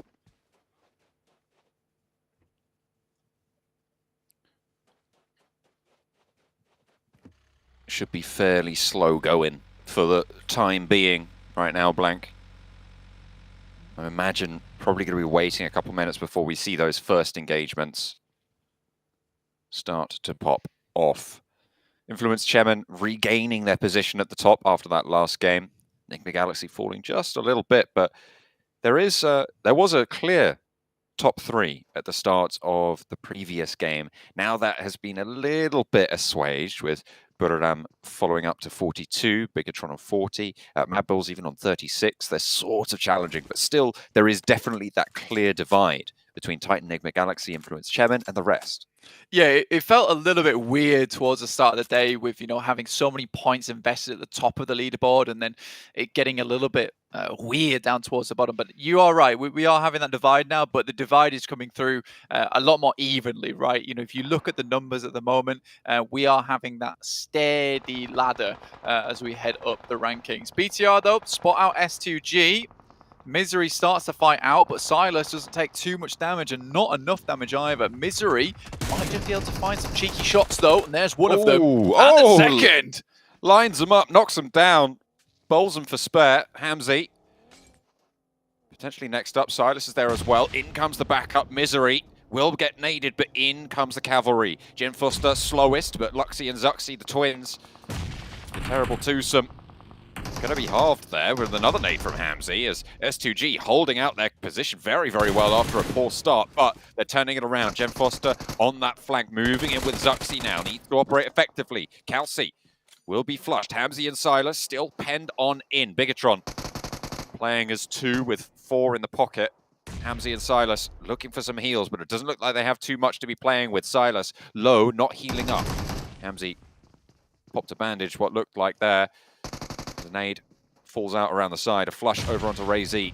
The blank wall, not giving any windows, no angles. And Bigatron are going to fall back to try and go for the res. Caught on the cross. Hamzy spotted, but makes it.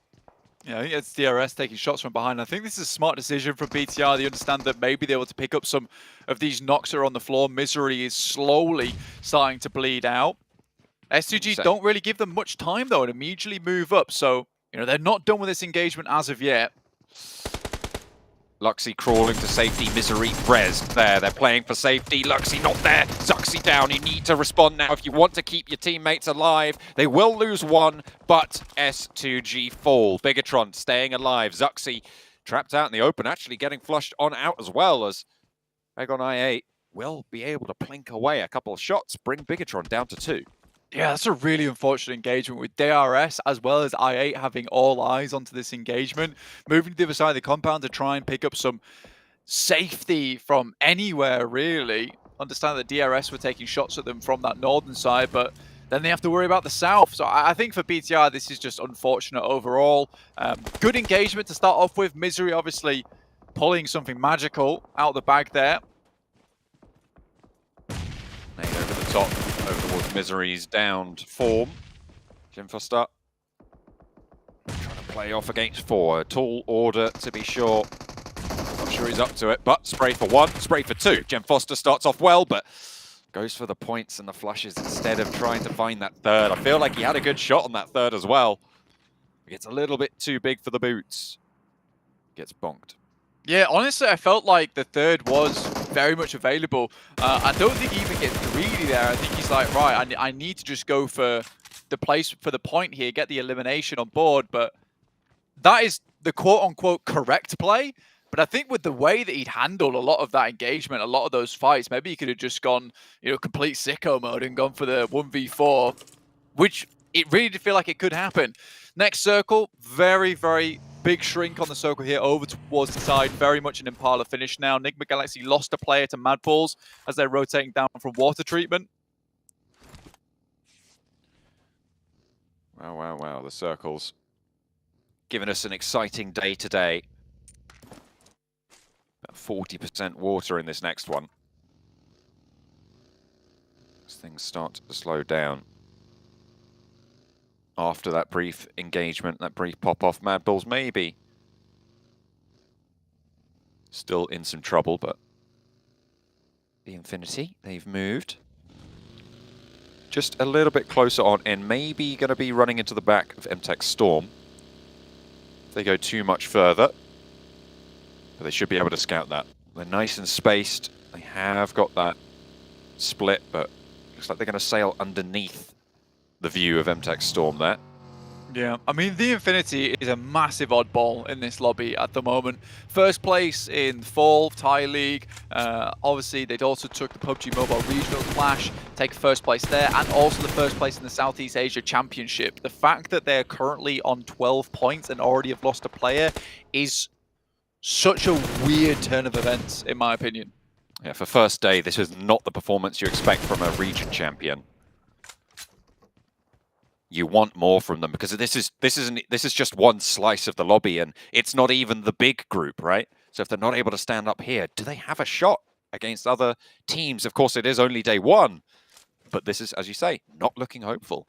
I mean, they're already at risk of just being dropped from PMGC entirely. They're in that bottom 5 at the moment and haven't been able to put up too many points. And you look at that, though, it's 13, 12, 12, 12. LGD, Team Queso, the Infinity, RA, all struggling massively. Able to pick up a few eliminations here and there, but that's really about it, where, a lot of the story is being told at the top of the table at the moment. That top 3 defined for now, with a 16-point buffer between Enigma Galaxy and Bigatron, which won't move too much further unless Buriram... Actually, hang on a minute. Buriram will be above.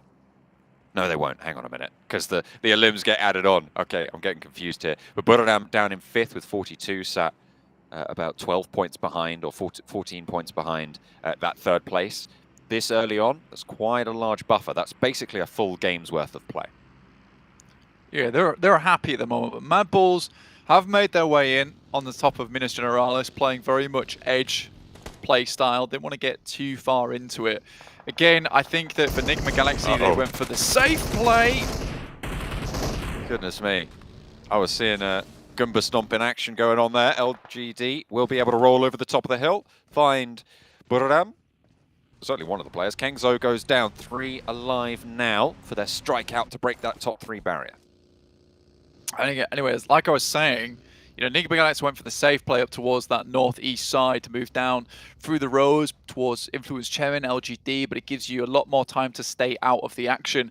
Mad Balls instead taking the approach of a very open ground, and again, already taking a knock there from R8, just, it shows how exposed that position, that ingress is. So they will group restabilize and try and make something out of this engagement, but losing another there, goodness me. Pressure from 4 rivals. You've got Aegon I8 as well, right around the corner. Nade in. Volky backed off. Low. Scribe rezzed right now, getting rezzed. They don't want to go for this push. For last player, you don't want to be running into 3 or even 2 those sight lines with Trisme out the hill as well. You've got to be very, very worried now, especially when the door next to you gets blown off its hinges. And the nade blows you up as well. Will fall down. 14th place for 4 rivals. They had a good start, but it feels like they're trailing a little bit. Yeah, it's slowly falling off. All right, Bandar does go down now. Prestige all on his lonesome. Zerich looking to battle off against this. Only 2 players up and standing, looking to bring Skills back into the fold as R8 has moved back together as a unit, started this engagement as just 2 players as Mad Balls moved in, but a very nice nade to open this one up meant that Mad Balls went down to just the 3. This could be a good nade from Monkey. He's insane when it comes to nades. Perfectly placed there, right over the wall. Bandar res down again. 7 Prestige. SK turn up the top as well for R8. They're playing as this 3-man unit lining up on the wall for Monkey to try and get that spray angle. SK not moving around to try and suppress it as well. Allows Zerich to fall out the door. Will be able to find that forward knock. 2 players down now for R8, but 2 down for Mad Balls in response. SK now into the fight, but super low. 2 players for Mad Balls down, leaving Monkey alone. Doesn't have any nades to lob on through because that could have been devastating. Looking for the reses instead. Nades now coming out from SK Turn around the side of the building. Puts it down the wall line, and that's pretty good, but it's behind the pillar. Only finds 1, but that res is going to be really risky. I don't think you're going to want to go for it. SK Turn with another nade on the inside. Finds the second flush, and that's the third. Coming in for Prestige to find Monkey.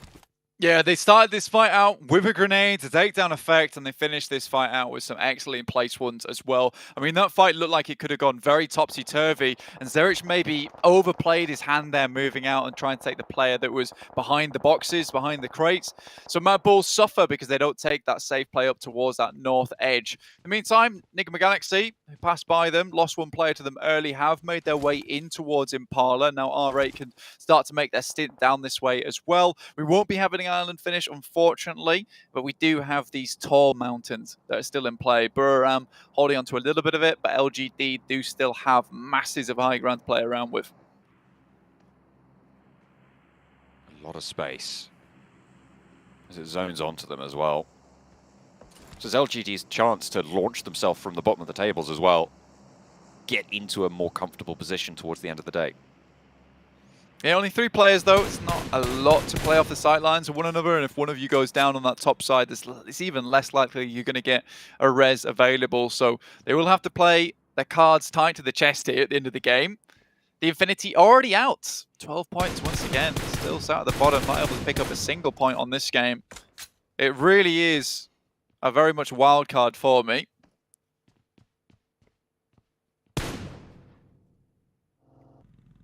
Bandar hiding behind the crate. A shot backs him off, but has got a vehicle, getting shot out in the meantime. Smoke is there. I think he's thinking about getting in. Takes a bullet for it. Repositions, tries to hide the wheels, but don't think you're getting away from here without... Has 5 of them. And fully level 3, so potentially looking to raz it on up. No, the buggy comes in for the rescue. They get in, and they're going to bug straight out. Max over here, taking shots from Buriram. This is what the high ground affords you. Gives you a lot of positions to be able to just take shots down towards any players that are out in the open. And look how much ground this one singular spot covers. There is potential to take shots back up towards him. Very hard to shimmy back out of the way, but that's why you angle yourself like this, so you can just turn, turret. It gives you a lot of cover. So well played there to Buriram to set all this up. Give them a lot of position to play in. Again, this is very influenced Chemin-like, though. You can't see them right now, but you might just be able to catch a quick glimpse of them up on the top right of your screen. They are the pinky purple team, I guess. Pinky Magenta, red, pinky mauve. red. Let's say pink. Yeah, let's say magenta. I don't Yeah, even know. the. I don't think it's magenta. I have no idea. Maybe not. Anyway. You know what I'm saying? They're very top right team. But this is very influenced Chemin of them because they will play on this edge of the map for a very long time and just remain safe. And as for, especially with the amount of players that can be breaking against one another on this map and the amount of times, 2 boxing rings will be set up and they'll go at it. Influence Chemin just looking to keep 4 members alive as long as possible and then pick up the pieces at the end of the game. Next circle will be dictating a lot of the pace of the next. And it zones again onto the hill. LGD with that big chance. Buriram as well. With the high ground suppression onto all of these teams in Impala. Luckily, they don't have to leave it just yet. So they have a little bit more time to play around with. Influence Chemin sitting pretty. And unlike a lot of our other circles, at this point in time, with these next few circles centering up more and more with a lot more space within them, it is very unlikely that Buram or LGD will have to leave this position too early. So getting up here nice, very, very quickly at the beginning of the game gives them a huge amount of control going forward. I think both teams will be very sad that they lost a player at the start and down to 3 each, because this could have been a much more dominant game if they're able to hold on to 4. It is unfortunate, but sometimes that's just the way the cookie crumbles. Buram on the western side of it also going to be able to hold out. Similar situation for them, 3 players. Titan Southwest making their push in straight past Team Queso. Reyes will find the knock, and the spray down will be coming in from Papi Patro. Spray over towards Puncher, but he's back over that ridge line. They turn around on the rotate. And Titan stay up with 2, losing a player earlier as well. Leaves them at 2 alive. Yeah, Titan's still been quite strong, but losing a little bit of their oomph here towards the end of the day. I can't say they haven't still played very well, though. And I mean, at this point in the stage of tournaments at this end of the year, where you're having so many fantastic teams joining you, it is unlikely you can be dominant every single match. So you just pick up the points where you can. Influence Chevron, on the other hand, have a very, very good consistent streak here today at 61 points with 4 players alive as well. One of the only teams with 4 players alive in the top bracket of contenders. Buram 42 points with 3. Nick McAllis with 56 with only 2 players. And Titans obviously tied with 56 down to 2 players. So right now, Influence Chemina themselves up to kind of get themselves apart from that pack and start being the leader, the sprinters. Well, I mean, when you add on the eliminations, though, that Titan have got this game, it's 61 to 60 right now in that second place. So it is really quite.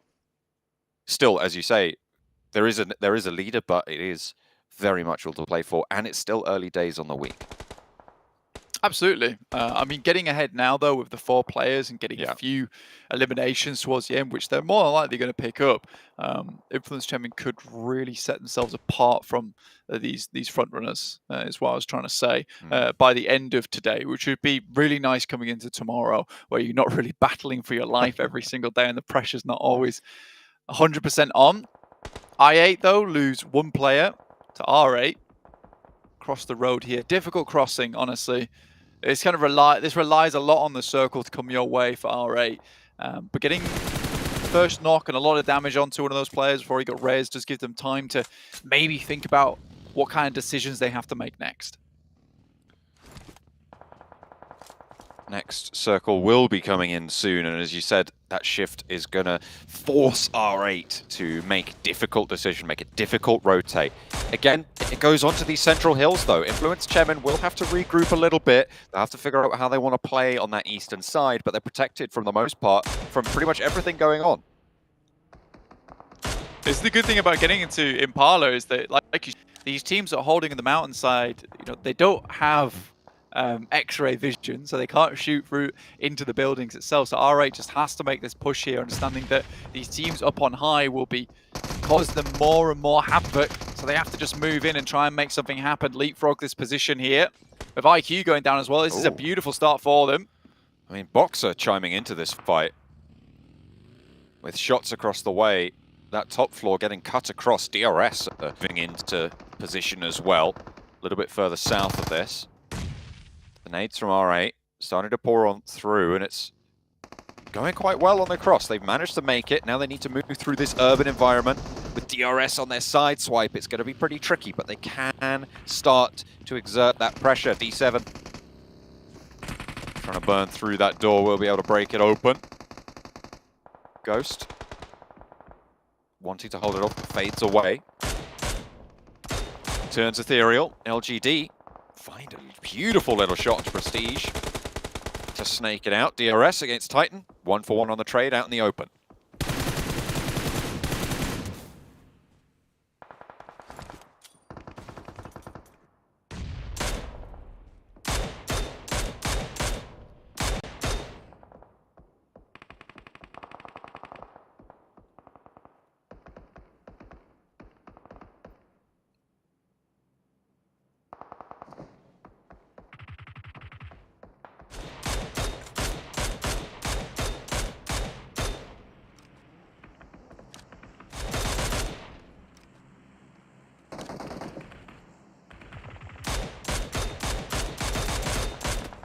Yanti. I'll be backed off, Sky only. Not going to get the knocks just yet. Takes a little lick of damage in response as well. Ooh, very, very low. Getting knocked on that ridgeline is super dangerous. It pops your back up just that little bit, and if you're too far forwards, that's an easy flush. Yeah, with the 3 players they're rocking with, like, it's unlikely that you're gonna see them be able to get a res off if one of the players on the off angle, specifically my name, goes down. That's it essentially. Box taking a fair few players from R8, SK on 4 into LGD, so they have a lot of eyes on them currently, Jump. Ooh, luckily able to land that final shot, which should allow the res for Tiger. For Buriram to keep 3 of them alive. DRS, though, can use that opportunity to move through or skate underneath and around. These hills proving to be brutal. Pop about to come through for the circle. He is here. Still just watching out. I mean, when we get to that final circle, though, if you're on the top of this mountain and someone can get underneath, then you do have a problematic turn of events where you will have to come down, and dropping off that mountain without a vehicle is very difficult. And I'm not sure if LGD or Buriram have set up that beforehand. Box still trying to eliminate as many sightlines as possible from LGD. CCC has been an absolute powerhouse on this top side with some very nutty shots. Circle did come through very, very central. And again, it's right on towards Buriram. It's right on towards LGD on their side of the mountain. An Influence Gem, and they've just been chilling on the east side, but now they're going to have to make that decision. Do they push in and try and take LGD's position, or do they try and hide it out yet again? Titan taking the shack. Team Case are unable to get close with oversight coming through from Buriram at the moment. A little bit rough. Now Influence Chairman looking to start making their way into the circle.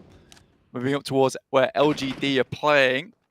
Because they have to watch both angles from Box as well as Influence Chairman, their attention is slightly split. When the 3 players are able to hold as a 2-2 with a refrag potential on either side.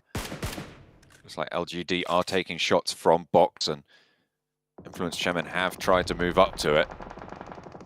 Look at that high ground aggression. Box cannot see Influence Chairman, and LGD could be caught in that pincer there. Buriram holding off the players trying to move in from the southeast side. Team Queso, LGD take a knock actually coming in from Team Queso, who are on the backside of that hill.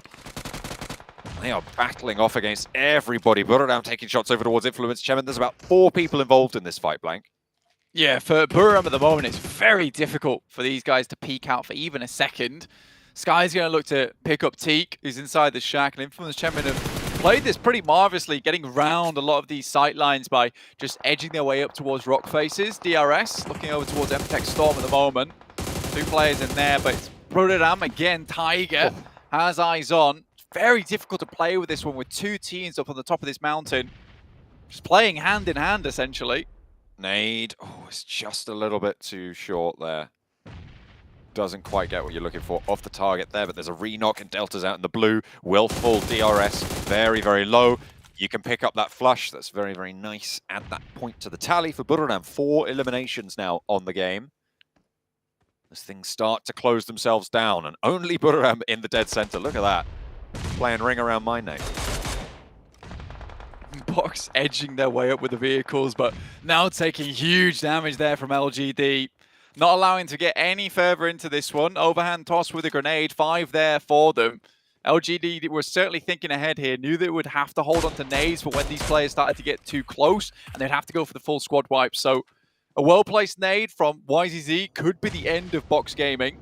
Oh, wasn't quite long enough there. Unfortunately bounced, but if Box pushed too far, that might bobble in. 1 knock is good. Looks for a second as well over the ridgeline. Takes a little bit of damage. Half HP, has first aid. Will be looking to pop 1. 1 HE left in the pocket. 3 on the back for Suki as well. Scry rolls up with the party bus, keeping Box with some cover on their side as well. That's going to allow Trismay to get back up as Scry can cower behind it as the nades continue to roll through. Bensu allowed to cross because the nade was in hand. Knocked, but makes it. Stays alive, and Box can keep themselves up at 4. There's threats from the other side, though, as Influence Chemin are there. So are Buriram, as YZ steps up for the spray over towards Tiger. Gets a lot of damage, but forced to back off and go for the reload. More worried about Box. Doesn't have have any more nades left in the back pocket. Spots Trisme, spots Bensu. Bensu the one to go down, and Box at 3 active. And they lock them against the cliff face here, so there's no way that they can start to challenge out against LGD. And Burham at the moment, Tiger was so unsure where he was getting shot from, so LGD really haven't shown their hands on this side of the map for a long, long while. I think that's nades coming from Influence Chemin at the moment. Scry trying to keep Enigma Galaxy at bay. It will be slightly difficult, but finds at least one. Lord down and flushed. Drop shot for a second, not good. Scry will fall, and now free standing tall for Enigma Galaxy. LGD from the top will be looking down on this fight. Box only have one player left. It's Break playing on the outside, not under the sight lines of LGD right now. Tiger, challenge out yet again, getting sprayed and peppered and forced back off the angle once more. Influence Chemin struggling on that eastern side in the meantime, as LGD drop down to try and play together. It's my name to close out Team Queso. Yeah, 2 knocks on Influence Chemin at the moment. And they thought this game would not be lasting this long or be able to allow LGD so much control this entire time. Trying to get players back up on their feet, but it is unlikely. MTech Tarman will go down as well. And currently LGD on a bit of a streak here. This is the final zone closing. Blank, we've got 7 teams. This is crazy. The amount of cover that this mountain has been affording is incredible. Buradam, LGD reaping those rewards. Buradam really with the dominant position though. It's all about being central for this next one. It looks like LGD took that initiative. I mean, this is going to be going all the way to the limit here, John. Trisme spotted. Last player from Box down to 6 teams. Only 10 players. 5 teams now. 2 per team. Shots Crazy over towards stuff. Freak. Will take down another. 4 teams remain now. They're falling fast. It is the final zone after all. Influence Chemin step up, rebuffed immediately. YZ with the close range engagement goes well. Kayovsky falls. The second to go for Influence Chemin, and only 1 player now remains for them.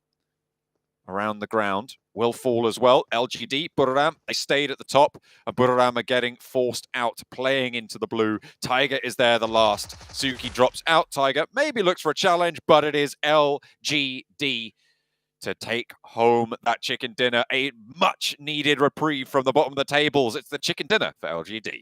Honestly, a really difficult game there for LGD, and managing to make that one happen is quite astonishingly impressive, because they had to hold out as just 3 players. Not only Box, they were holding at R8 and I8, and then also keeping Influence Chemin at bay, who always had their eyes on dismounting the guys from LGD throughout that entire game. And, you know, Max definitely said I'm not going to joke around now because it is quite serious, but Max was always saying, you know, when they're on Miramar, they do have a really, really good set of moves around them. And I think when it comes to that long-range engagements, they are quite strong when it comes to it. So, you know, Max was definitely on the money there. But again, you're right, John. This was a much-needed game for LGD. To give them some chance at staying in that middle pack and even top if they're able to put up more performances like it as well in future Miramars, in every other map as well. Refresh, reset, go for the next game and try and put that power on in. What a way to close out the first day there. Really solid.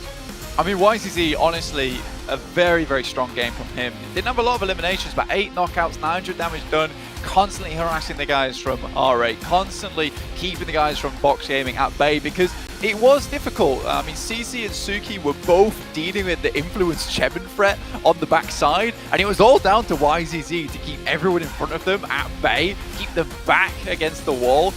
So honestly, a very, very good job from him. And I think when it came down to it, was he had to request support with Box, but also when it was absolutely necessary, and allowed those 2 players to keep Influence Chemin down the mountain as long as possible, which 100% led to their win there. Look at that. Buradam, no smokes used in that game. Like, that's kind of crazy. They lost a player early, obviously, that 11-minute 40 mark, but no smokes. They just used the cover of the ground.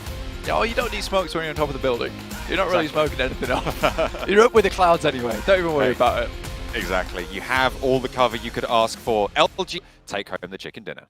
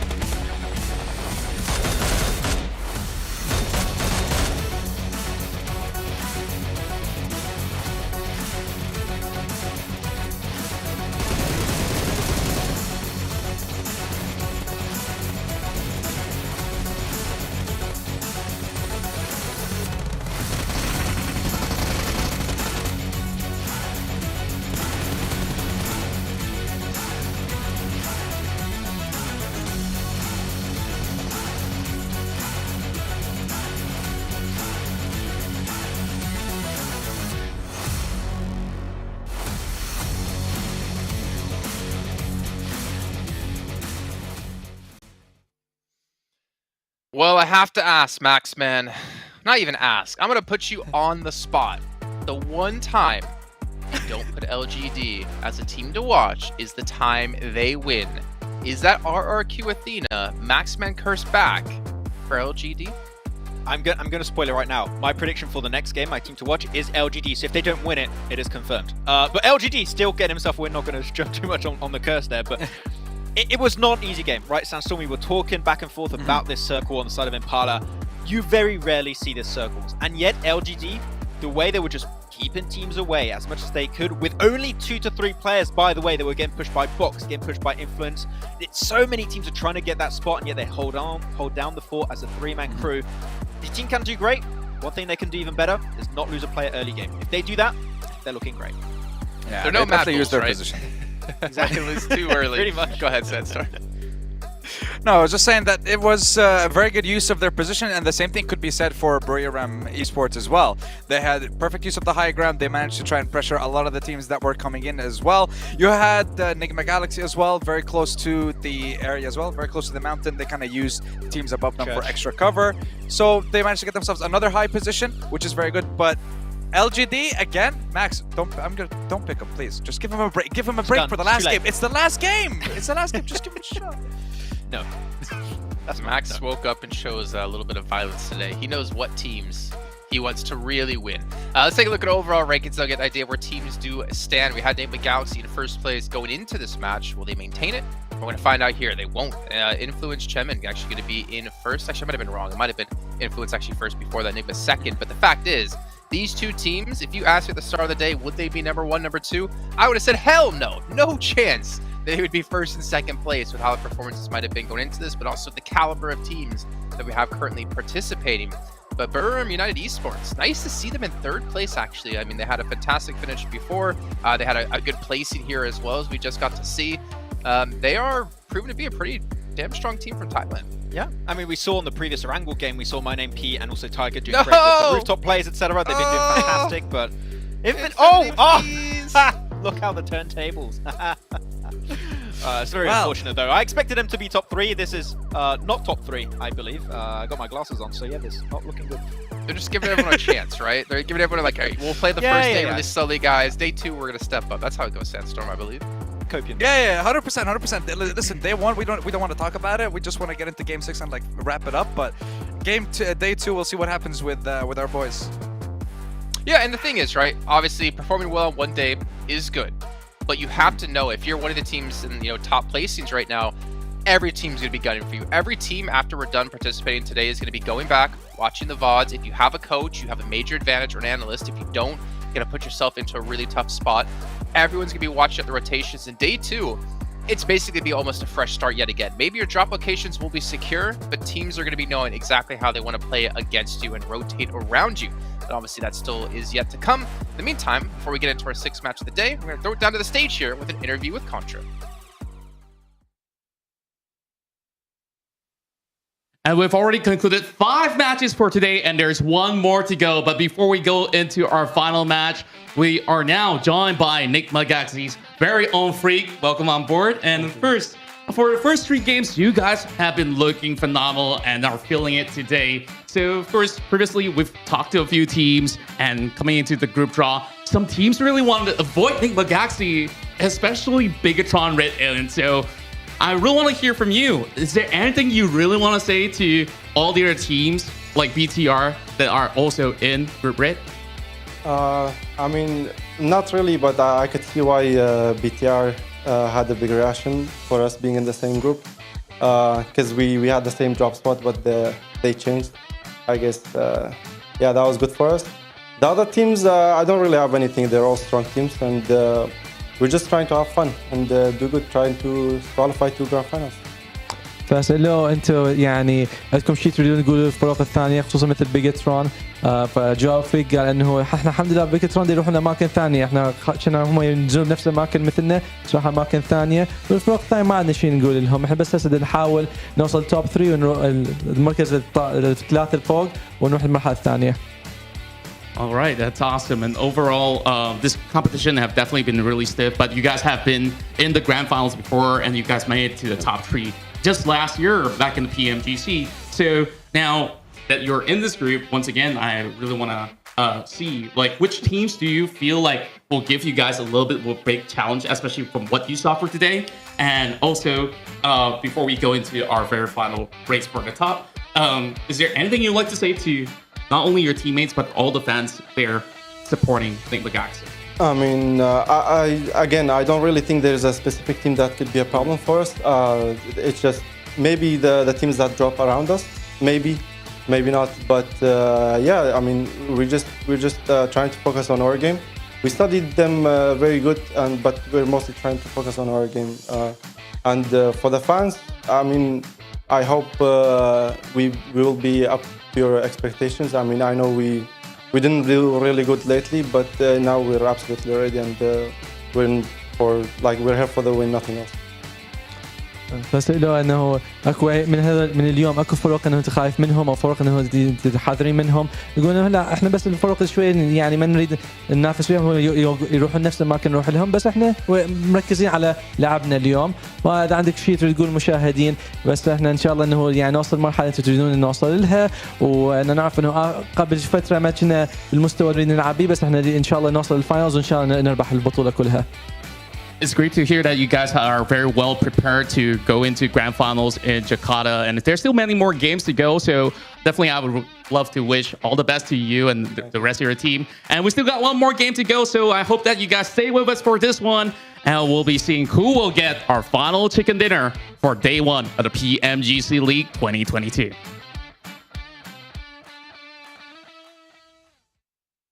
Well, great to hear Freaks say they're not worried about any other teams, especially any ones that drop around them. And to be fair, the results have been kind of proving that. They're not really afraid to fight anyone, and they're in second place overall. So if we stopped right now, they would be into the finals, kicking off in January. But gentlemen, we're about to head into our final match, and it will be on Erangel once again. We just saw Mad Bulls previously win this match with just 2 players left alive, though. I don't think it's going to be a Mad Bulls win yet again. I don't think we're really going to see any double chicken dinners for any team. I almost want to say on any day, but who knows?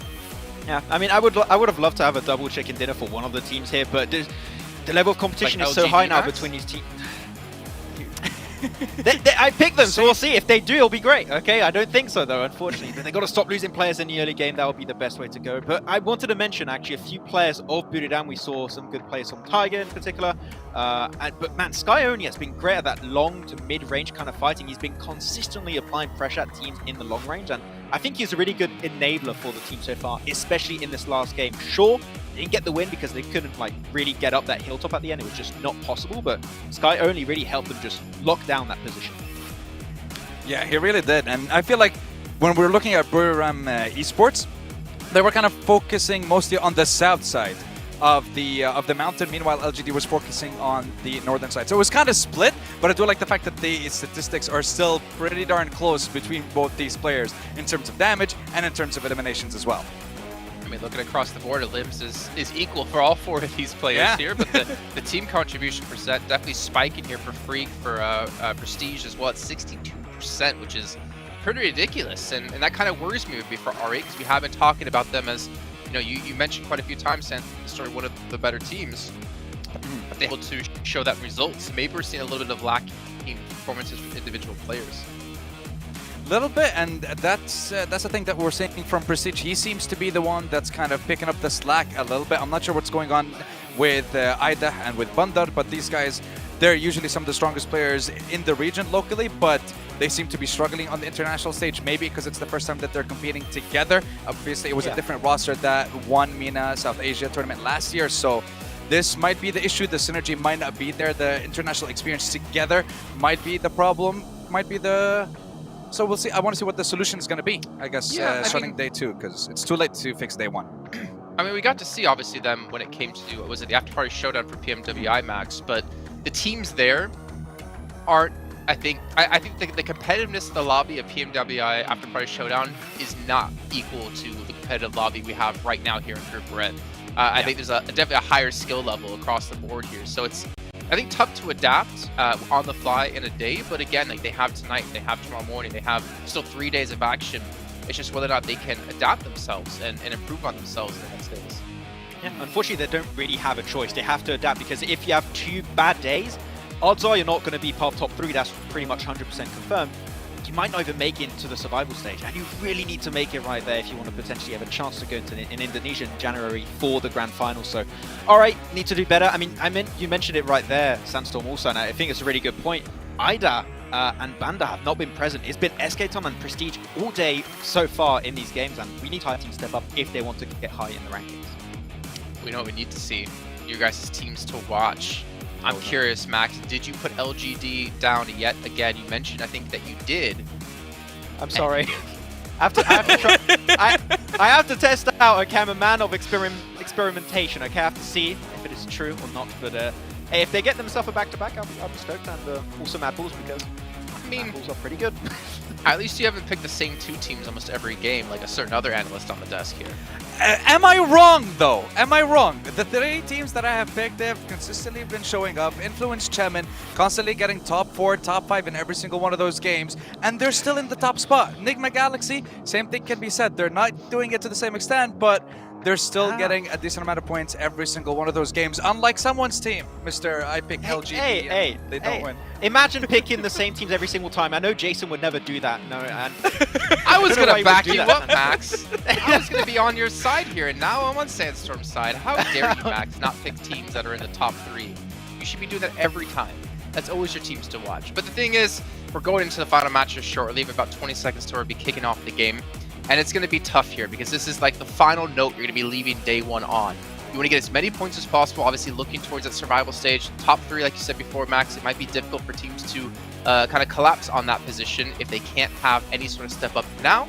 But there's every opportunity to do so. So we're going to throw it back to our commentators here to kick off our final match here of day 1, the PMGC Red Group Stage. Game left to go, Blank. We are ready for it. Or back over to Erangel to close us out where we started. Another dose of the good old green. We are going to be seeing just who can close out with the strongest performance. We're now seeing a top 4 bracket start to form. A lot of teams at the top now who are kind of vying for this position, which is great to see. I mean, I'm definitely interested to see if anyone else can start to jump their way back up again. LGD's already had that singular performance, which was so very important to them as well on day 1. You do not want to be left out in the cold towards those bottom 5 teams, especially when all of them were getting so limited amount of points. The Infinity is in a real struggle bus at the moment. They need to really pick some things apart in terms of their gameplay for tomorrow and try and fix some stuff, because they're certainly not a team that should be down here towards those part of the rankings. Like you said, this is not even the difficult group either, right? So yeah, not enjoyable right now for some of these teams, but for the likes of Nigma Galaxy, if it was Chemin, they are looking to themselves towards that top side. It will be just a few more moments towards the games. Don't worry, you know, all the players are seated, comfortable, ready to go. We want this last game the most magical time, but we'll get there eventually, don't you worry. I'm sure we will. We're just getting it all set up. With only the 1 game left to go, though, it's all about clambering out of those bottom spots, really, for a lot of those teams, right? Bottom 5, not where you want to be. Top 3, very cool. That's going to get you all the way into all the way into those grand finals. I mean, you talked about that earlier, and that top 4 bracket currently looking good to try and take that. Of the 24 matches that we're going to be seeing over the next couple of days for this group, they have only just about broken into that first quarter of them. So being in the top 4 at this stage, it's good, but it's by no means the be-all, end-all. Yeah, I mean, for Buderam in particular as well, I mean, this is an impressive team on their lonesome. Like a 3rd place on with 64 points. Very, very well done to them with 28 elimination points, which is quite good, which is evened out by their 36th place with points as well. But I think the most interesting thing about this team is just their rise and their performance, right? And so you look at them in the entirety of 2022, right? Like their first tournament, PMPL-wise, Thailand, obviously spring 2022, they got a 14th place in that one. And then they have played a load of third-party tournaments since then, getting third, fourth, and they come into the Southeast Asia Championship of fall after doing a lot of practice. You've got to say this team has been putting in the work behind the scenes. They come out with a second place, which is really good to see. I like personally watching a team that is able to put in the work outside, behind the scenes, to make sure that they're ready for a tournament like this. And here they are, now performing to a very, very high standard. It's good to see that step up, and you need to be making those steps. If you want to frag out with the best of them, of course, it's PMGC, it's time to do so. And this is only one of the groups that we've got on offer, right? So if we're seeing this sort of step up come through here, I'm really excited for the other groups as well that have still yet to come, with green and yellow. Obviously, people are talking about Group Green as this massive powerhouse of a group that seems to be stacked full of some of the toughest challenges coming into this tournament. For sure. I mean, when we get round to it, it'll be extremely enjoyable to watch, and I'll certainly be there watching from the audience as well to make sure I keep up to date with all these incredible teams that are coming in, these powerhouses. But there are just a lot of teams here currently in Group Red that can some massive performances. You know, S2G is probably an outlier here in 12th place. Currently, this is a team that, you know, is in that position where they will get knocked out of PMGC if they keep playing to this performance. I mean, we were saying halfway through the day, was it, John? You know, they were 22 points and BTR was 21 points. They were similar positions, but this gung-ho playstyle where there is kind of almost a lack of regard for rotations or making sure that they are scouting enough has led to this type of performance. And that team, BTR, who was 21 points behind to their 22, now currently set in 5th place with 44 points. It is strange how far S2G has fallen today. I mean, you look at their spread as well, 17 eliminations, 8 placement points. On their 25 total, it really is indicative of exactly what you're talking about there, right? They are taking fights, they're losing a little bit of power, they're not carrying momentum through to those late games, but they are getting a couple of points every game. It might not be enough though. 12th place is that bubble, remember, where you are fully eliminated from PMGC entirely, so you do need to be putting up better numbers than that. I sat right next to teams like Box Gaming, who 18 eliminations, 6 placement points coming through. It's not the best format for those players towards the bottom of the tables, but there is plenty of time to step up. That's what we're going to be looking forward to from S2G, hopefully from Box as well. Everybody else in that elimination bracket in the final Erangel of the day. On match 6 here, so obviously we do have 3 more days to go after this one. But again, this is where we close things out for now. They'll return to join us again tomorrow after this match. But according to where after this one has finished, as I'm sure we'll have some exciting things to show before the end of the day, before you guys can go chill out and do whatever it is you do other than watching PUBG Mobile. Maybe you want to go watch some more PUBG Mobile, so head all over to PUBG Mobile Esports YouTube channel and pick it all up there. At the moment, though, shooting range, we're heading down from Zaki to Nova Noya. This is, again, another pretty kind playing path. Most of these players are able to get to where they would like to go. LGD dropping out nice and early over towards Crate, South George. A little bit change of pace for them, but this will be fine. Again, coming off the back of the win, a lot of these teams do require a bit of momentum to get going. Mad Bulls, I didn't really like what happened last game. I felt like they took a route in towards the circle, which was going to be rife with engagements and aggressive nature, and also defended areas of the map. So I think for Mad Bulls, it might just be a case of rethinking about going back to that safe play style in the early game. Playing path splitting out now. Circle drops to the mainland on the northwest side. Not going down south to military this time around again. Box dropping south on the yellows on the coast. And they will be chilling for the time being. No one really too close by. Not at the moment. For Box, this is one of the first times I'm able to drop it and not have too much harassment going on. Mad Bulls have pretty much had to change their drop spot every single time here on Erangel. constantly finding problems around the map. So this time around, they're a little bit further off towards our eastern side of Rozhok, have a bit of a split going still, which is what they were heading for last game. Again, this could just be scouting early on in the tournament.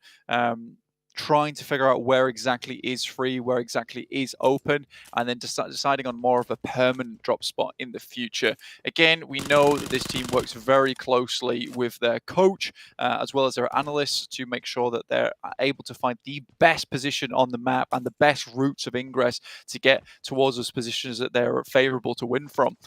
So I think there's going to have to be a lot of rethinking going on at the moment for this.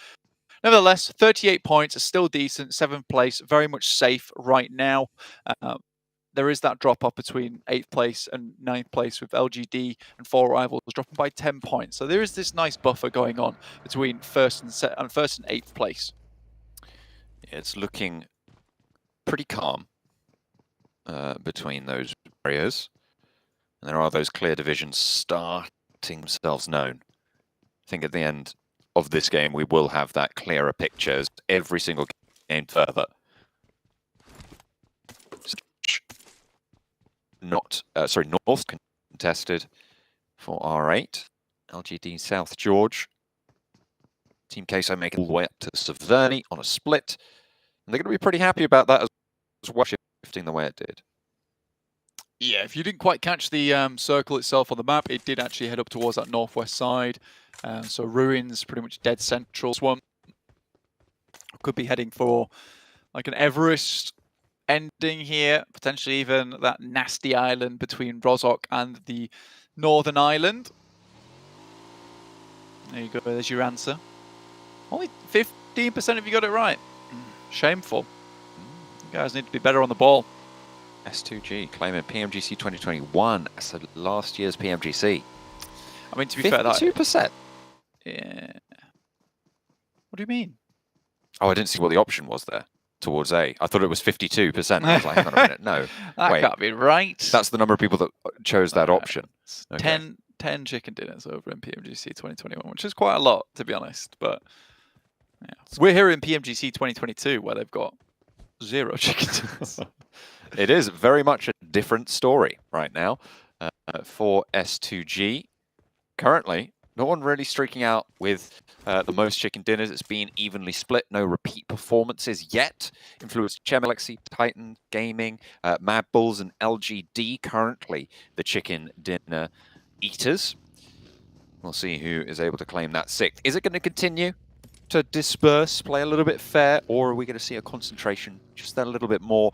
At the moment, it seems like most of these teams are playing, especially the teams at the top, are playing consistently and making intelligent decisions rather than going for winning plays necessarily all the time. They're just going for those points. Yeah, I mean, you play a LAN event like this, there is nerves that add into the equation as well. You comfort at home anymore. So for some players, it might just be nerves getting into this kind of environment. You know, it's the biggest tournament of the year as well. It might require a day for those nerves to calm, to settle, before you can start playing to your utmost capability. Again, that is one of those things that is not unlikely to happen, but it might not be the main reason. We'll see again tomorrow what happens, because I think if you can't quite get things right tomorrow, that's where you start to have to really worry quite a bit, because you only then have 2 days to rectify any mistakes that you might have made over those last 2 days. And with the way, you know, we're seeing the point split happen currently, it could be quite difficult to climb back up. Again, we do have a lot of leeway at the moment, with the 1st through 3rd place getting an instant invite to those grand finals of PMGC, and then 4th through 11th getting through to the survival stage. There is still a lot of capability for so much movement towards the bottom of the table to sneak your way into that survival stage. Definitely on the minds of everyone. Not currently in that top bracket. MTech playing a little bit reserved here on the north side of Gatka. Not striking out just yet, not going for a bold push out to a separate compound, just keeping that info coming in. And you don't need to do anything other than that if you're in this central situation. There's a lot of the north side of the river, though, still in the circle, so a difficult shift could prove to be troublesome if you haven't got a north outpost. I think for a lot of these teams, setting themselves up on the banks, on the coasts, on the bankings of this river throughout the north side of the map is most likely going to be the smartest maneuver, which is what you can see a lot of these teams doing, as you mentioned, John. You need to be able to cover all your bases, and if it does require you to move up towards that northern side, you better be ready to cross that bridge and not get taken down by some players that may be gatekeeping one of the Harry Potter towers on that northern edge, which is a little bit more difficult. R8, obviously, Team Queso, as well as Influence Chemin, all having a very good time of it at the moment if that should happen.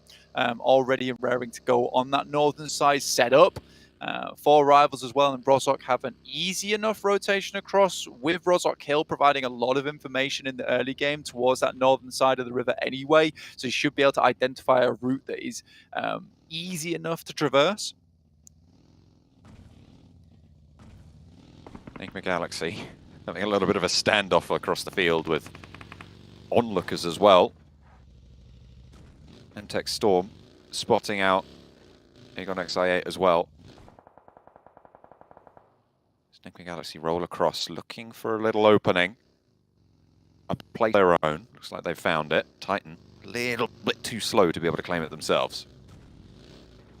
I mean, it's quite odd for MTech Storm as well, because this is a team that I feel like I've not seen a lot out of, yet they are currently in position to go through to towards the survival stage. Very central circle, I would say, including that water on the western side, heading down towards the south side of that northern island. So happy days where a lot of teams are already here.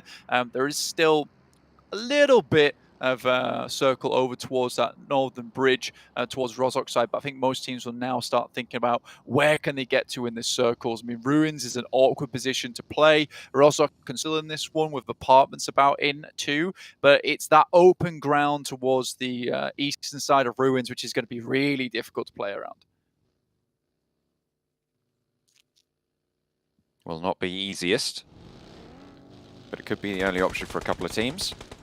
LGD sprayed on towards by Ayala from Team Queso there. A side of Ruins, just near that river crossing, the foothills of Everest. Team Queso trying to make their way across. They've already lost a player on that crossing. R8 are in the mix of it as well. Looks like they want to head further south, go deeper into Ruins. This is fairly central of an area, is Ruins anyway, so getting here and being able to pick up some high ground would be nice for you, be able to hold out some of these teams up towards that northwest edge too, John. Again, a lot of teams not really wanting to head towards that open ground towards Headshot Hills. Horrible positions to play in if you get caught out there with no recourse, no hope of escaping.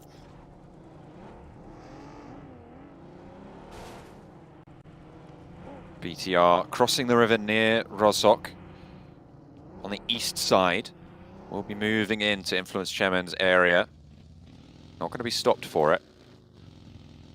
No roadblock established. The position will be taken up on the east side of Rozhok. Teams really mostly moving south now off the back of this previous circle. Team Queso getting rolled down just a little bit. Bandar on the replay there. This is how Team Queso lost Reyes earlier on their river crossing on that northwest side. Right, well, you're not Tarzan, so you don't want to be swinging from the trees. But quickly gets back in the buggy and back on his way. Does take a bit of damage, though. For Team like S2G... Yeah, sorry. I apologise. Wrong name. No, George... Is it? Better movie. Mean, they both do swing from vines. Yeah, better movie though, really, let's be honest. What, George of the Jungle? Oh yeah, of course. S2G though, managed to make their way down from the north side of Ruins into a fairly decent spot. It is quite central though, and we know S2G, if they start breaking out, taking too many fights, it might be a case that this is a team that goes down rather early. In the meantime, Mad Bulls are able to get ahead of 4 rivals this time with that circle heading down towards the southwest as well. That's going to be completely in the favor of Mad Bulls. This is towards Pachinki though, but with this circle over towards that western side, you're more than likely going to see just a few of these compounds from Pachinki still being in. I8 currently holding their position down towards that southwest side on the edges of the field towards those compounds.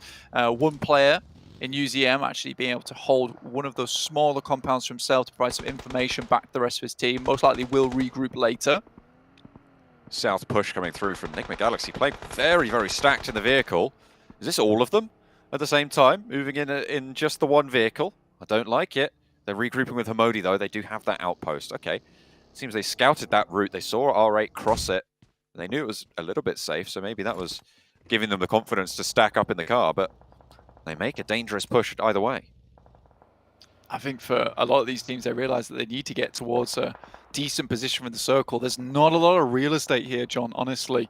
There's some of these compounds on the outer edges of Pachinki that are available to play, but again, the entirety of the western side, like right on the edge area, it is mostly fielded. And you have these hills down towards the south end of Pachinki that you might be able to play in, but other than that, this is quite the awkward zone to be messing around with at the moment. Spray over from R8. Four rivals give them the broadside on the roll-up as well. Pamburu caught unawares, certainly be aware of it now, goes down. Enigma Galaxy here as well on the other side of the warehouse. Both teams are actually feeling the brunt of it. S2G getting lit up in the field as well. R8 somehow going to be the snake who slivers on through the net there, bringing down a hefty chunk of four rivals out in the open. Does S2G struggle on that north side too? I mean, S2G lose a player as they try and provide an anchor point for the rest of the team in Silas, but luckily there is a little bit of redemption, a little bit of retaliation coming through from the rest of the team from Hamzy G, but Iram going up against LGD at the moment, currently just running them through. And will not stop there. Suki doesn't even go down, and LGD are all four alive. They could start that heal fast and get on the bike. As Buradam fall on the southwest side, their last entry. One of the teams in the top bracket, drawn short here, 15th place, no eliminations, no points. Yeah, I mean, for LGD, though, this gives a lot of room to play with now. Box will be in front of them in a compound towards that southwestern edge. Absolutely fine, though. They can play around with this. It still works, and it gives them more time to actually get themselves into a position that they feel comfortable with. I think with these next couple of shifts now being less egregious and the shrinks becoming smaller and smaller, LGD could play this position for quite some time. They have got that edge capability there. Nade over the top, over towards R8, sees them all go down. S2G picking up a whole host of points. A clutch on the nade. 3 eliminations now, and S2G wipe out quite a big area on the north side of the road for themselves. Exactly, but that's their one fight. It's their one good fight, and then from here, it's how much more can they take? Because I think they do start to just break out a bit too much, John. You know, poking a little too many teams, rubbing them the wrong way, make a lot of enemies quite quickly, and then S2G tend to fall because of the amount of eyes staring at them. Titans, though, over towards that church position, over towards Pachinki, giving them a lot of oversight for the time being. Haven't lost too many members either. This is a team that would love to get back up towards one of those podium positions with Buriram out very early on in this game. This does give a great chance for Titans to now pick up some points and put themselves back in the big three.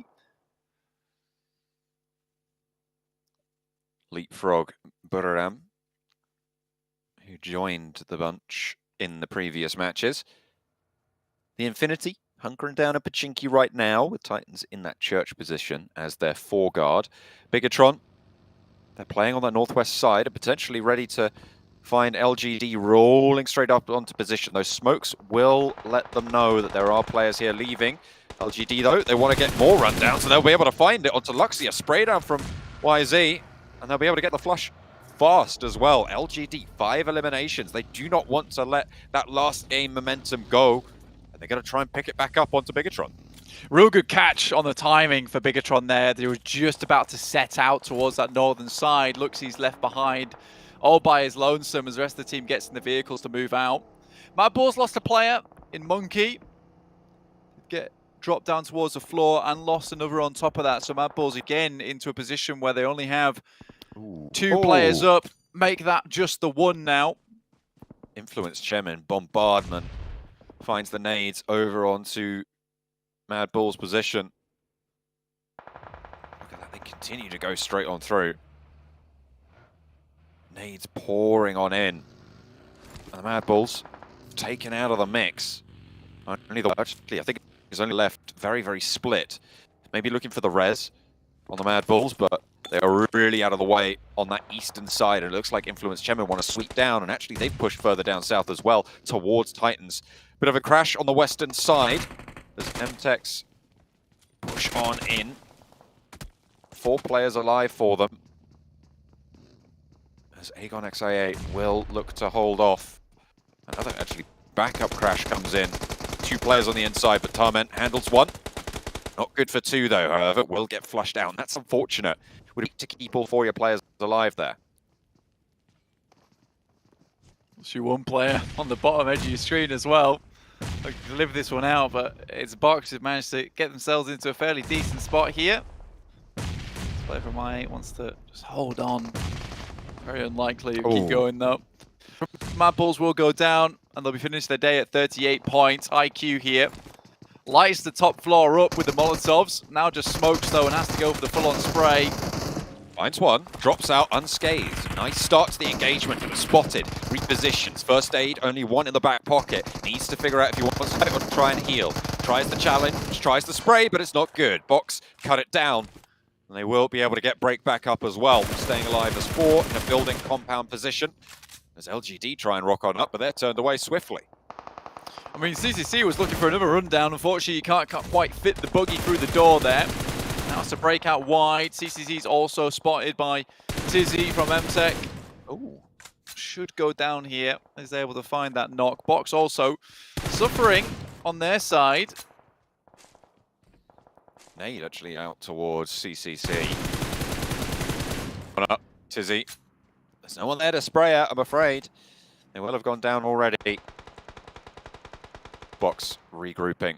Infinity in the meantime challenging with DRS, moving through already, finding the first. Delta the next to bear the brunt, with rules up top to lay down some covering suppressive bombardment from those nades. Delta banks the nade incorrectly there, unfortunately. Strafes back into the rocket, doesn't quite find the arc on it. Don't quite land over towards the Infinity, but Mela going down, leaves Logan and Nuzi to challenge up the hill. They're getting continually pressured by this blue zone as well. Team Queso, in the meantime, full. Pretty uneventful game for some of just falling with little to no eliminations found. Bucks have found that elimination with an insane compound. They're able to take off the hands of IA, albeit only being 1 player that was left inside that building. Played from this spot very strongly though, with it being extremely central and has eyes on towards a lot on the outside. That final zone, Bombing should have a really good shout into this game. S2G out for eliminate. Influence Chevin coming in from that northeastern side. Really to this lobby today. Certainly have. Nades. Killer has 1 in hand towards Infinity. A little bit left. Will not find too much, but Infinity are making that push up the open hillside. Can Rules find those shots, find those angles? They're putting nades back the way of DRS in the meantime on the southeast side to try and get a little bit of control over this hill that will give them a good launching point for the rest of the zone. But they have to dismount DRS if they want to be able to do it. Nuzi goes down first. That's a bad start for Infinity. Killer swings out with the Groza. Delta low but not has that first aid, can heal and regroup. 2 players remain for the Infinity.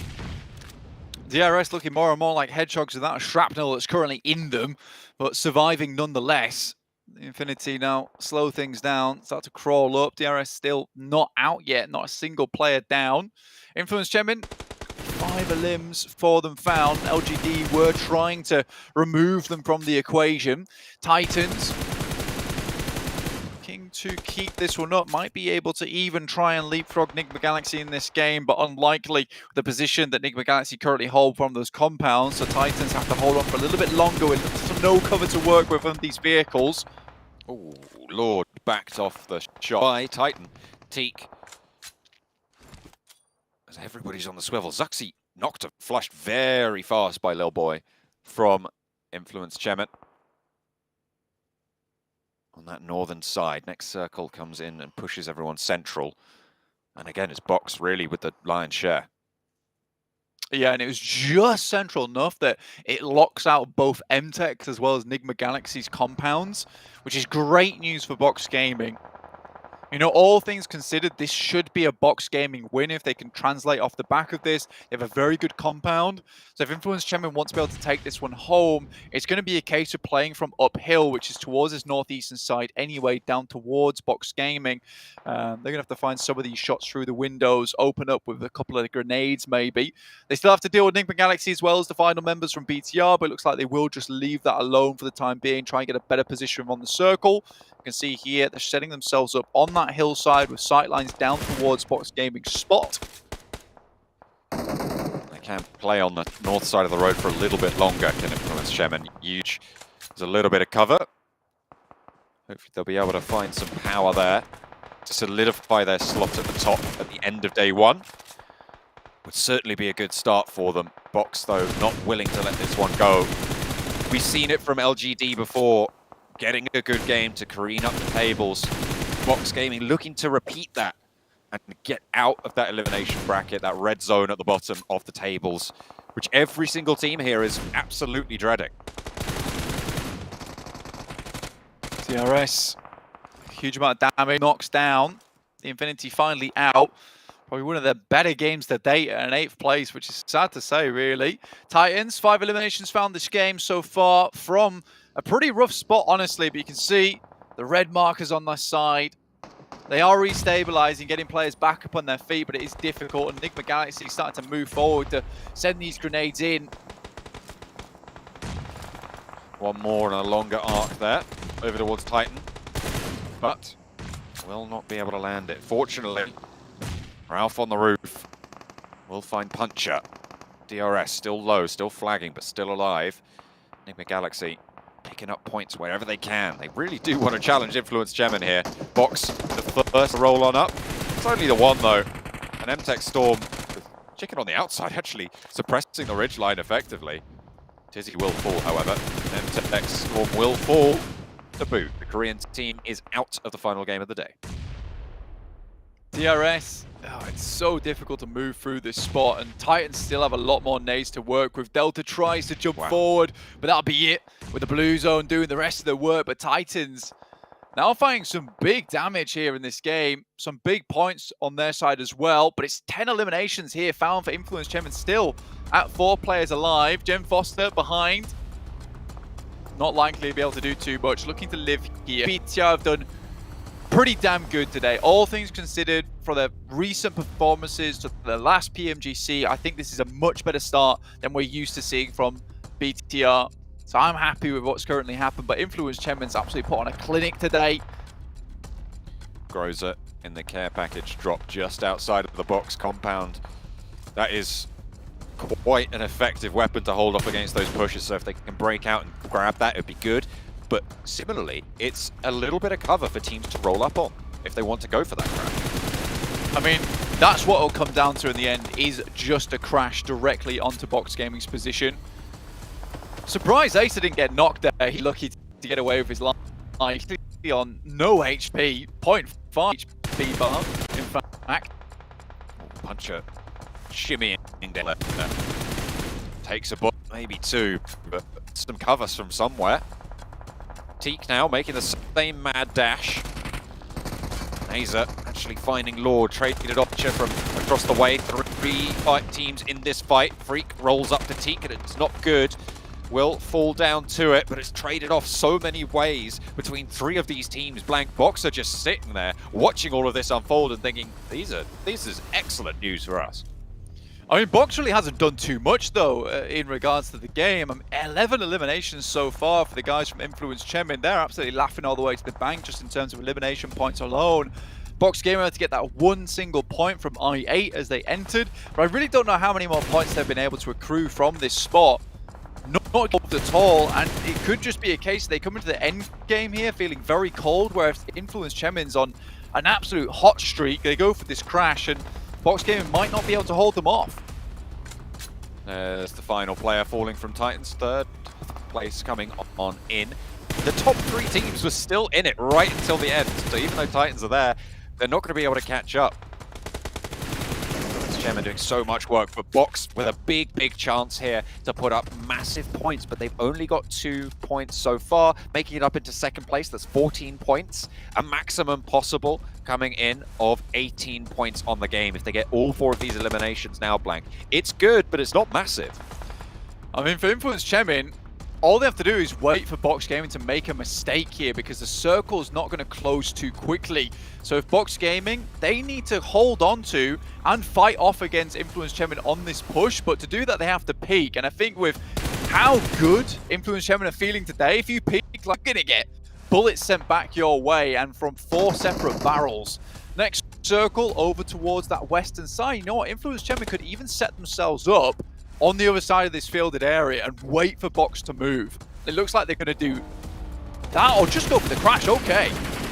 Going straight on in, 2 players on the swerve, cut across the lines, and actually both of them survive, miraculously somehow staying up. But Little Boy does go down as Break pops the nade out the window, flushed out fast. Break traded off, Federal knocked in the meantime. 2 players fall, Law and Koyovsky trying to make that cross as well, hitting the deck on the outside. They might be using this as a distraction to get the outside track on the next circle, but with Koyovsky falling, 3 players alive from Box. Can they get anything done? Law evens the numbers, but it's spotted, and that is Box holding it down for a chicken dinner at the end of the day. They jump on out of the red zone. No elimination bracket for them just yet, but there is still plenty more to come. But what a way to give yourself a little bit of momentum moving into day 2. That right there is the Box formation, but Influence Chemin, I think like they make a little bit of mistake there. Still, a huge amount of eliminations. It's a little mistake, I'll put it that way. A tiny little flaw in the otherwise perfect system.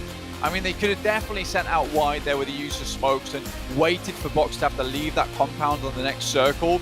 Again, you could get caught. I still think there was a chance there, and maybe they pulled the trigger a little bit too soon on that game. Either way, fantastic stuff from Box Gaming to identify the best position in this and then play out from it. I mean, they could have maybe got involved those other teams, but that might have exposed. They wanted to make sure they were up as 4 in the end game to protect themselves in that compound that they held for so long. Look at the numbers. I mean, it was a big pop-off dead team, right? And you said it before, they didn't really have a massive impact other than just holding players away from the building that they were occupying, really. 5 eliminations coming through from Trismay, 3 from Scry as well, but the damage numbers massive, but it was effective. Yeah. It was controlling that ground, as you say. I still think today has just been a one hell of a performance coming through from Influence Chemin. Look at the nade usage compared to anyone else in this game. 40 both for nades, 4 Molotovs. Incredible stuff coming out from these guys. 21 to 40 as well on the seconds from Influence Chemin. I mean, that final engagement did occur quickly. But what a day from Influence Chemin. A perfect combination of aggressive and pinpoint action from this team, opposed by the fact that they're quite patient and also very tactical in their movement. That is exactly what you want to see in a team at PMGC. Influence Chairman doing Brazil proud. They have had a pop-off day, but Box Gaming take the final chicken dinner.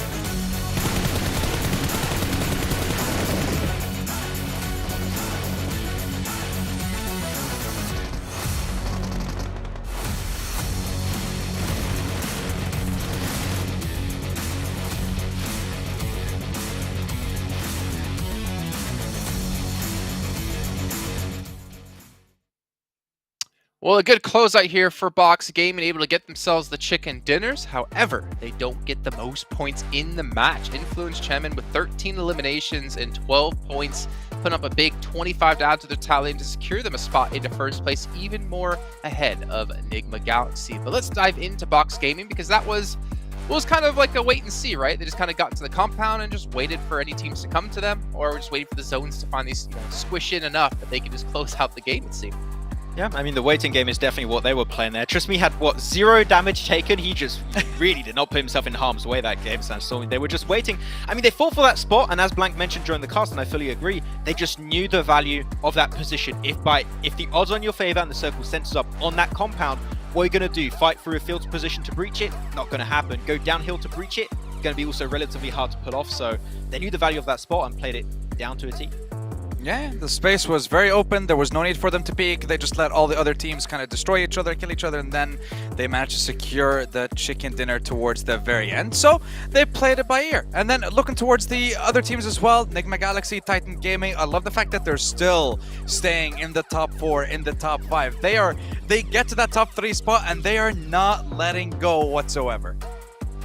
Here's our players over the course of the day, not just the last match here. Federal coming in top with eliminations and damage. 20 limbs, 3,400 damage. Not a bad start here, but you can see coming in from Titans, TQ with 6 assists here as well, helping his teammate get that chicken dinner earlier on today. Yeah, I mean, you're talking about Federal. You're talking about the MVP for the fall and spring split for Brazil for 2022. You also are talking about the MVP for the Americas Fall Championship, back-to-back championship as well when it comes to the Americas tournament. So definitely not surprised with this incredible performance that we're seeing from him. Well, here we go. Here's our overalls at the end of the first day. 97 points for Influence Chemin. That is a fantastic result here with 6 matches played and only 1 chicken dinner. But look at those eliminations to go with it. Them on 43, Titan second at 42. Those are some big elim days.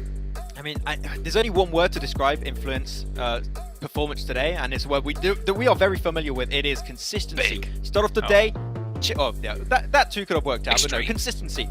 Extreme consistency. Chicken din on the first game, 4th place after that, 12th place, not too good, but then a 4th, a 3rd, and then a 2nd place right now. They've almost always been in that top 5 position. This team is looking great, and Sandstorm had my questions as how they could perform in a PMGC ecosystem, but I mean, so far I think they shut down a lot of the doubts in the world because they came out swinging in this game. Yeah, they really did. And this is one of the reasons why I decided to pick them as, well, one of the contenders for top 3 going into week 1 of the tournament. But I saw how strong they were in the Americas tournament. I saw how strong they were when it came to PMPL Brazil Season 1 and Season 2. The synergies there, the consistency's there, and my God, the strength is there. Well, looking at our kind of representatives, Max, I mean, we're seeing Mad Bulls currently going to be going to the survival stage if we stopped right now. But this is the first time I feel like we've seen Mad Bulls properly challenged, not able to rotate in the zones quickly enough to get towards the center or have a clean path. This is a Mad Bulls who have finally been pushed a little bit more difficultly, if that makes any sense. Pushed a little bit harder than we've seen in the past, and I find that kind of interesting because I want to see what kind of team they become. Can they adapt to this now going into day 2 and improve? Yeah, I have the impression when you're looking back on PMPL Western Europe and the European Championships, they were getting positions that were just not contested and they would just have free range to do pretty much anything they wanted, but here teams are just quicker than them. They're also potentially at some times smarter than them, and they're just like, we want to go there, but we just don't have the time to do so. The teams around us are so quick. They need to adapt, and one day didn't go well, but they need to adapt for tomorrow. Yeah, we know the coach they have behind them to help them improve. He's been really well known in other battlegrounds as well. But it's time to head to the stage, though, to actually have a quick chat here with our #1 ranked team at the end of day 1, Influence Chemin. And we have concluded all the 6 matches that we have here for our very first day of the 2022 PUBG Mobile Global Championship League. And here in Group Red, we finally found ourselves a team at the top of the leaderboard, and it's Influence Chemin. Of course, here with me is one of their players. Could you please introduce yourself? Então, poderia se introduzir a tua pessoa? Oi? Introduzir a sua pessoa, o nome. Meu nome, eu sou o federal da Influence Chemin, primeiro homem, faço o fragger do time. First thing we really want to ask you is that how does it feel to be the top team on the first match of the day, and now you guys managed to finish at #1. Do you have the confidence to maintain this first place result? Ele perguntou, tipo, como vocês estão na primeira classificação, como é o sentimento agora e, tipo, se tem a importância de ficar em primeiro. Sim, é muito importante para a gente ficar em primeiro. A gente vem trabalhando aí muito tempo para esse dia, né, para esse campeonato, que é o sonho de todos nós. Então, estamos dando nosso máximo e fico feliz por ter ficado no primeiro lugar no primeiro dia. So it's very important for them to be in the first place because they've been working hard for this, like for the whole tournament, and it's a pleasure to be in the first today.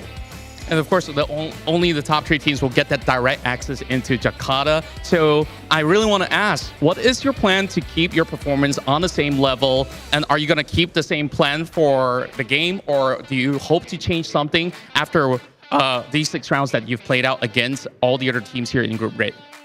Então, qual que é o plano para conseguir ficar no top 3 durante o torneio para ir para o final em Jakarta? E tipo, se vocês vão mudar do plano de jogo? Bom, a gente vai manter, a gente vai se adaptar a cada dia que passa do campeonato, né? Vamos tentar manter o mesmo jogo que a gente fez hoje, pegando bastante kill, fazer nosso jogo padrão que a gente fez em todos os campeonatos, Américas que foi o último, e vamos dar nosso máximo para tentar manter nesse top 1 até o último dia. So for now, they just keep doing like the best because they get good results till now, and then they'll try to get the most kills for the next game so they can end it at the top 3. I like that plan overall. And of course, today you do have games where, of course, you guys have won and also games that you guys have struggled as well. So have you seen any of these teams that still poses a little bit of a challenge to you guys? And in specific, which match do you guys had the most challenge? Tipo, vocês já ganharam alguns jogos, mas perderam alguns também. Então, qual dos times que é o melhor candidato, tipo, para além de vocês, o adversário? Creio que todos os times, né? Quando a gente está falando de mundial, todos os times que estão aqui são os 16 melhores times do mundo, como os outros grupos, né? Mas creio que, não sei, todos os times.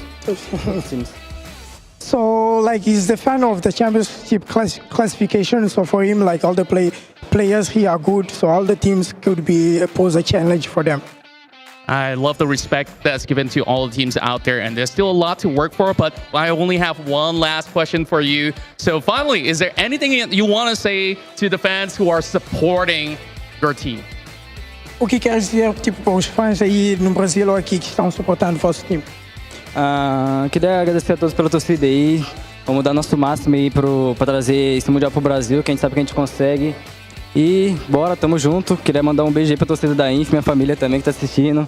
Então é isso, amo vocês. So like a big thanks like for all the fans here in the Brazil. Also like a big love and a kiss for all the families in the Brazil watching now. All right, thank you so much, Federal, and it's definitely a pleasure to watch you guys play. There's still more games to go happening tomorrow here at the 2022 PUBG Mobile Global Championship League. So make sure you guys stick around, and of course, we'll see you guys real soon. Real soon indeed. Thank you so much, Contra, and also Federal for his interesting words, saying they're not too worried. Just gonna be looking for a lot more eliminations tomorrow just to really spread their lead and maintain a spot in top 3. I mean, you look at Federal, he's played quite a few tournaments. He's played on the PMGC stage before. He's kind of used to this kind of pressure, and you see there's really no pressure on him at all, it feels like. He looked pretty relaxed, pretty comfortable. Yeah, I mean, during the interview, he's no stress. Like, that man is just knows what he has to do going into this, right? Given I think the translator looked more stressed than he did. Yeah. I mean, when you're next to Federal, you know, I definitely would understand. I would be scared too, so that's fine. But yeah, this team has been looking hyper consistent so far throughout today, and if they can keep it up tomorrow and for the next few days, this could be one of our top 3 teams going directly to the grand finals. And yeah, I think they can keep it up. That's the thing. Yeah, Well, I think obviously, not Sandstorm, only you got to see them. Do you think that's true? 100%. Not only are they a contender for, I want to say like first place, not even top 3 just for this group, but I think they're going to be a contender for the title when it comes to the grand finals. They're one of the strongest teams that we have. Listen, they're showing some pretty good things so far. They're a very strong team. The consistency's there, the synergy's there. I don't know what else to tell you. They're a pretty strong team, and I'm gonna put them up there. You know, let's have them play against some Chinese teams who aren't being cursed by Maxmen, and then we'll see how things go for them, okay? I want to see them up against Nova, Foreigner Man. I want to see what they've got. But yeah, I mean, they definitely have impressed me quite a bit today getting to cover them for the first time, and I'm happy to see what they can do tomorrow. But again, a lot of teams are going to be gunning for them. A lot of teams are going to be aiming for those top 3 positions, looking to improve on themselves. Question is, can Influence Chemin continue to improve and continue to maintain this high caliber of play that we saw today?